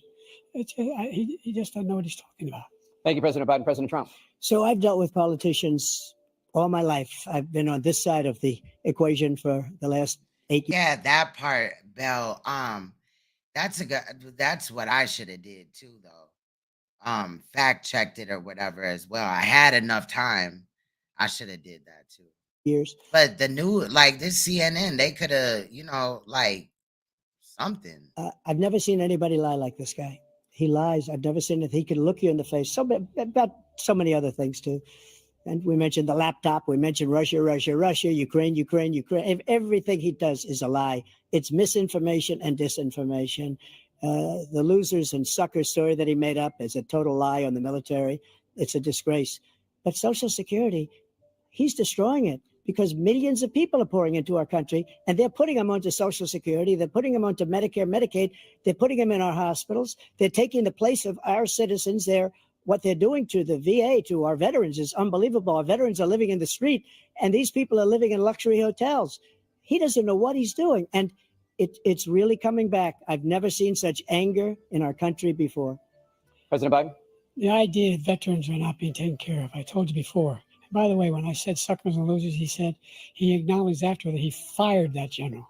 That general got fired because he's the one that acknowledged that that's what he said. He was the one standing with Trump when he said it, number one. Number two, the idea that we're going to be in a situation where all these millions and millions, the way he talks about it, illegal aliens are coming into the country and taking away our jobs. There's a reason why we have the fastest growing economy in the world. The reason why we have the most successful economy in the world. See, and that right there is just not reality, because what Biden has essentially done is remove the middle class. So it's either you're rich as hell or you're poor. You know what I'm saying? Like what? That bringing more people over here when there's already people over here hurting, and the people that are coming over here are getting a free ride. They're utilizing our resources even before the people that have generation after generation of people that have lived here is ridiculous. We're doing better than any other nation in the world. And by the way, those 15 Nobel laureates he talked about being phony, those 15 Nobel laureates, economists, they all said that if Trump is reelected, we're likely to have a recession and inflation is going to increasingly go up. And by the way, but we already in a damn near a recession. So you done brought us there to that point so that if Trump gets elected, then y'all could just blame it on him. He didn't fuck the country up. Y'all remember when eggs was like $20? The worst president in history, 159 presidential scholars voted him the worst president in the history of the United States of America. President Biden. Look, gas prices were low when Trump was in. Every time the Dems are in office, the gas prices are ridiculous. Thank you so much. Let's turn to the cost of child care, which many American families struggle to afford. President Trump, both you and President Biden have tried to address this issue, but the average cost of child care in this country has risen to more than $11,000 a year per child. For many families, the cost of child care for 2 children is more than their rent. In your second term, what would you do to make child care more affordable? Just to go back, the general got fired because he was no good. And if he said that, that's why he made it up. But we have 19 people that said I didn't say it, and they're very highly respected, much more so than him. The other thing is, he doesn't fire people. He never fired people. I've never seen him fire anybody. I did fire a lot. I fired Comey because he was no good. I fired a lot of the top people at the FBI, drained the swamp. They were no good. Not easy to fire people. You'd pay a price for it, but they were no good. I inherited these people. I didn't put him there. I didn't put Comey there. He was no good. I fired him. This guy hasn't fired anybody. He never fires. He should have fired every military man that was involved with the Afghanistan horror show, the most embarrassing moment in the history of our country. He didn't fire. Did you fire anybody? Did you fire anybody that's on the border that's allowed us to have the worst border in the history of the world? Did anybody get fired for allowing 18 million people, many from prisons, many from mental institutions? Did you fire anybody that allowed our country to be destroyed? Joe, our country is being destroyed as you and I sit up here and waste a lot of time on this debate. This shouldn't be a debate. He is the worst president. He just said about me because I said it. But look, he's the worst president in the history of our country. He's destroyed our country. Now, all of a sudden, he's trying to get a little tough on the border. He came out with a nothing deal, and it reduced it a little bit, like this much. It's insignificant. He wants open borders. He wants our country to either be destroyed or he wants to pick up those people as voters. And I don't think we just can't let it happen. If he wins this election, our country doesn't have a chance, not even a chance, of coming out of this rut. We probably won't have a country left anymore. That's how bad it is. He is the worst in history by far. Thank you, President Trump. President Biden? We're the most admired country in the world. We're the United States of America. There's nothing beyond our capacity. We have the finest military in the history of the world, the finest in the history of the world. No one thinks we're weak. No one wants to screw around with us. Nobody. Bro, he is so fucking stupid, bro. And that's why they laughing at us. Number one. Number two, the idea that we're talking about worst presidents. I wasn't joking. Look it up or go online. 159 or 58, don't hold me the exact number, presidential historians, they've had meetings and they voted who's the worst president in American history, one from best to worst. They said he was the worst in all of American history. That's a fact. That's not AI Cuban. conjecture. He can argue they're wrong, but that's what they voted. The idea that he is doing anything to deal with childcare, he did for virtually nothing to childcare. We should significantly increase the childcare tax credit. We should significantly increase the availability of women and men or single parents to be able to go back to work, and we should encourage businesses to have. Thank you, President Biden. President Trump, the question was about what would you do to make childcare more affordable, if you want to take your minute. Just so you understand, we have polling, we have other things that they rate him the worst because what he's done is so bad. And they rate me, I'll show you, I will show you. And they rate me one of the best, okay? And if I'm given another 4 years, I will be the best. I think I'll be the best. Nobody's ever created an economy like us. Nobody ever cut taxes like us. He's the only one I know. He wants to raise your taxes by 4 times. He wants to raise everybody's taxes by 4 times. He wants the Trump tax cuts to expire. Look how he's looking. So everybody, including the two of you, are going to pay 4 to 5 times. Nobody ever heard of this before. All my life, I'd grow up and I see politicians talking about cutting taxes. When we cut taxes, as I said, we did more business. Apple and all these companies, they were bringing money back into our country. The worst president in history by far, and everybody knows it. President Biden? Look, the fact of the matter is that he's dead wrong about, he's increased the tariff, he will increase the taxes on middle-class people. I said I'd never raise the tax. I feel you, Emmanuel. This is a fucking train wreck. About anybody making less than $400,000. I didn't. But this tariff is 10% tariffs. Everything coming in the country, you know what the economists say? That's going to cost the average American $2,500 a year more because they're going to have to pay the difference in food and all the things that were imported. Number two, he's in a situation where he talks about how he has not raised, he's somehow helped the middle class. The middle class has been devastated by you. Now you want a new tax cut of $5 trillion over the next 10 years, which is going to fundamentally bankrupt the country. You had the largest deficit of any president in American history, number one. Number two, you have not, in fact, made any contact, any progress with China. We are the lowest trade deficit with China since 2010. Thank you, President Biden. You lost. Thank you, President Biden. Let's discuss an epidemic He was just impacting rambling. millions of Americans that both of you have made a top priority in your first term, the opioid crisis. And for both of you, the number of overdose deaths in this country has gone up. Under your term, it went up. Under your term, it has gone up. Former President Trump, despite the efforts that both of you have made, more than 100. Now that is true. There was fentanyl on the streets, but did it really start with, the president before Trump or whatever? That's another thing too. You know what I mean? I'm just saying. Americans are dying from overdoses every year, primarily from fentanyl and other opioids. What will you do to help Americans right now in the throes of addiction who are struggling to get the treatment they need? To finish up, we now have the largest deficit in the history of our country under this guy. We have the largest deficit with China. He gets paid by China. He's a Manchurian candidate. He gets money from China. So I think he's afraid to deal with them or something. But do you notice he never took out my tariffs because we bring in so much money with the tariffs that I imposed on China. He never took them away. He can't because it's too much money. It's tremendous. And we saved our steel industries and there was more to come, but he hasn't done that. But he hasn't cut the tariffs because he can't, because it's too much money. But he's got the largest deficit in the history of our country, and he's got the worst situation with China. China's going to own us if you keep allowing them to do what they're doing to us as a country. They are killing us as a country, Joe, and you can't let that happen. You're destroying our country. So, President Trump, you have 67 seconds left. The question was, what are you going to do to help Americans in the throes of addiction right now who are struggling to get the treatment they need? Jake, we were doing very well at addiction until the COVID came along. We had the 2.5, almost 3 years of like nobody's ever had before, any country in every way. And then we had to get tough. And it was the drugs pouring across the border it started to increase. We got great equipment. We bought the certain dog. That's the most incredible thing that you've ever seen, the way they can spot it. We did a lot. And we were getting very low numbers, very, very low numbers. Then he came along. The numbers, have you seen the numbers now? It's not only the 18 million people that I believe is even low because the gotaways, they don't even talk about gotaways, but the numbers of the amount of drugs and human trafficking in women coming across our border, the worst thing I've ever seen at numbers that nobody's ever seen under him because the border's so bad. But the number of drugs coming across our border now is the largest we've ever had by far. President Trump, thank you. President Biden? Fentanyl and the byproducts of fentanyl went down for a while.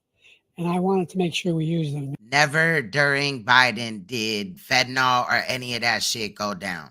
Now, again, I know that obviously fentanyl or opiates were a big issue when Trump was in office. They did make a lot of drug busts though as well. You know what I'm saying? It just feels like shit was more active with Trump. In my opinion, I'm just being honest, but drugs was an issue. Drugs have always been an issue, especially when you're talking about opiates, because you're talking about heroin as well. Now it's more advanced to where they have fentanyl and you know what I mean? It's just all this shit. But they also have the cartels or whatever have technologies too that they're utilizing or ways, just like, so it's always a back and forth on that issue. You know what I mean? The task force can do so much. They have technologies as well, but every day they're inventing new ways or new technologies on the other side of people that, to get it through. But my thing is, you know, I will say that drugs was an issue under Trump. They have always been an issue. I'm not, you know, but with Biden, the shit is off the fucking chain. I know some people that were recently on a train, and there was just damn near everybody in the car, of the train was smoking fucking fentanyl. It was like fentanyl thick in the air. And they were saying that the next car over was the police, and the police were literally just sitting there looking at all these people smoking fentanyl and did nothing. It's everywhere. It's people downtown areas, just high as fuck, using and all that. It's sick. But Biden didn't do shit. Machinery that can detect fentanyl. These big machines that roll over everything that comes across the border. I would say a while. I mean, shit, like the last 2 years of his shit, maybe even more. I'm just going off of like my memory. That's when I started really watching Kensington, was around that time or whatever. But it was obviously in every other state. It's just that some, like it was in California and stuff like that.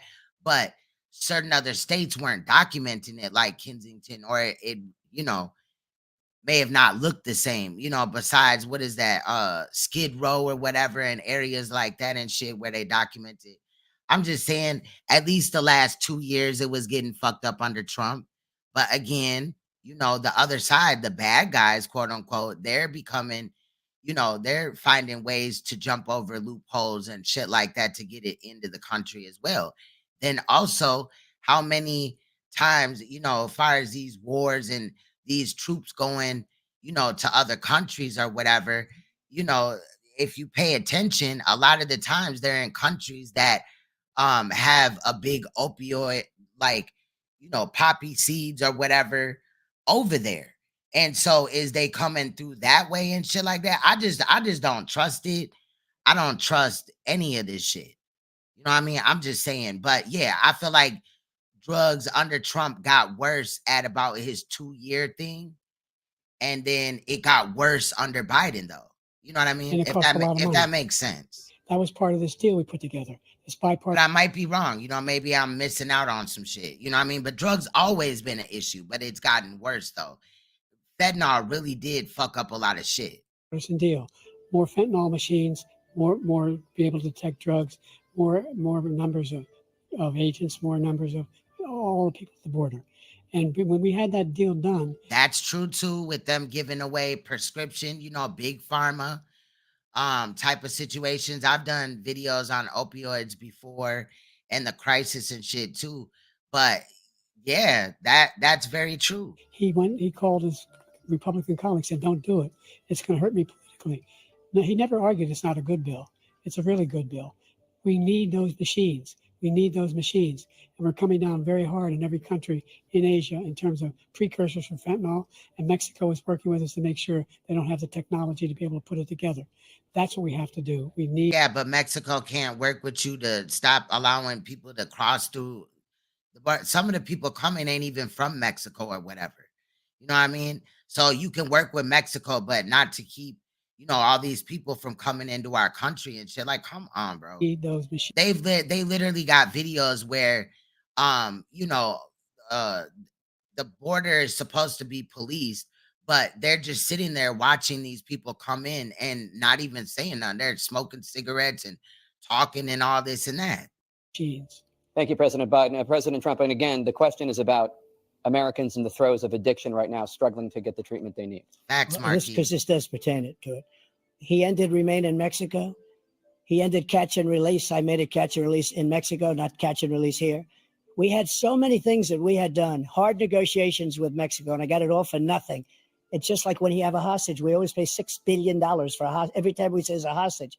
Now we have a hostage, a Wall Street Journal reporter, I think a good guy, and he's over there because Putin is laughing at this guy, probably asking for billions of dollars for the reporter. I will have him out very quickly as soon as I take office. Before I take office, I said by literally as soon as I win the election, I will have that reporter out. He should have had him out a long time ago, but Putin's probably asking for billions and billions of dollars because this guy pays it every time. We had two I pulled up a clip. We're gonna watch that as well. We'll be here for a little while. cases. We paid I don't care about the low numbers because this shit is kind of interesting to me. $6 billion for 5 people. I got 58 people out, and I paid essentially nothing. Thank you, President Trump. Dana? Let's turn to concerns that voters have about each of you.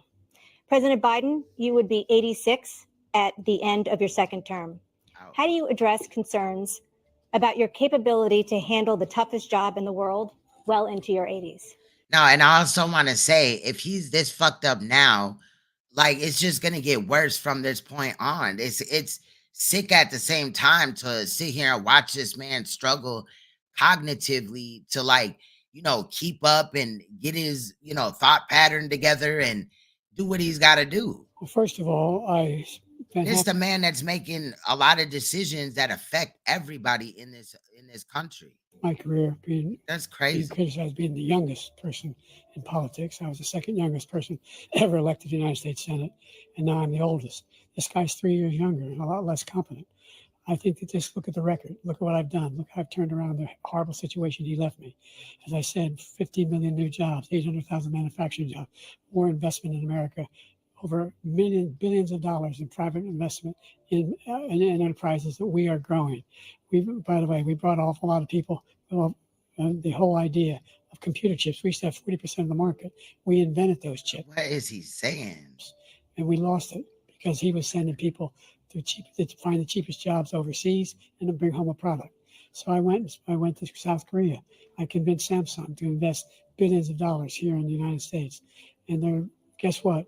Those fabs, they call them, to build these chips, those fabs pay over $100,000. You don't need a college degree for them. And there's billions, about $40 billion already being invested and being built right now in the United States, creating significant jobs for Americans from all over the world. President Biden, you have 40 seconds left. Would you like to add anything? Yeah, I would. The idea that somehow we are this failing country. I never heard a president talk like this before. We're the envy of the world. Name me a single major country president who wouldn't trade places with the United States of America for all our problems and all our opportunities. We're the most progressive country in the world in getting things done. We're the strongest country in the world. We're a country in the world who keeps our word, and everybody trusts us. All of our allies and those who he cuddles up to, from Kim Jong-un, he sends love letters to, and Putin, etc. They don't want to screw around with us. Thank you. Former President Trump, to follow up, you would be 82 at the end of your second term. What do you say to voters who have concerns about your capabilities to serve? Well, I took 2 tests, cognitive tests. I aced them, both of them, as you know. We made it public. He took none. I'd like to see him take one, just one, a real easy one. Like go through the first 5 questions. He couldn't do it. But I took 2 cognitive tests. I took physical exams every year. And, we knock on wood wherever we may have wood, that I'm in very good health. I just won 2 club championships, not even senior, 2 regular club championships. To do that, you have to be quite smart, and you have to be able to hit the ball a long way. And I do it. He doesn't do it. He can't hit a ball 50 yards. He challenged me to a golf match. He can't hit a ball 50 yards. I think I'm in very good shape. I feel that I'm as in good a shape as I was 25, 30 years ago. Actually, I'm probably a little bit lighter, but I'm in as good a shape as I was years ago. I feel very good. I feel the same. But I was willing to take a cognitive test. And you know what? If I didn't do well, I aced him. Dr. Ronnie Jackson, who's a great guy when he was White House doctor. And then I took another one, a similar one. And one of them said they've never seen anybody ace him. Thank you. President Biden? You can see he is 6'5" and only 223 pounds, or 35 pounds. Well, you said 6 How many pounds? Or 200. Well, anyway, that's it. Anyway, just take a look at what he says he is, and take a look at what he is. Look, I'd be happy to have a driving contest with him. I got my handicap, which when I was vice president, down to a 6. But by the way, I told you before, I'm happy to play golf if you carry your own bag. You can do it. Dude, you're not finna tell me that Biden can carry his own bag, but he over here challenging Trump. Now, physically, Trump is more physically, inclined. Biden cannot even walk up a set of stairs without damn near breaking his fucking neck. He's a 6 handicap of all. I was an 8 handicap. Yeah. 8. But I have, how many? I've seen you swing. I know you swing. Wait, let's not act like children. President Trump, we're going to 21 turn. Let's not No, the fact they just got in a whole argument about golf is crazy as hell. act like children. You To are a a child. specific concern that voters have about you. Will you pledge tonight that once all legal challenges have been exhausted, that you will accept the results of this election, regardless of who wins, and you will say right now that political violence in any form is unacceptable? Well, I shouldn't have to say that, but of course I believe that. It's totally unacceptable.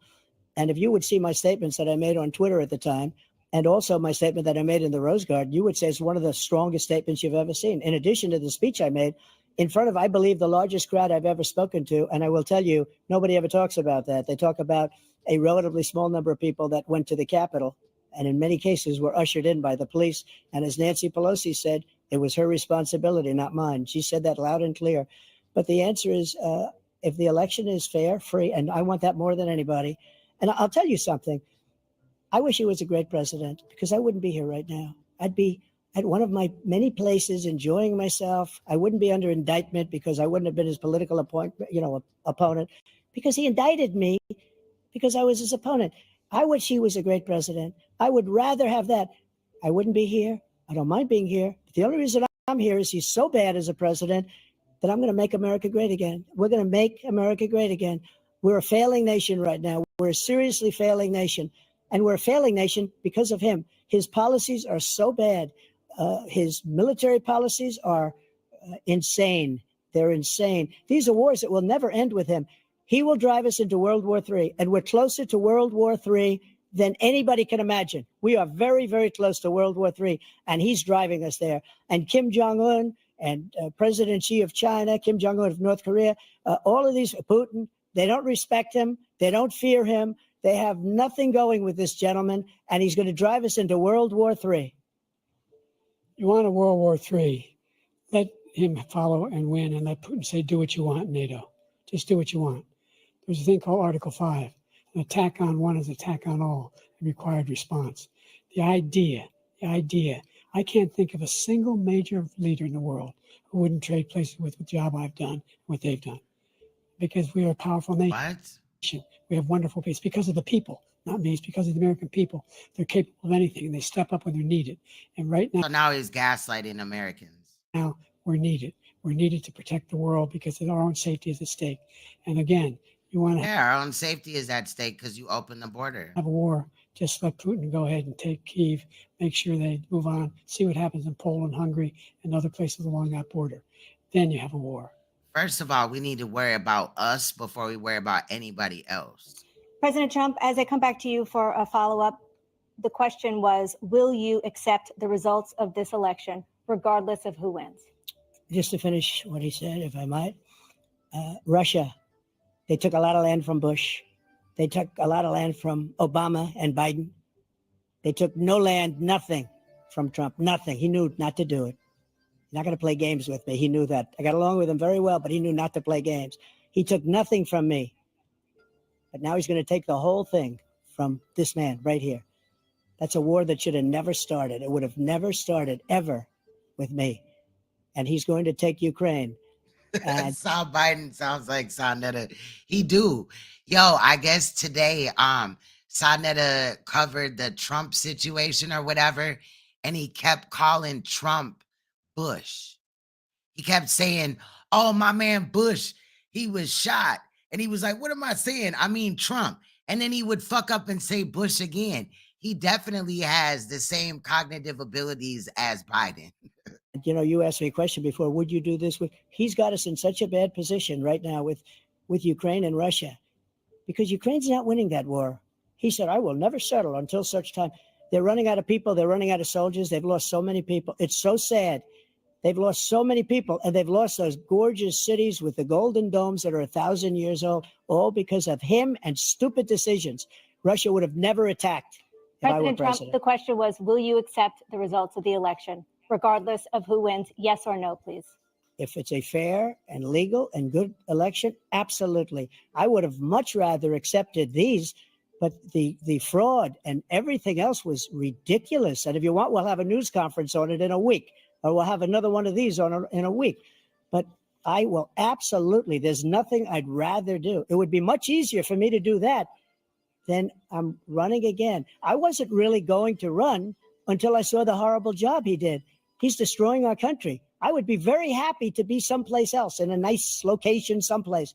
And again, no indictments, no political opponent stuff, because it's the only way he thinks he can win. But unfortunately, it's driven up my numbers and driven them up to a very high level because the people understand it. Let's see what your numbers are when this election is over. Let's see. You're a whiner. When you lost the first time, you continued, you appealed and appealed to courts all across the country. Not one single court in America said any of your claims had any merit, state or local, none. But you continue to provoke this lie about somehow there's all this misrepresentation, all this stealing. There is no evidence of that at all. And I tell you what, I doubt whether you'll accept it because you're such a whiner. The idea, if you lose again, you accepting anything, you can't stand the loss. Something snapped in you when you lost the last time. We'll be right back. It is now time for the candidates. Now Biden always looks like he's drunk on scotch. I'm dead. He probably do. Shit. To deliver their closing statements as predetermined by a coin toss. We're going to begin with you, President Biden. You have 2 minutes. We've made significant progress from the debacle that was left by President Trump in his last term.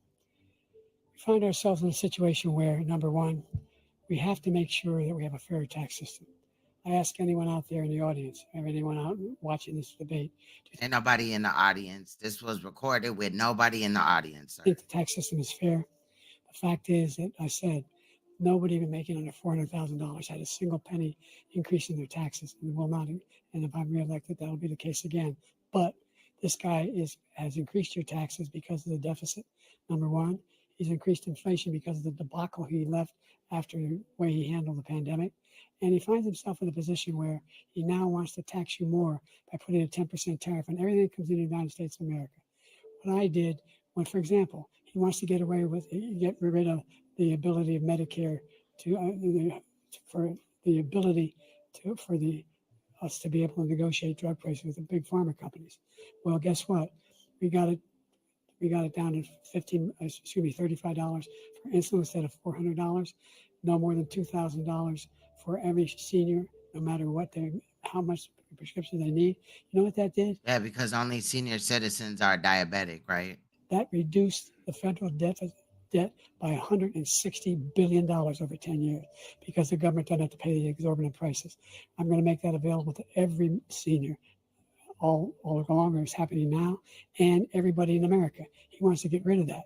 I'm going to make sure that we have child care. We're going to significantly increase the credit people have for child care. I'm going to make sure we do something about what we're doing on lead pipes and all the things that are causing health problems for people across the country. We're going to continue to fight to bring down inflation and give people a break. Thank you, President Biden. President Trump, you now have 2 minutes for your closing statement. Like so many politicians, this man is just a complainer. He said, we want to do this, we want to do that, we want to get rid of this tax, that tax. But he doesn't do anything. All he does is make our country unsafe by allowing millions and millions of people to pour in. Our military doesn't respect him. We look like fools in Afghanistan. We didn't stop Israel, it was such a horrible thing that would have never happened. It should have never happened. Iran was broke. Anybody that did business with Iran, including China, they couldn't do business with the United States. They all passed. Iran was broke. They had no money for Hamas or Hezbollah, for terror, no money whatsoever. Again, Ukraine should have never happened. He talks about all this stuff, but he didn't do it. For 3.5 years, we're living in hell. We have the Palestinians and we have everybody else rioting all over the place. You talk about Charlottesville. This is 100 times Charlottesville, 1,000 times. The whole country is exploding because of you, because they don't respect you, and they have to respect their president, and they don't respect you throughout the world. What we did was incredible. We rebuilt the military. We got the largest tax cut in history, the largest regulation cut in history. The reason he's got jobs is because I cut the regulations that gave jobs, but he's putting a lot of those regulations back on. All of the things that we've done, nobody's never seen anything like, even from a medical standpoint, right to try, where we can try space age materials instead of going to Asia or going to Europe and trying to get when you're terminally ill. Now you can go and you can get something. You sign a document. They've been trying to get it for 42 years. But you know what we did for the military was incredible. Choice for our soldiers, where our soldiers, instead of waiting for 3 months to see a doctor, can go out and get themselves fixed up and readied up and take care of themselves, and they're living. And that's why I had the highest approval rating in the history of the VA. So all of these things, we're in a failing nation, but it's not going to be failing anymore. We're going to make it great again. Thank you, former President Trump. All right. So, let me see. I want to bring up this Purdue situation. I got a clip on that.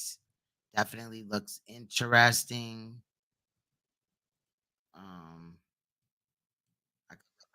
I could look up another one too, but all right, let's take a look.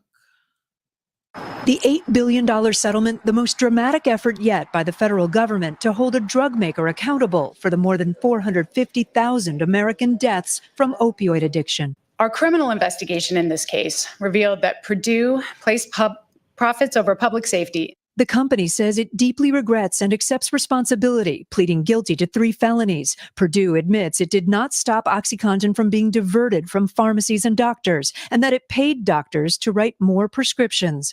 The company agrees to be restructured, with future profits on OxyContin paying for addiction treatment and prevention. In a statement today, the Sackler family, who created Purdue, said members who served on Purdue's board acted ethically and lawfully. Family members would pay $225 million to resolve all civil actions, but they could still face criminal charges. Critics say with Purdue in bankruptcy, it's unlikely the company will ever really pay $8 billion. It was clear the Department of Justice wanted to make a deal and make an announcement before the election, and they ended up making a lousy deal. It doesn't bring justice. It doesn't bring accountability. Tony LaGreca, whose son died 6 years ago after being prescribed OxyContin, thinks the Sacklers are getting off easy. Every cent they earn from selling opioids, I believe, should be paid back to the families that they've damaged. The settlement still needs to be approved by a bankruptcy court. Kate Snow, NBC News. Hey, NBC News fans, thanks for checking out. Shut up, dude. Okay. That shit's crazy as fuck. I got one more clip on that. For more information, I'm gonna continue to look into this too. Because this is very possible as well. Like, you know, for the longest, I didn't think that, like, you know, I didn't even think about doctors were the ones that got a lot of people, you know, some people have back injuries or whatever, you know what I mean? And then they're given these drugs and then they become addicted. And then at some point, like, the doctor will take them off. And then now they in the street, you know what I mean, looking for they fix. We're going to turn next here tonight to that blockbuster settlement from Purdue Pharma, the maker of OxyContin. The opioid epidemic has killed more than 400,000 Americans. Tonight, Purdue agreeing to pay more than $8 billion in penalties. So will any American families battling addiction see any help from this? Here's ABC's Adrian Bankert. It's being hailed by the federal government as a major victory against a company whose drug, OxyContin, is part of the public health crisis of opioid addiction that has led to the deaths of hundreds of thousands of Americans. Purdue Pharma pleading guilty to felony charges of defrauding federal health agencies and violating federal kickback laws for inducing doctors to prescribe those powerful opioids. The kickback effectively put Purdue's marketing department in the exam room with a thumb on the scale. The company agrees to pay $8.3 billion in penalties. Purdue Pharma is owned by members of the wealthy Sackler family, who will personally pay $225 million in civil penalties and agree to turn over control of their privately held company to a public trust. They say in order to facilitate a global resolution that directs substantial funding to communities in need rather than to years of legal proceedings. But not everyone is cheering today's news. Multiple states are still suing the Sacklers. Justice was not served for the families who have lost loved ones and who've experienced such devastation. No one's going to jail, no one's going to prison. And worse yet, they've set up a situation where Purdue's going to be able to continue on. Yeah, why did they allow that? Like, somebody should be going to jail. People died, and then these families should be compensated as well, not just, this fine. Adrian joins us live tonight. Adrian, those penalties that Purdue and the Sacklers are now paying, obviously many will want to know tonight, will any of that $8 billion actually go to helping families in this country fighting addiction? Because that's Nepal's favorite drug. It probably is. Struggle obviously continues. That's what I The deal heard. still has to be approved by a judge, David, but we do know this, that the Department of Justice is saying that that money will go to What is going on with her hair, child? addressing past wrongs, as well as to new programs for the treatment and care of those affected by opioid addiction. And we also know this, Purdue is in bankruptcy, so it's believed that the government will receive far less than that $8 billion. David? Wow. All right, you'll keep us honest on this, Adrian. Thank you. That's crazy. All right, let's look in a little bit more on there was a live earlier that was up. Let me see.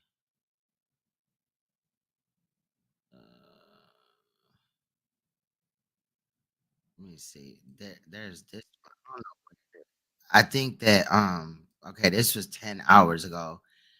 It's about the the whole situation. Now Cornell West is running and he got 2%. If you know him or whatever. I don't know this Jill person. Or I've heard of Robert Kennedy, but that's crazy. Like, I mean, these are going to be wasted votes. All the ones in gray, in my opinion, unless everybody just shifts to one of these people, the same one. Joining me now, Democratic strategist and former advisor to the Obama campaign, Amisha Cross. It looks like a cold game. It looked crazy as hell. Now, this one is Biden has fighting chance if Democrats are, like, I'm just saying. And MSNBC I'm getting tired, but I still want to keep looking into it. Analyst Brendan Buck, who previously served as press secretary to former VP candidate Paul Ryan. Good to have you guys back. We're making a habit of this. Amisha, with these poll numbers showing a tight race no matter what, how do you gauge the risk factor of changing the ticket now? Has the president over these last few days, has he bolstered his case to stay? Because he also has quite a few events planned this week.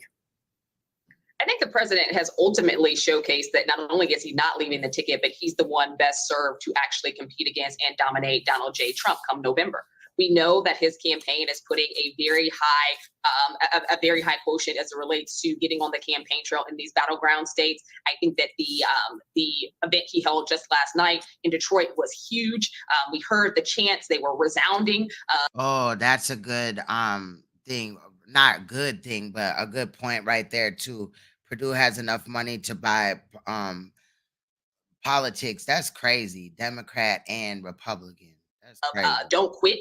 And all of the people there, specifically those who are representing unions, specifically those who are representatives of the Black community, those who are representatives of the brown community, those who feel the impetus here of why it's so important. Joe Biden is carrying the weight of the world on him right now. No, I believe it too. I definitely believe it. We're talking about all eyes being on him, but also the fate of our democracy being on him.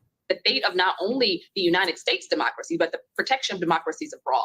The legacy that this president has in terms of job creation, in terms of fighting for civil rights and equity across this country, in terms of reducing student loan debt, fighting against Project 2025 in real time, and the forcefulness he was able to exhibit last night. I think that those things are going to continue out throughout this campaign trail.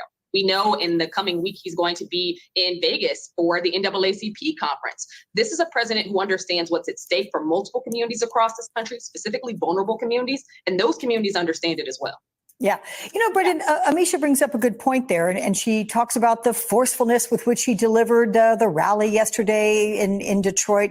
You look at the vast breadth of knowledge that he displayed on Thursday night after the NATO summit. I mean, he was in the Senate for 36 years, chair of the Foreign Relations Committee. He showed he has a level of context and perspective on that that is pretty extraordinary. Does that at all change the dynamic that we were discussing last weekend?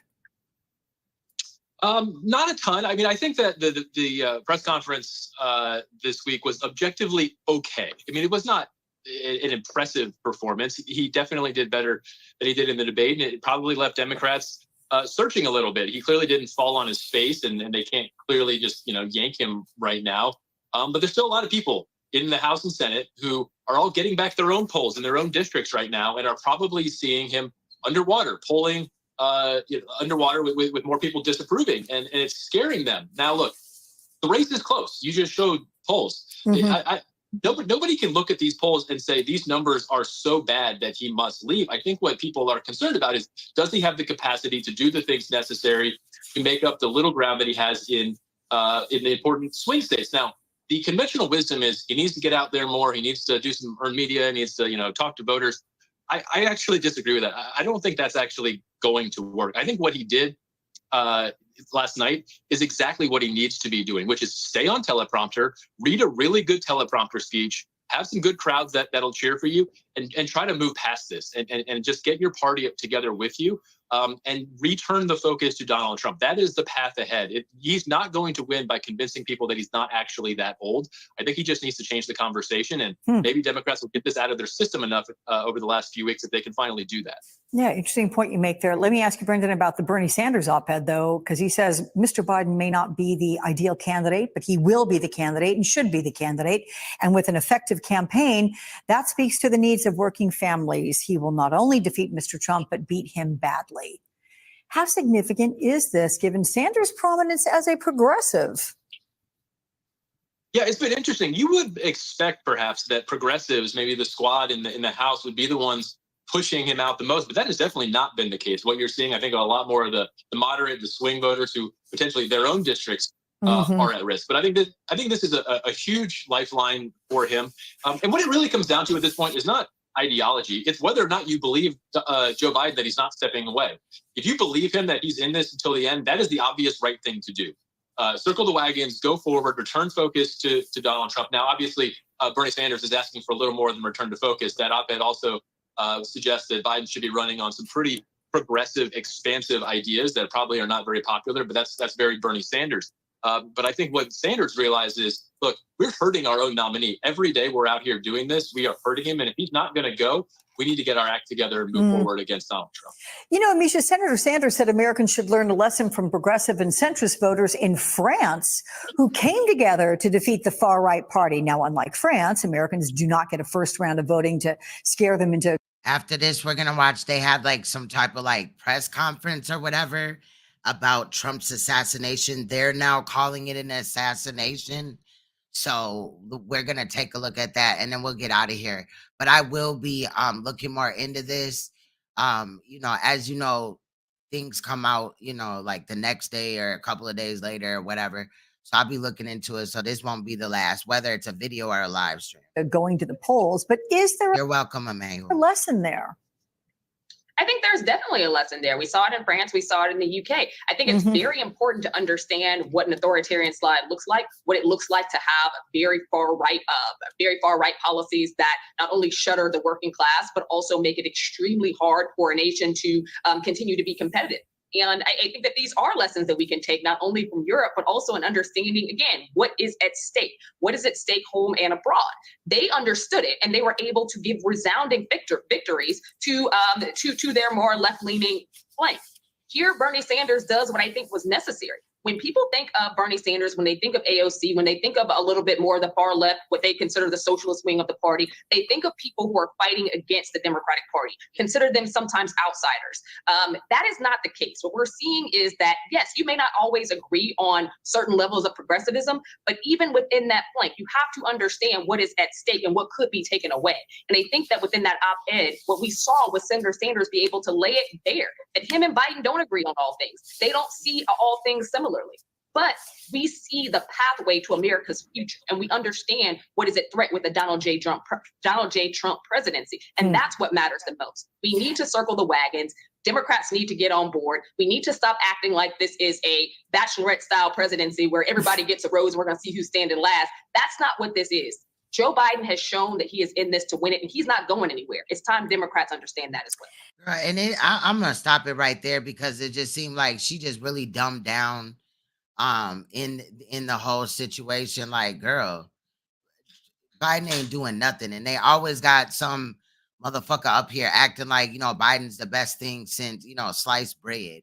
But anyway, right here is where they talk about just kind of like a little press conference or whatever, where they talk about the attempted assassination of Trump, and I want to continue to look into this as well as even the Purdue thing. I want to look into the late term abortion thing, as well as the afterbirth abortion. Like, that's crazy as hell. I've never heard that, and I think that was like my biggest issue with Trump.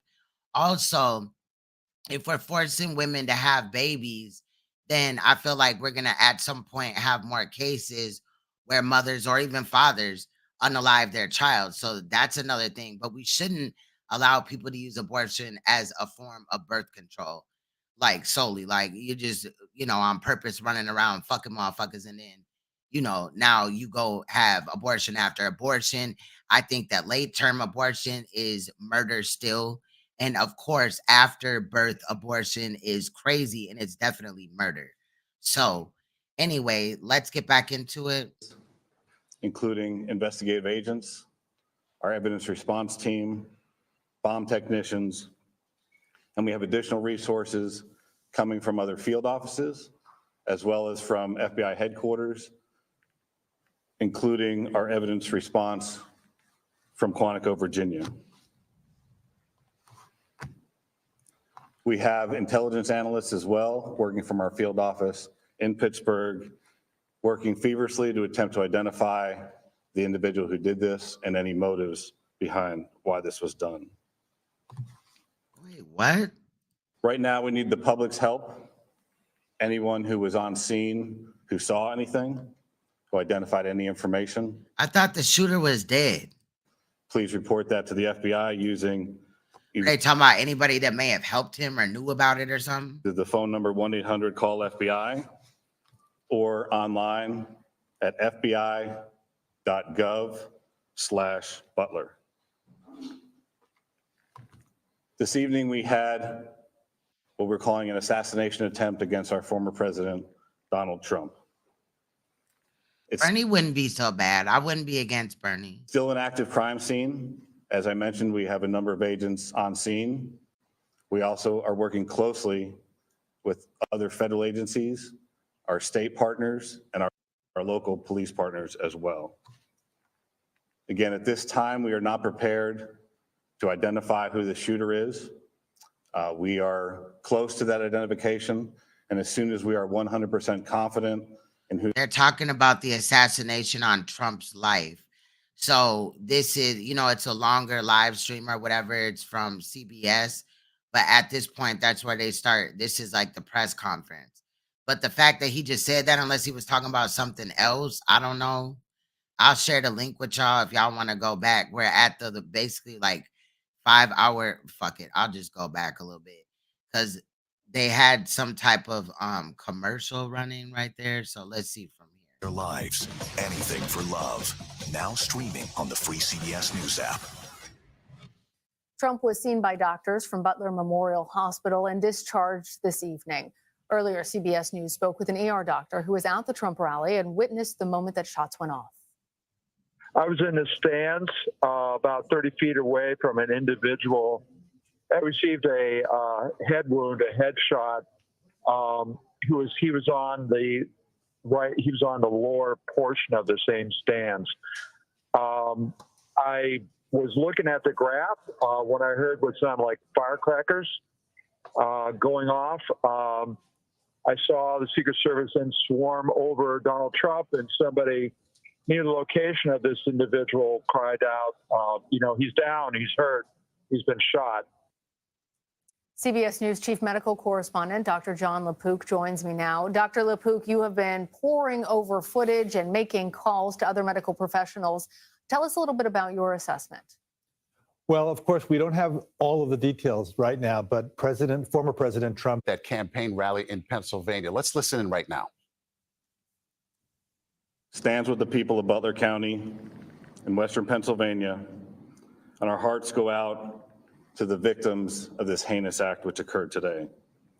This is our community, and I want to let the public know that the FBI has deployed a number of our resources, including investigative agents, our evidence response team, bomb technicians, and we have additional resources coming from other field offices, as well as from FBI headquarters, including our evidence response from Quantico, Virginia.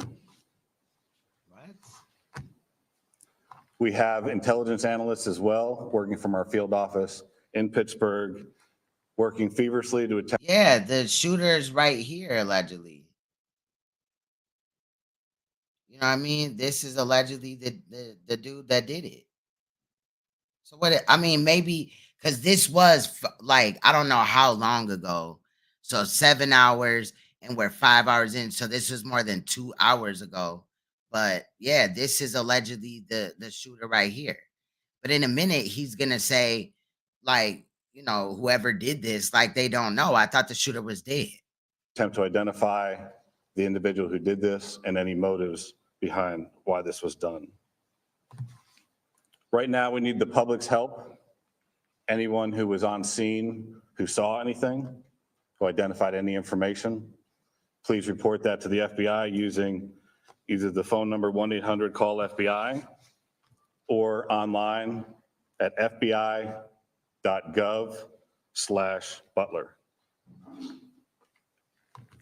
This evening, we had what we're calling an assassination attempt against our former president, Donald Trump.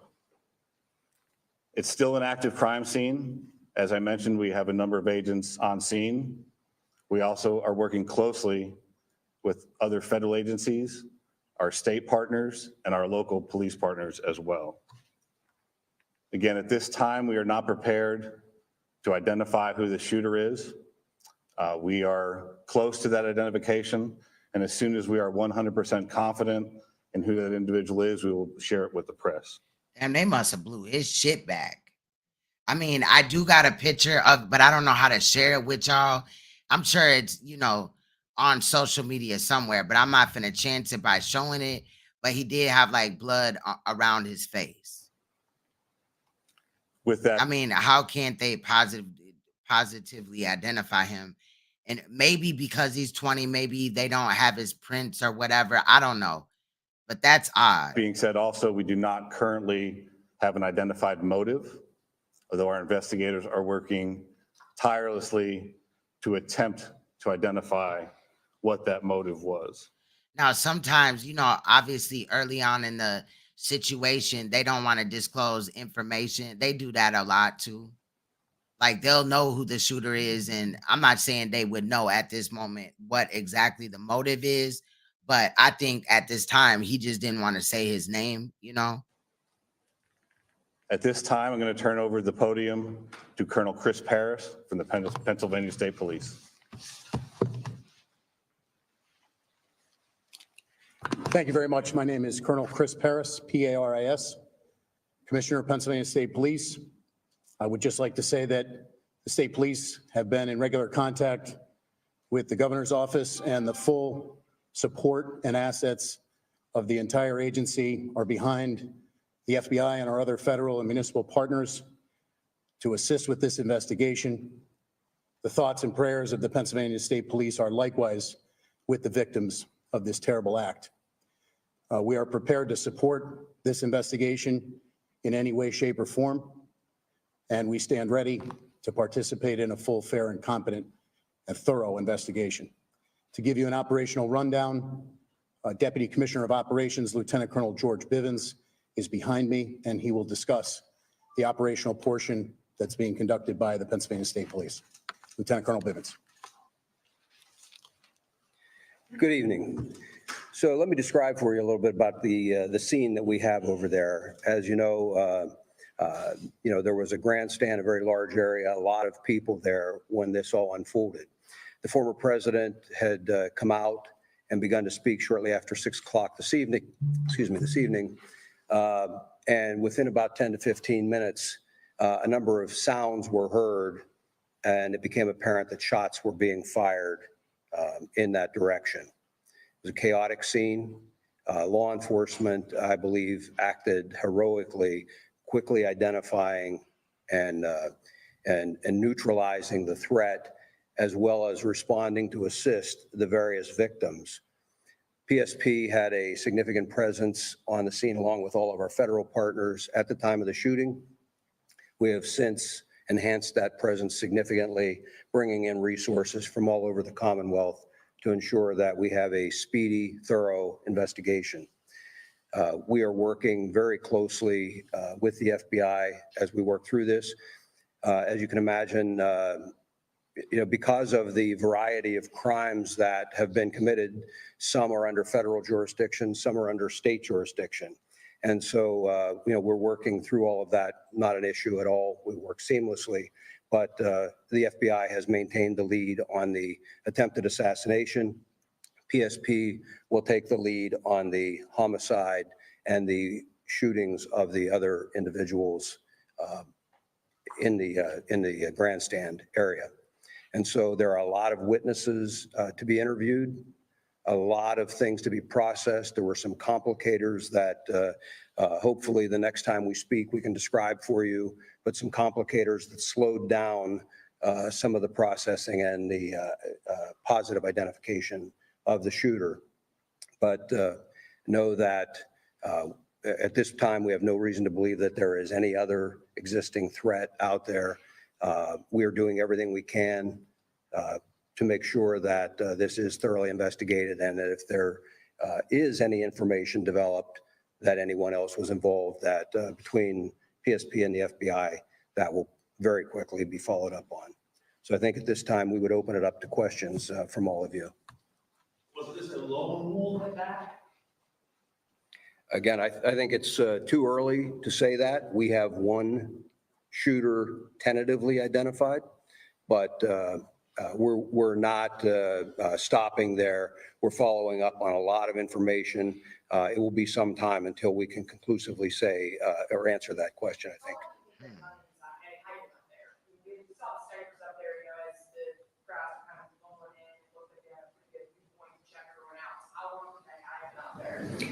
Again, that will all be part of the investigation, but that will all be part of the investigation.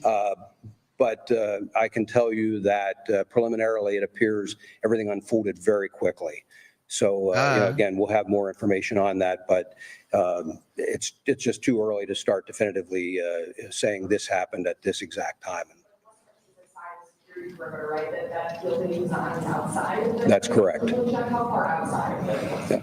We'll have that information for you. It was some distance outside of the security Can you comment on reports that there were people who saw someone on the roof and tried to alert authorities? We're following up on those. I will tell you that I am. Yeah, because somebody said that people there seen somebody on the roof and tried to alert authorities, and they didn't pay any mind to it. Aware of those, and I am aware that law enforcement had responded to a number of reports of suspicious activity. The specific response to this will be all part of the after action. Exactly. I want the Secret Service. Somebody got to come say something, fam.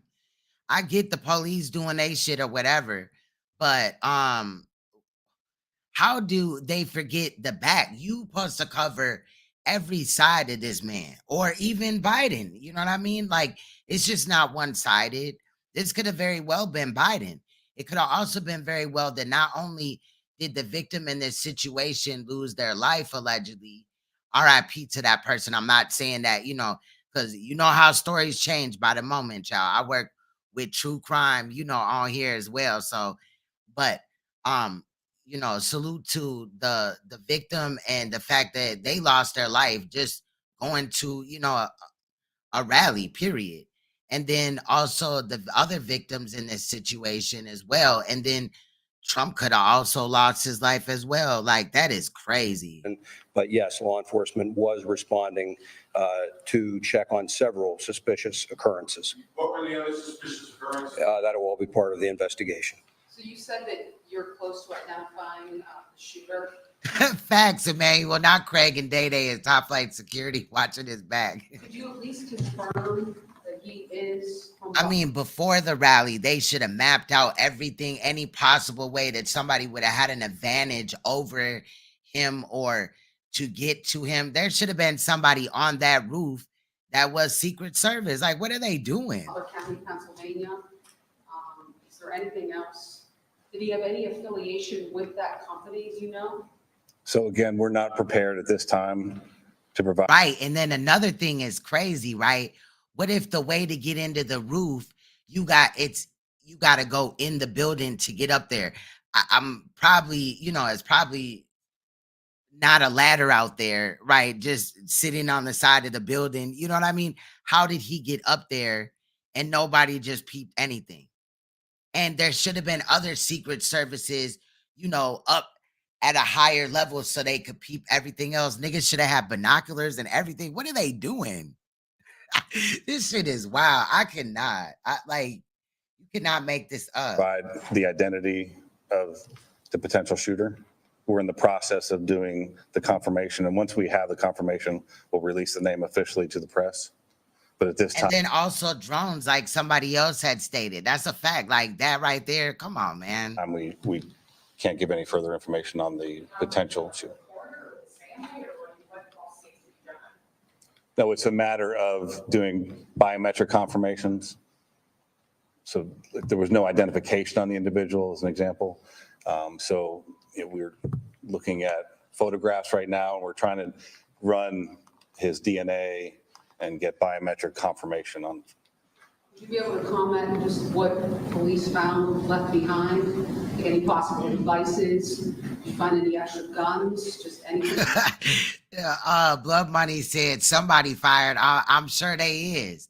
Somebody going to jail, like not to jail, but somebody lost their job. Whoever was in charge of, the whole operation to protect this man at the top, probably in some shit or yelling at somebody else, trying to put it on them. You know what I mean? It's crazy. This don't make no sense. They could have did better than that. Not at this time. No, we're still in the process of an active investigation. So facts, cleaning out their desk right now, like period. Everybody fired. We'd like to reserve releasing any information like that until we have more facts. Is there any heightened threat level, critical threat level that you guys were aware of more so than what is typical for an event like this? From the FBI's perspective, no. We did not have any specific threat information related to this event. Can I ask, you talked about how it happened so quickly, and we know that there is at least 2 casualties, including the gunman at this point, that we're aware of. It could have been a lot worse. Absolutely. Oh, absolutely. Comment more about that and how it's taken care of so quickly? So I think the credit goes to not only the Secret Service who was on site, but also I know credit goes to them. The state and local partners who were there on site and were able to react. They failed too, reacting to something where regardless, like over preventing it is just stupidity. Like you should prevent it first, not just respond to it. You know what I mean? They were late to rush in. Trump was already on the ground or whatever under the podium for, a matter of seconds. They should have been right there whole time. And then preventing his back. Like, come on. They always giving credit to some shit. No, I guarantee somebody is getting cussed the fuck out right now. When the incident occurred. People are getting fired. Do you know how many officers fired their weapons? I do not. I understand that it's very early and there still could be a lot of questions, but I mean, is this a failure of security? Really, at this point, we're not going to make that assessment. There's an active investigation. Well, you should. You talking about an active investigation? The investigation's easy. Who was supposed to be the head of the whole operation to protect Trump, and then who did not have all his checkpoints like secured? Come on. And then again, drones. They could have been flying them, bro. They should have 4 drones out there or 6. You know what I mean? Like all up in the sky, child. For what? Like why? Are they playing? Things need to occur. Maybe they scared though, because it is Secret Service. You know what I mean? Investigatively to make those determinations of what, if any, failures there were. So we can't comment on that at this time. So you can't say if Secret Service had checked those buildings, or we're keeping a close eye, or? Really have to defer to Secret Service for those questions. And not just checking buildings. Come on, like you can look at the White House. There be people on top of the roof. Like it don't matter what time of year. I've seen it. You know what I mean? When they do them little, things about the White House or whatever. If you look, you can see people on the roof. Why did not Trump in this situation get that same respect? Come on now. And how many other rallies, have they failed? Not only just in Trump's situation, even Biden's. The AGR property prior to the event, were there police at that? Like again, this ain't the first time that it's happened, where a president is attempted to be assassinated or assassinated. They should be on their toes about this. Come on, they allegedly go through all this training to protect presidents and ex-presidents and all that. What are they doing? Like, I think even normal security guards, you know what I mean? Like at the mall know better than that. Are you saying the location where the shooter was located? Yes. I don't have any information on that. You'd have to refer to Secret Service. When do you think you will release? When will the name of the shooter be released? I mean, any inkling of when that might happen, tomorrow or? So that'll be as soon as we've confirmed 100%, we're willing to release that. So if we have, as far as the contact information for the press, we should be able to do that within the next few hours, I imagine. There was a vehicle being checked not far. They said a few hours. So this was a few hours ago. And then I got the information about who the shooter was. We've also heard a possible related scene in Bethel Park. Is there anything you can tell us tonight about other areas where law enforcement may be Manual searching in relation to this? Again, right now we're tracking down all leads and doing all interviews and tracking anything that we can regarding suspicious locations, vehicles, locations, interviewing individuals. So it's all. And the fact that there was one way in and one way out, that is wild too. Related to this event, but I can't confirm or deny anything that's going on beyond that. Can you tell us about the weapon that the shooter used? As far as the details of the weapon? Yeah, what kind of rifle was it? Do you want to comment on that? What did he use? No, until it's confirmed, I wouldn't comment on it. Okay, until we have the confirmation of who the shooter is, and we'll release that as part of the investigative details later. Why haven't they said that the shooter was neutralized or whatever, aka they shot him in his shit and he did? Extra resources, and one of the things that you said was bomb technician. So is this standard procedure, or do you have reason to believe that there are bombs somewhere? Exactly, Emmanuel. I was saying that earlier.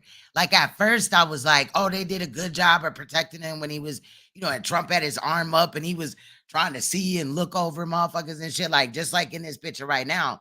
But then when I was thinking about it and it became disclosed where the shooter was, I noticed, hella obvious, failures. Like also when the footage replayed again, I noticed how long it took them to get to Trump as well. But, I just had a first glance. I was on some, they did a pretty good job. But then when I thought about it, like, wait a minute. I didn't even think about that he was shot from behind. This is crazy. It's crazy. It's looking like something like an assassination. I'm wondering if Biden is behind this, you know what I mean? Or somebody on his team or something. In Butler County, can you just walk us through that? It's primarily standard procedure of any suspicious packages. In this case, there was identification of suspicious packages around where the shooter was. And so we deployed, in an abundance of caution, bomb assets to make sure that those were cleared for investigators to move safely in the area. We're still working on, it's still an active crime scene. So I'm not going to say that the scene is 100% clear at this time. Why are there any Secret Service agents here right now for this press conference? The Secret Service wasn't available for the press conference at this time. See, and then they're just all of a sudden not available. Come on, bro. Like, come on, fam. They just happen to be, they were just there. They could have sent one person from Secret Service to be the spokesperson. And that right there is weird to me. I understand what packages are you talking about? You're talking about packages, but the suspicious packages are what here. Really anything.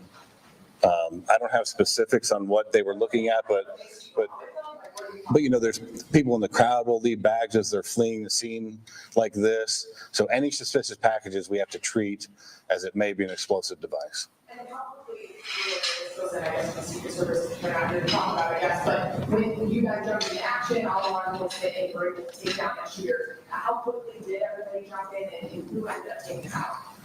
So it was immediate, and we're still trying to figure that out. So we'll wait till we have more definitive information regarding that investigatively.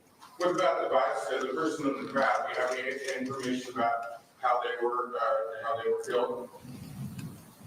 My understanding was it was from the shooter, but again, those will be details that are released later. Do you search homes or apartments as a part of your? It seems like he's not really, concerned with, those that were injured and a guy lost his life. He's just pretty stiff-faced right now. The method of identifying the individual? So if that's where the leads take us, absolutely. Was Donald Trump hit with a bullet, do you know for sure, or was it potentially something else that could have? I don't have that specific information as far as the injuries to the former president. I understand you're releasing the suspect's identification right now, but as you know, is this person known to you guys? Is he somebody that you guys have been looking at, the threats he's possibly made online, et cetera, et cetera? Again, the information that we currently have, we're looking at that obviously very intently. And as we know that information, we'll release that as well. So we'll need to plan another time for a follow-up press conference. I can respect the fact that they don't want to give too much information, because then at the same time, if they get anything wrong, me, myself, and I, and other people in the public that will call it out. You know what I mean? So in a way, I understand, and I feel like that's normal in cases. Right away, they're not finna, if they think something, they gonna research it first and connect all the dots or whatever. Again, we should find out more within the next, even today or, later on today, because it's after 12, or, the next couple of days. We're looking at all. But interestingly enough, because they, unalived the person allegedly, right? There's going to be no court case. So a lot of this information, like, we're not going to know if he was really working with maybe an organization or paid by somebody or something. I don't know. This wild. I don't know. It's really crazy. All investigative leads and everything from, and that's why we asked the public, because I'm sure there'll be cell phone video. There'll be all kinds of information that we'll use to fully flesh out exactly what happened here. I think you're saying you can't say what type of gun it is, but do you know how many shots were fired? I don't. And I don't have that information as far as that. That'll come out in the investigation as well. Is there identification tonight on the other victims? As far as the civilians, Civilians that were injured and killed. Yeah. So we do have identification on those. We're not prepared to release it at this time. We have notified a number of family members, but they have not had an opportunity to notify extended family and things. And that's normal. They do want to, holler at next of kin, let them know, talk to them about it or whatever before they give up the identity. That's normal. I would confirm for you that we did have one individual killed, and I know I heard somebody say about 2 victims. There were 3 in total besides the former president. So 2 critically wounded, 1 killed. At this point, you know they were sitting near each other and where in relation to the former president were they? I don't have their exact seating by individual. Again, that'll all be part of the investigation, but their shots were scattered somewhat, and so they weren't just into one particular location. You're saying just one fatality as of right now? Yes, The shooter and one fatality. the shooter plus one fatality. Okay. So there was one victim of the shooter who was killed, and then the shooter was killed. Okay, there they just said it. So again, they must have blew his shit back, the shooter, because if they can't identify him, that's crazy. Yes, ma'am. Witnesses say they saw a semi-automatic rifle used by the shooter. Can you share any more details of this? That's what I've heard those reports as well, and again, I'm saying at this time though, we do have a good idea of what the weapon was, but again, exactly. I thought in this clip also, I thought I heard Trump's voice, but it was somebody else that was speaking. So I found this portion or whatever of like the press conference. I can't wait for an official timeline, a breakdown. You know, the news is gonna do a map of, you know, or I can even do that, but like of what was going on and who was seated where and all this and that. I can't wait for that information to come out. it's all part of the ongoing investigation. And I'm not trying to be cagey about that. When the SAC talked about the need to be very methodical and to be cautious with that scene, we are doing just that. We don't want anybody else getting hurt. And candidly, there are some concerns that we'll be able to talk more about later on about just what those concerns are and continue to be. Have you talked to the shooter's family yet? That's all part of the investigation. After the event, there were a lot of really angry people. Are you monitoring? Have there been any threats in response to this? Are you worried? Have there been any specific threats? That's certainly a concern, and we're monitoring that whole situation. I mentioned that we're bringing a lot of assets to bear, and so like the FBI utilizing their analysts, we also have the Pennsylvania Criminal Intelligence Center. We will utilize the resources of our intelligence division. Facts. He finna be Oh man, this is crazy. I want to hear what he got to say though, for real. But facts, Emmanuel. Criminal Intelligence Center to be able to monitor for concerns about any threats, regardless of the side of the issue or the political spectrum. We want to make sure that we try and avoid any further violence. So no, nothing specific so far? No, sir. Without identifying them by name, can you say anything about the other folks who were injured or killed? Were they adults, men, male, female, anything else? They were adults, and they're male. All three? Yes.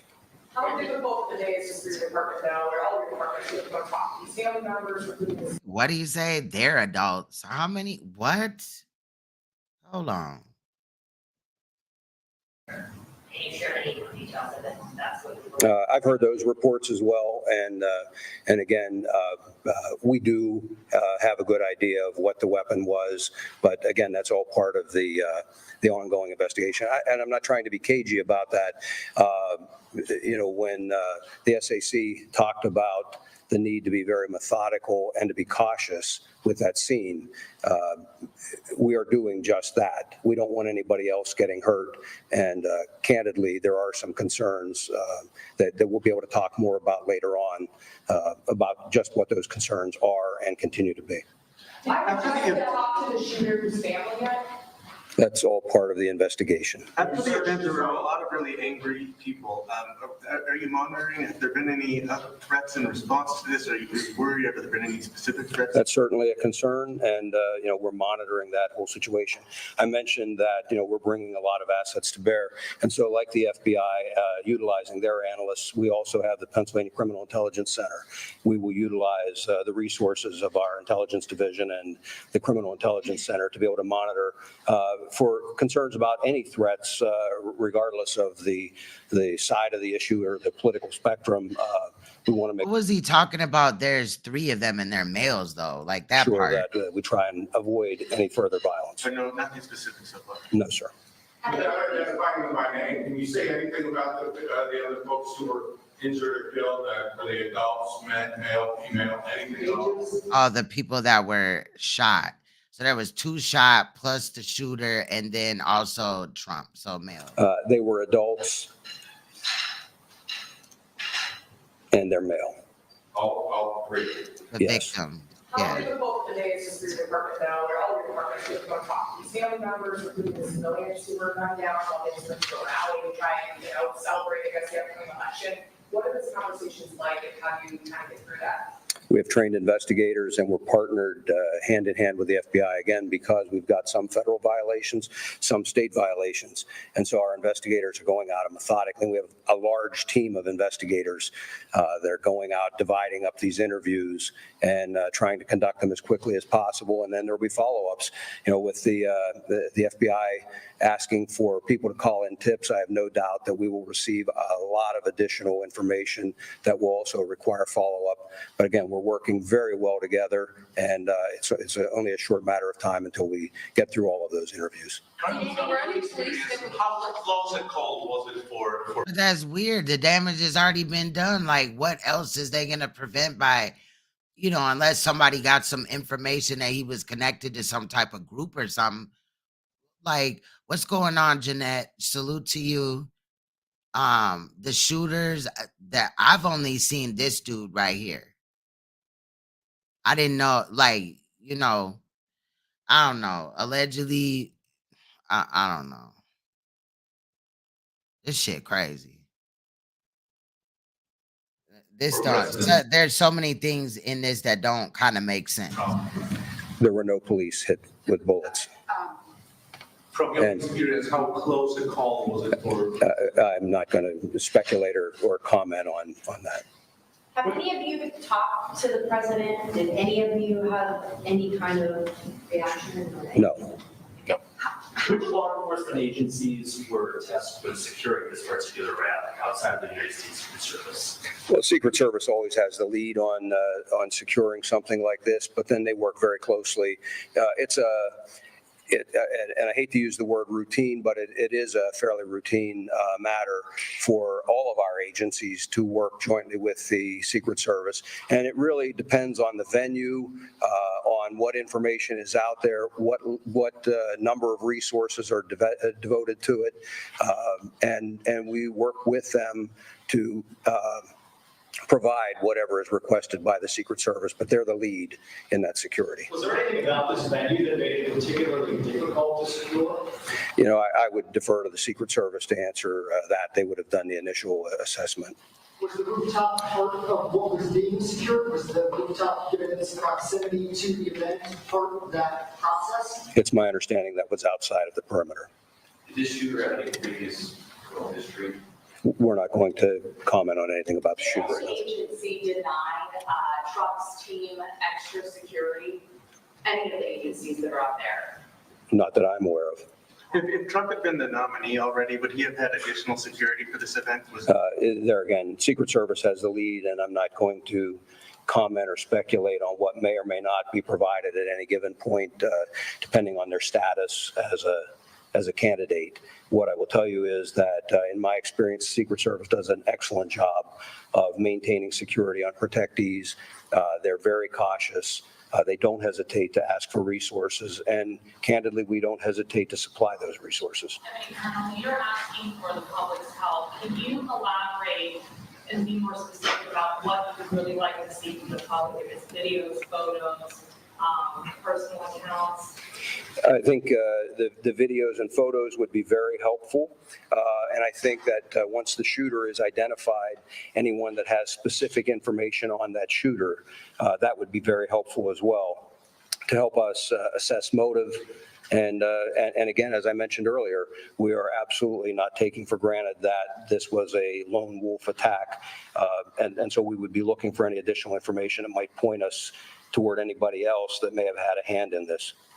Sir, at this point, what is the main focus of the investigation? What's the most important thing for you right now, a few hours? Well, there's not any one single I'm going to pull it up after they're done with this press conference. Focus. I mean, certainly the immediate focus was life safety, getting the Thank you, Jeanette. former president out of there and to care, getting care to the other victims and trying to secure the scene as quickly as possible. It shifted then from a life safety priority to then an investigative priority. And so I guess if I had to point to where we are right now, the single greatest priority would be to identifying a motive and whether there was anyone else involved. We're just beginning the political season. Are you guys concerned with all of these rallies that happen and how they're set up? Is this going to change maybe the venues? Again, I would refer you to the Secret Service in terms of what they work out with the campaigns. We will continue to supply resources, as I'm sure the FBI will, and local partners as well. When this was announced, it was, there was quite a few days of a heads up that people were getting ready to come to this Trump rally. From a law enforcement perspective, when you announce a big event like this, all that time in advance, like a week out, does it give people more time to plan something like this? I suppose, but there's a balance, I would think, that any of the campaigns on either side try to weigh. I mean, the point of them announcing it, I suspect, is because they want the crowd. And so it's not up to us in law enforcement to tell them when they should announce or how they should announce or how they should conduct it. We offer our best advice, again, working hand in hand with the Secret Service, offer our best advice of how best to secure and protect that venue. Sir, considering how many people were there, and you have packed in there, and you have somebody in an elevated position with potentially a high-powered rifle, how lucky is it that we were only talking about a couple of victims? It's sad. Looks like there's about 5 more minutes left of that. Tragic as that is. Right here. Well, we're certainly grateful that we don't have even more victims. And again, in terms of how this could have occurred, that it will be part of this after action report and an investigation that occurs so that we can hopefully ensure that something like this doesn't happen again. Has an autopsy been conducted yet, or is it scheduled? It has not been conducted yet. I do not. If somebody has video or photos, where should they send it? Yeah, and I heard they were trying to tell the police or, officials there, and they didn't do anything. So we have the 1-800 call FBI if you have audio tips, and then we set up a specific tip line for audio and video, and that's fbi.gov/Butler. And they should send you just like any video? Anything that anyone has that is related to this incident that they think may be of assistance investigatively, we'll take anything and we'll analyze it, and we'll make the determination if it's of investigative value. Go ahead. So from what you've been briefed on, it sounds like law enforcement only knew he was up there until shots were fired. Is that what you're hearing? So that is the assessment at this time. So are you surprised that a sniper was able to fire off a handful of shots at the former president? I mean, Again, we're still working through the security apparatus that the Secret Service had in place, what potentially happened. There's going to be a long investigation into exactly what took place and how the individual was able to get access to the location, what type of weapon he had. All that is really days, weeks, and months of investigation. he was able to get off like 4 or 5 shots. And then how did he get up there on that roof? Like, come on, something ain't right. It is surprising, but again, to get all the details of that. It does sound like a setup. What's good, Jay? You heard about it before you seen it on the news? That's crazy. Will come out later in investigation. Going back to the perimeter of this building, I think it's going to be really difficult for people to understand that this building, a very high vantage point, some 100 meters away from where this is happening, isn't part of that perimeter. What goes into that conversation over what is in and out and why wouldn't that be? Again, the Secret Service really needs to answer that question. They conduct the initial site survey. They do the initial security assessments and determine where the different security locations should be. And they're the ones who are in charge of securing the scene. We, along with other state and local assets, are there to support the Secret Service and their mission. How many troopers and agents were at the rally, obviously before the shooting, and how is that number determined? And should perhaps there have been more? So I don't have the specific numbers. I doubt you do as well. No, I can speak just for PSP. We've had physically on site there probably 30 to 40 members of PSP, but we also have additional resources in the area. We utilize aviation, for example, and a variety of other resources, dogs to sweep beforehand that really aren't counted in that. And again, the number is driven by what the request is from the Secret Service. Just in their defense, I mean, what I would want to say is it is incredibly difficult to have a venue open to the public and to secure that against any possible threat, against a very determined attacker. No, it's not, especially when there's roofs that the attacker can go and get on and it's not secured. Like, come on. In my opinion, this would have never happened to Biden. I'm not trying to, take sides or whatever, but I'm just saying, like, I feel like this was intentional and all that. It was a setup. Like it was some inside job type of shit. I don't know how, these people, whoever was on that with him just found this 20-year-old dude or whatever. But this crazy. It's just some Manchurian candidate type of shit. Like, what is going on? It's weird. That's a huge lift to try. I got more questions now than when we started. Do it.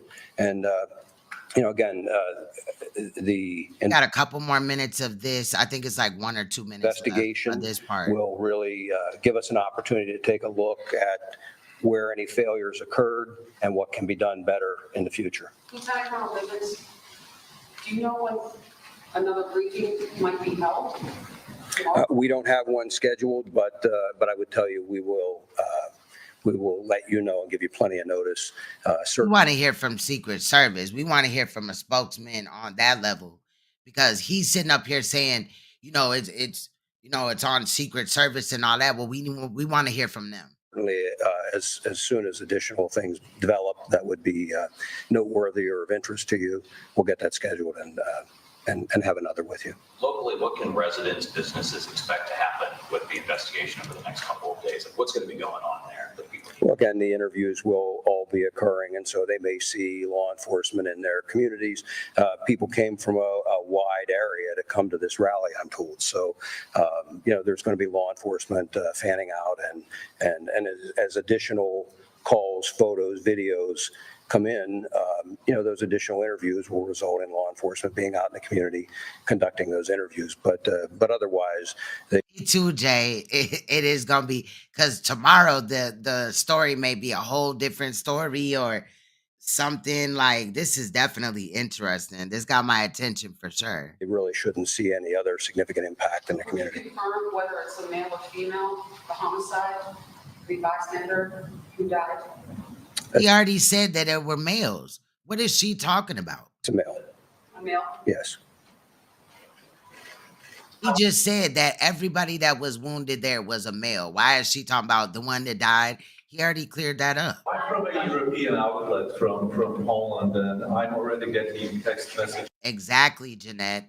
20 years old, and he political as hell to the point to where he would just jeopardize not only his life, but his freedom, sitting up here, shooting at the president. Like, what's really going on? This is wild. This from, back home, and people are asking, how could this happen? Like, why he ain't worried about a game or something? Or is that why he just became obsessed with guns? Because that might be something that they say too. Well, because of video games, he was obsessed with video games and this, that, and the other. And that, what I mean? What's going on? That's why I'm saying I want to see how this spins. I'm definitely glad that I'm off tomorrow. So today I'm going to be looking into this deeper. So you might see a video or a live stream from me coming soon. America, I know that is a philosophical question, but how could you talk to the people outside the United States about what happened here? Well, again, what I would say is a tragic incident that occurred. We're not in a position to start second guessing how or why or anything else at this point. Just know that it will be thoroughly investigated. If there is anyone to prosecute, that will be done, and we'll move forward. But I don't have a good answer for you. We'll just take one last question. I know that PSP said that you guys were not aware of any additional requests from the Trump team for security. What about the FBI? Was there an additional request for additional security from the Trump team, and was that denied in any way, shape, or form? No. No, there was no additional request for security that was ever denied by the FBI. What does the FBI do in these events? Like, what is your rule? So we showed up after the fact. We were monitoring the event, but it was once the incident occurred that we come and we take the primary jurisdiction for the investigation. Thank you. We'll, as we have additional information, we'll provide it. Thank you. Thank you. I'm gonna leave that there. But Jeanette had sent in some. Let me clear these ones right here. All right, so let me get this. Hold on. All right, okay. All right. Let's take a look at this video of the shooter, y'all. It's allegedly, this looked like the same man in the picture right here. That's crazy. My name is Thomas Matthew Crooks. I hate Republicans. I hate Trump. And guess what? You got the wrong guy.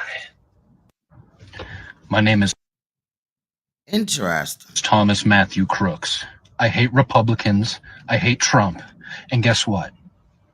You got the wrong guy. That's interesting. You got the wrong guy. Wait a minute. Hold up. How would they have the wrong guy? What? Because they're rocking with Trump or whatever? Again, like Jeanette had stated, this kid is 20 years old, allegedly. But does he really look 20 years old to y'all? This dude looks like he's almost in his 30s to me. He's allegedly 20? My name is Thomas Matthew Crooks. I hate Republicans. I hate Trump. And guess what? You got the wrong guy. I don't know. How y'all feel about that? That's crazy. Let me share that link with y'all just in case anybody want it. Thank you, Jeanette. I appreciate everybody that's helping out in the chat with what they seeing and hearing. I can only do so much. Let me see. See if there's anything else like last minute.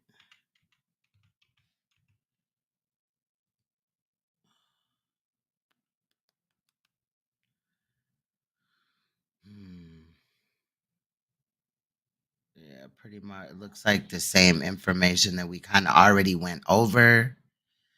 This one is Washington leaders react to assassination attempt of former president. Let's just see what, everybody in here is saying or whatever in this situation. And then for real, we'll wrap it up for the night. But this definitely on my mind because y'all know I love a true crime situation. And this is just crazy. That video of that guy, to me, he does not look like he's 20 years old. He definitely, thank you for saying that. He definitely looked like Jeffrey Dahmer's little brother or something. You know what I mean? Especially with them old pedophile ass glasses on. Looking at us. What the hell? But at 20 years old, he just like, so political and all that. That is crazy. And that's a great observation from Jeanette. Shout out to Jeanette again. Shout out to Blue, Ben, and anybody else that has weighed in today, Emmanuel, and all of y'all. This crazy. Yeah, some type of manifesto. Right. That's what I'm saying. We gotta, keep paying attention or whatever, because more information could come out. Now, again, the fact that police and all that, even the FBI dude that was talking is tight-lipped right now, I do feel like that's normal in a case. It sucks, but the news will kind of put out and run with anything that they're brought, forward to, but the police try to be more accurate about things, or at least like the FBI before they, they got to figure out what storyline they're going with or whatever the fuck is going on. But anyway, this video right here is 23 minutes. It is on KMO News. Let me see. What the fuck was I doing now? All right. Now, this is the link for this one. And let's take a look at this and then we'll wrap it up for the night.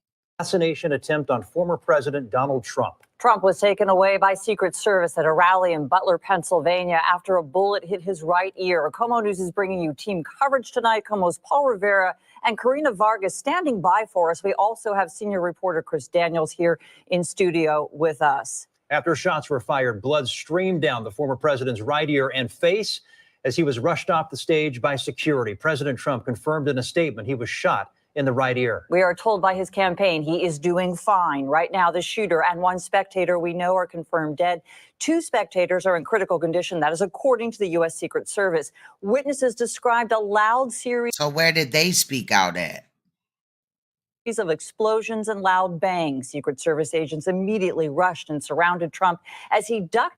Not immediately. They took their time a little bit. Behind the podium, he was helped back up, and you could see the blood on his ear and face. He yelled to the crowd and pumped his fist when he stood up. He was quickly whisked away in his motorcade. In a post on social media, the former president thanked the security service and law enforcement and offered condolences for the spectator killed and others injured. And again, here's a look at the video of former President Trump at that moment, at that rally in Western Pennsylvania. Take a listen. Take a look at what happened.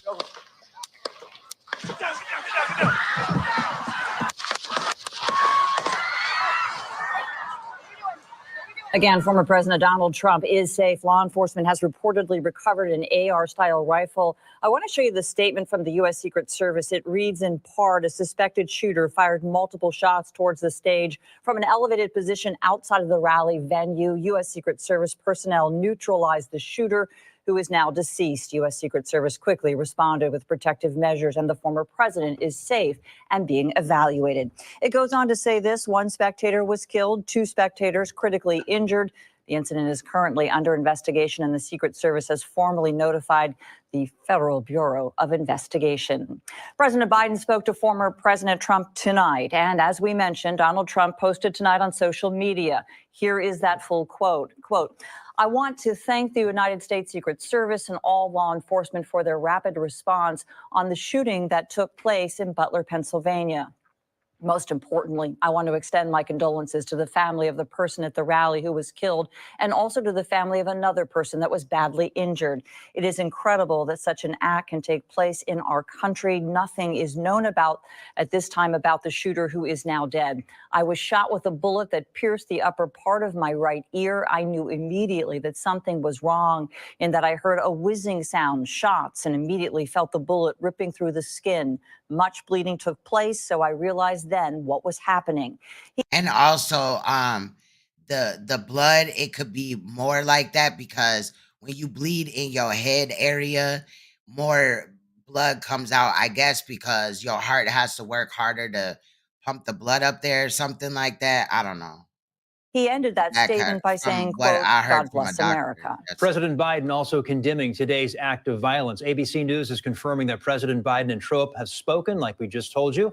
Earlier in a brief news conference, Biden said he hasn't spoke to former President Trump, that he was working to reach out, and clearly he did, according to President Biden. He's calling on everyone to condemn this act of violence, saying no matter the political affiliation, this is unacceptable. There's no place in America for this kind of violence. It's sick. And then the way they trying to prop this up, like this man clearly, he does not really like care. It's sick. This is The sick. bottom line is, Oh, you're sick, dude. the Trump rally was a rally that he should have been able to can be conducted peacefully without any problem. But the idea that there's political violence or violence in America like this is just unheard of. It's just not appropriate. And It's not unheard of. This has been going on. Y'all was talking about the whole Capitol Hill thing. everybody must condemn it. Let's take a look at the historic photos captured just seconds after the former president was shot. He is seen here flinching as a bullet struck his right ear. He then went to the ground, rushed by Secret Service ahead of being whisked away in his motorcade. Again, these photos on your screen are captured immediately after the former president was shot. What is being investigated right now is a possible assassination. And this then continues to the be media just happened to be there to get those photo ops, though. That's kind of weird. fluid situation, but there will certainly be consequences for the upcoming election cycle. A horrifying situation. Somebody said that the video of that man is AI. It could be. I'm just saying. He looked older to me. He didn't look older than 20 to you, Jeanette? Today's shooting will lead to a reassessment of political events and, of course, rallies. KOMO's Paul Rivera joins us live now with what we're expecting to see over the next few days. Paul? Well, certainly, as you mentioned, security and the awareness of security, what needs to be done, that is going to increase. Tonight, I talked to Jim Fuda about security at these high-profile events, especially ones that deal with politicians. Fuda worked with the King County Sheriff's Office. He was in special operations, and he worked as a liaison with the Secret Service and security for other dignitaries. Facts, Marky. Who would visit.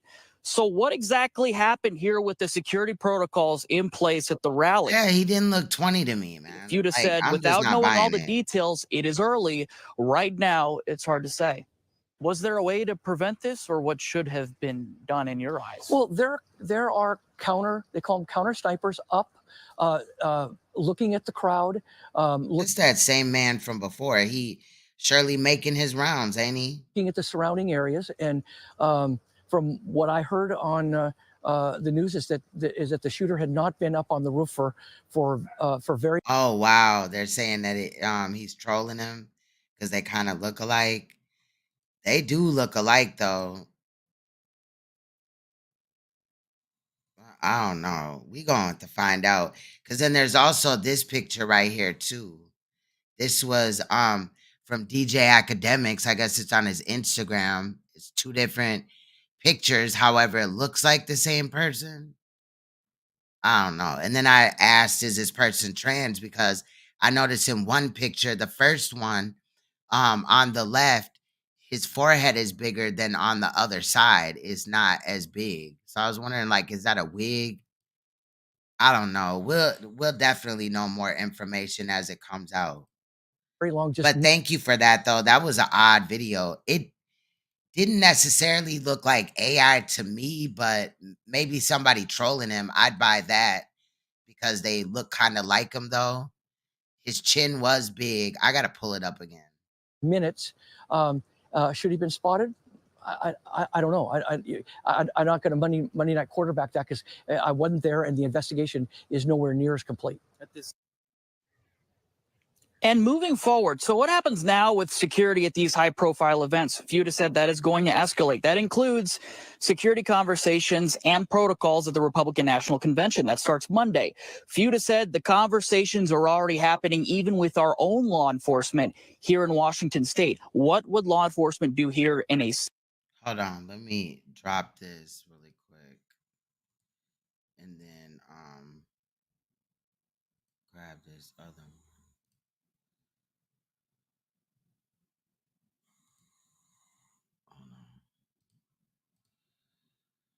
Okay, let me see which one is that. Okay, there we go.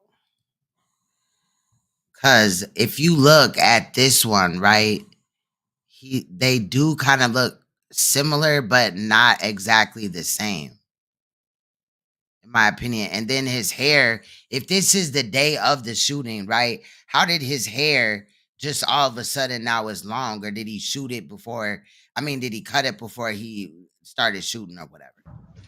My name is Thomas Matthew Crook. Now his jaw is about the same though, but I don't know. Do the glasses look the same?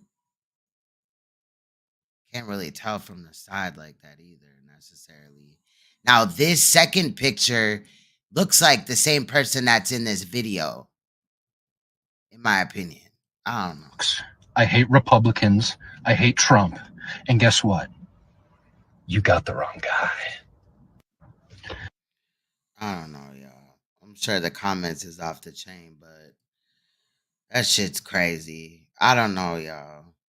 Let me see. Let's just finish up this video and I'm out of here for the night. This shit's crazy. But if somebody is trolling like that, that's wild. Similar situation, that is the question they are asking themselves. The King County Sheriff's Office told us today that this is Does look like him though. all under consideration, and they will respond to our... It's just the hairline for me and a little bit of the chin. In this picture right here, his chin looks more pronounced, like he got a Jay Leno chin, right? But in the video, it was a little bit pushed in a little bit. I don't know. Not too much though. Maybe it's just the angles thing, but or local events as necessary. WSP adds they are maintaining their focus and their readiness. Fuda said, "It is sad that it has all gotten to this point." He said, "This is a moment where people need to come together." We'll send it back to you in the studio. Thank you, Paul. Please continue to keep us posted. We are getting dozens and dozens of reactions from political leaders here in Washington and all across the country. In a tweet, Vice President Kamala Harris says, quote, "Doug and I are relieved that he is not seriously injured. We are praying for him, his family, and all those who have been injured and impacted by this senseless shooting."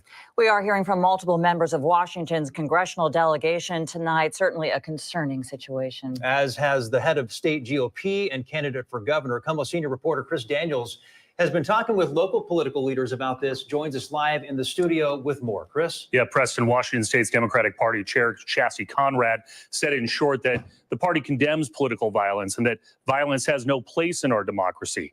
The state's Republican Party chair told me he was at a Milwaukee Brewers game preparing for the RNC when he received word about the shooting. And Washington gubernatorial candidate Dave Reichert was on his way to a fundraiser. I spoke with them both in the last hour. So, really shock, and maybe not even shock, Chris. I think it's more like dread. I mean, some of us who are in the Republican Party, who are supporters of Trump, we've been dreading this because the rhetoric that's directed at the man. What the hell does man got going on behind in his background? What is going on? And it's so vitriolic. You know, the people who dislike him, who oppose him, they really hate him. And their rhetoric is so angry and hateful and personal. And I think where we need to be as Americans is just to understand, look, that we are a free country, and each and every one of us has that freedom to think and say the things that that we believe without having fear of being harmed in any way. And I think that what we need to do is get back to respecting each other's opinion, being able to understand that we have the right to express those opinions and respect each other. Walsh told me some events scheduled tonight in Milwaukee were canceled, but everything is scheduled as usual for Sunday and the first night of the convention on Monday, all still happening as planned. Preston? Chris, one of the questions already is the security at that rally in Pennsylvania this afternoon and how someone could access a roof so close to a political event and so close to where former President Trump was speaking. Did either of them say anything about that? Yeah, I did pose the question to both of them, Preston. Walsh told me this was a Trump campaign event. That was a question for those organizers. But Reichert told me he has questions about how that was able to happen. I think a lot of people know he is a longtime law enforcement veteran, a former congressman, a former sheriff. He told me he, quote, always has his head on a swivel. KOMO senior reporter Chris Daniels, thanks so much. Well, too bad he wasn't there because somebody definitely did not have their head on. They said they heard popping sounds and many thought fireworks were going off, but quickly realized what was happening when former President Trump and others on stage behind him ducked for cover. CNN spoke with one man covered in blood who helped one of the bystanders who got shot. All we know was shots was fired, and then I jumped over the barrier and put my hand on the guy's head that was physically. Who was it? Do you know? Thank you, James. This is not Trump, though. This is another person. Yeah. So Trump's not here. And it was, you said he got hit on his head? Yeah. Were you in the vicinity where Trump was? I was on the side. I was a special guest. Elmore described the shooting as complete pandemonium, but noted that SWAT jumped in quickly to respond to rally goers. We are getting... See, they keep trying to go with that narrative, but this... some local reaction from voters right here in Washington. KOMO's Karina Vargas has been talking with people. Karina, what are people telling you right now? No, Preston, it's all everyone is talking about. Many are still in just complete shock after hearing about the shooting at former President Trump's rally. Now, many are telling me that this kind of behavior is unacceptable and that violence should never be the answer. Now, many are also expressing that they are glad that the former president is expected to be okay. And many say that this is also just an eye-opener about just how divided the country is. Now, several still speaking out about gun violence and gun safety and how accessible guns are. Now take a listen at what one of them had to say. You don't see these things happening these days anymore. You know, it's not like it's back in the 60s or 70s. It's with all the security protocols going on these days, it's very surprising to see something like that happen. Now, we also asked the question about whether this will affect how people are going to vote for in November. Many are saying that it's not going to change the way that they're voting, but their main concern is just the safety. I mean, this man was shot, somebody lost their life, and 2 people are critically injured, but they're still wondering, like, who's voting for who. Like, girl, take a break for a second. You know what I mean? When they head out to the polls. For now, reporting in Edmonds, Karina Vargas, KOMO News. Thank you, Karina. The suspect was shot dead by Secret Service, but only after getting off several shots from a rooftop 200 to 300 feet away. They say about 8 shots were fired. The Associated Press says an AR-style rifle was recovered at that scene. 1 rally-goer was killed and 2 were seriously hurt. 2 of those people are in critical condition as we speak. And we're continuing our breaking news coverage now after former President Donald Trump was shot at a rally in Western Pennsylvania in an assassination attempt. In a social media post on Truth Social, Trump said he was shot in the upper part of his right ear. The former president also said he could hear a bullet whizzing by. He was swarmed by Secret Service and then rushed off stage after a series of pops. You can see Trump flinch and then go down to the ground. This was at the start of the rally in Butler County in Butler, PA tonight. The Secret Service says Trump is safe and under protective measures. A spokesperson says that Trump is, quote, fine, and referred to the incident as a, quote, heinous act. ABC News reports a source says the shooter allegedly fired as many as 8 rounds from an AR-15 from the rooftop of a building just outside and adjacent to the venue, maybe 200-300 feet away. The Butler County How did he get up there? DA told ABC News the shooter and a bystander died and that a second bystander was hurt. We now know there are 2 bystanders in critical condition right now. This just a day before the Republican National Convention is set to begin in Milwaukee. Let's look now at that terrifying moment that was captured on camera. Take a look at what happened.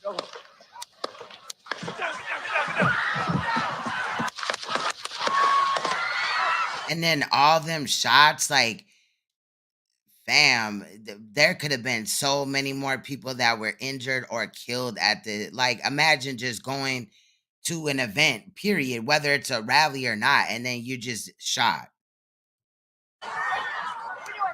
Right, with an AR. Can't AR bullets go through one person and into another? Like, look how they're kind of like piled on top of each other type of thing in this area.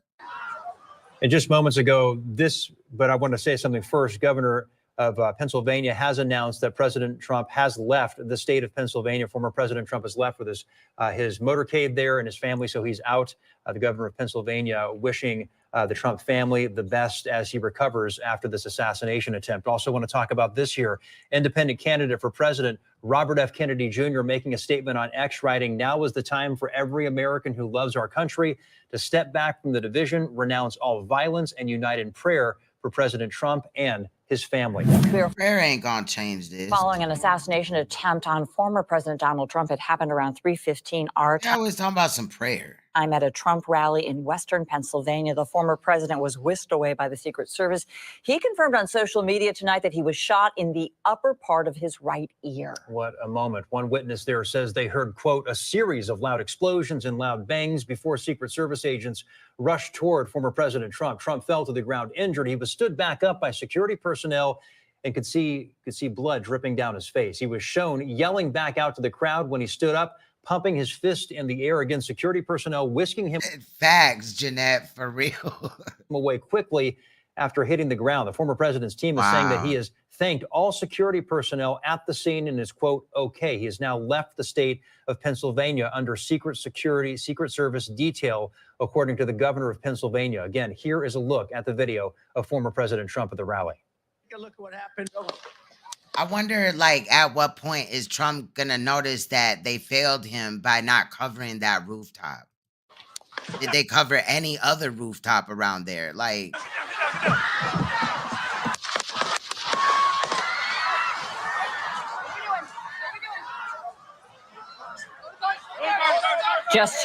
Just to reiterate, former President Donald Trump is safe. The Secret Service chief of communications posted this on social media tonight. Quote, a suspected shooter fired multiple shots towards the stage from an elevated position. Seems like they're kind of repeating. News, a developing story, an assassination attempt on former President Donald Trump. It happened today. A bullet hit former President Trump. All right, we done.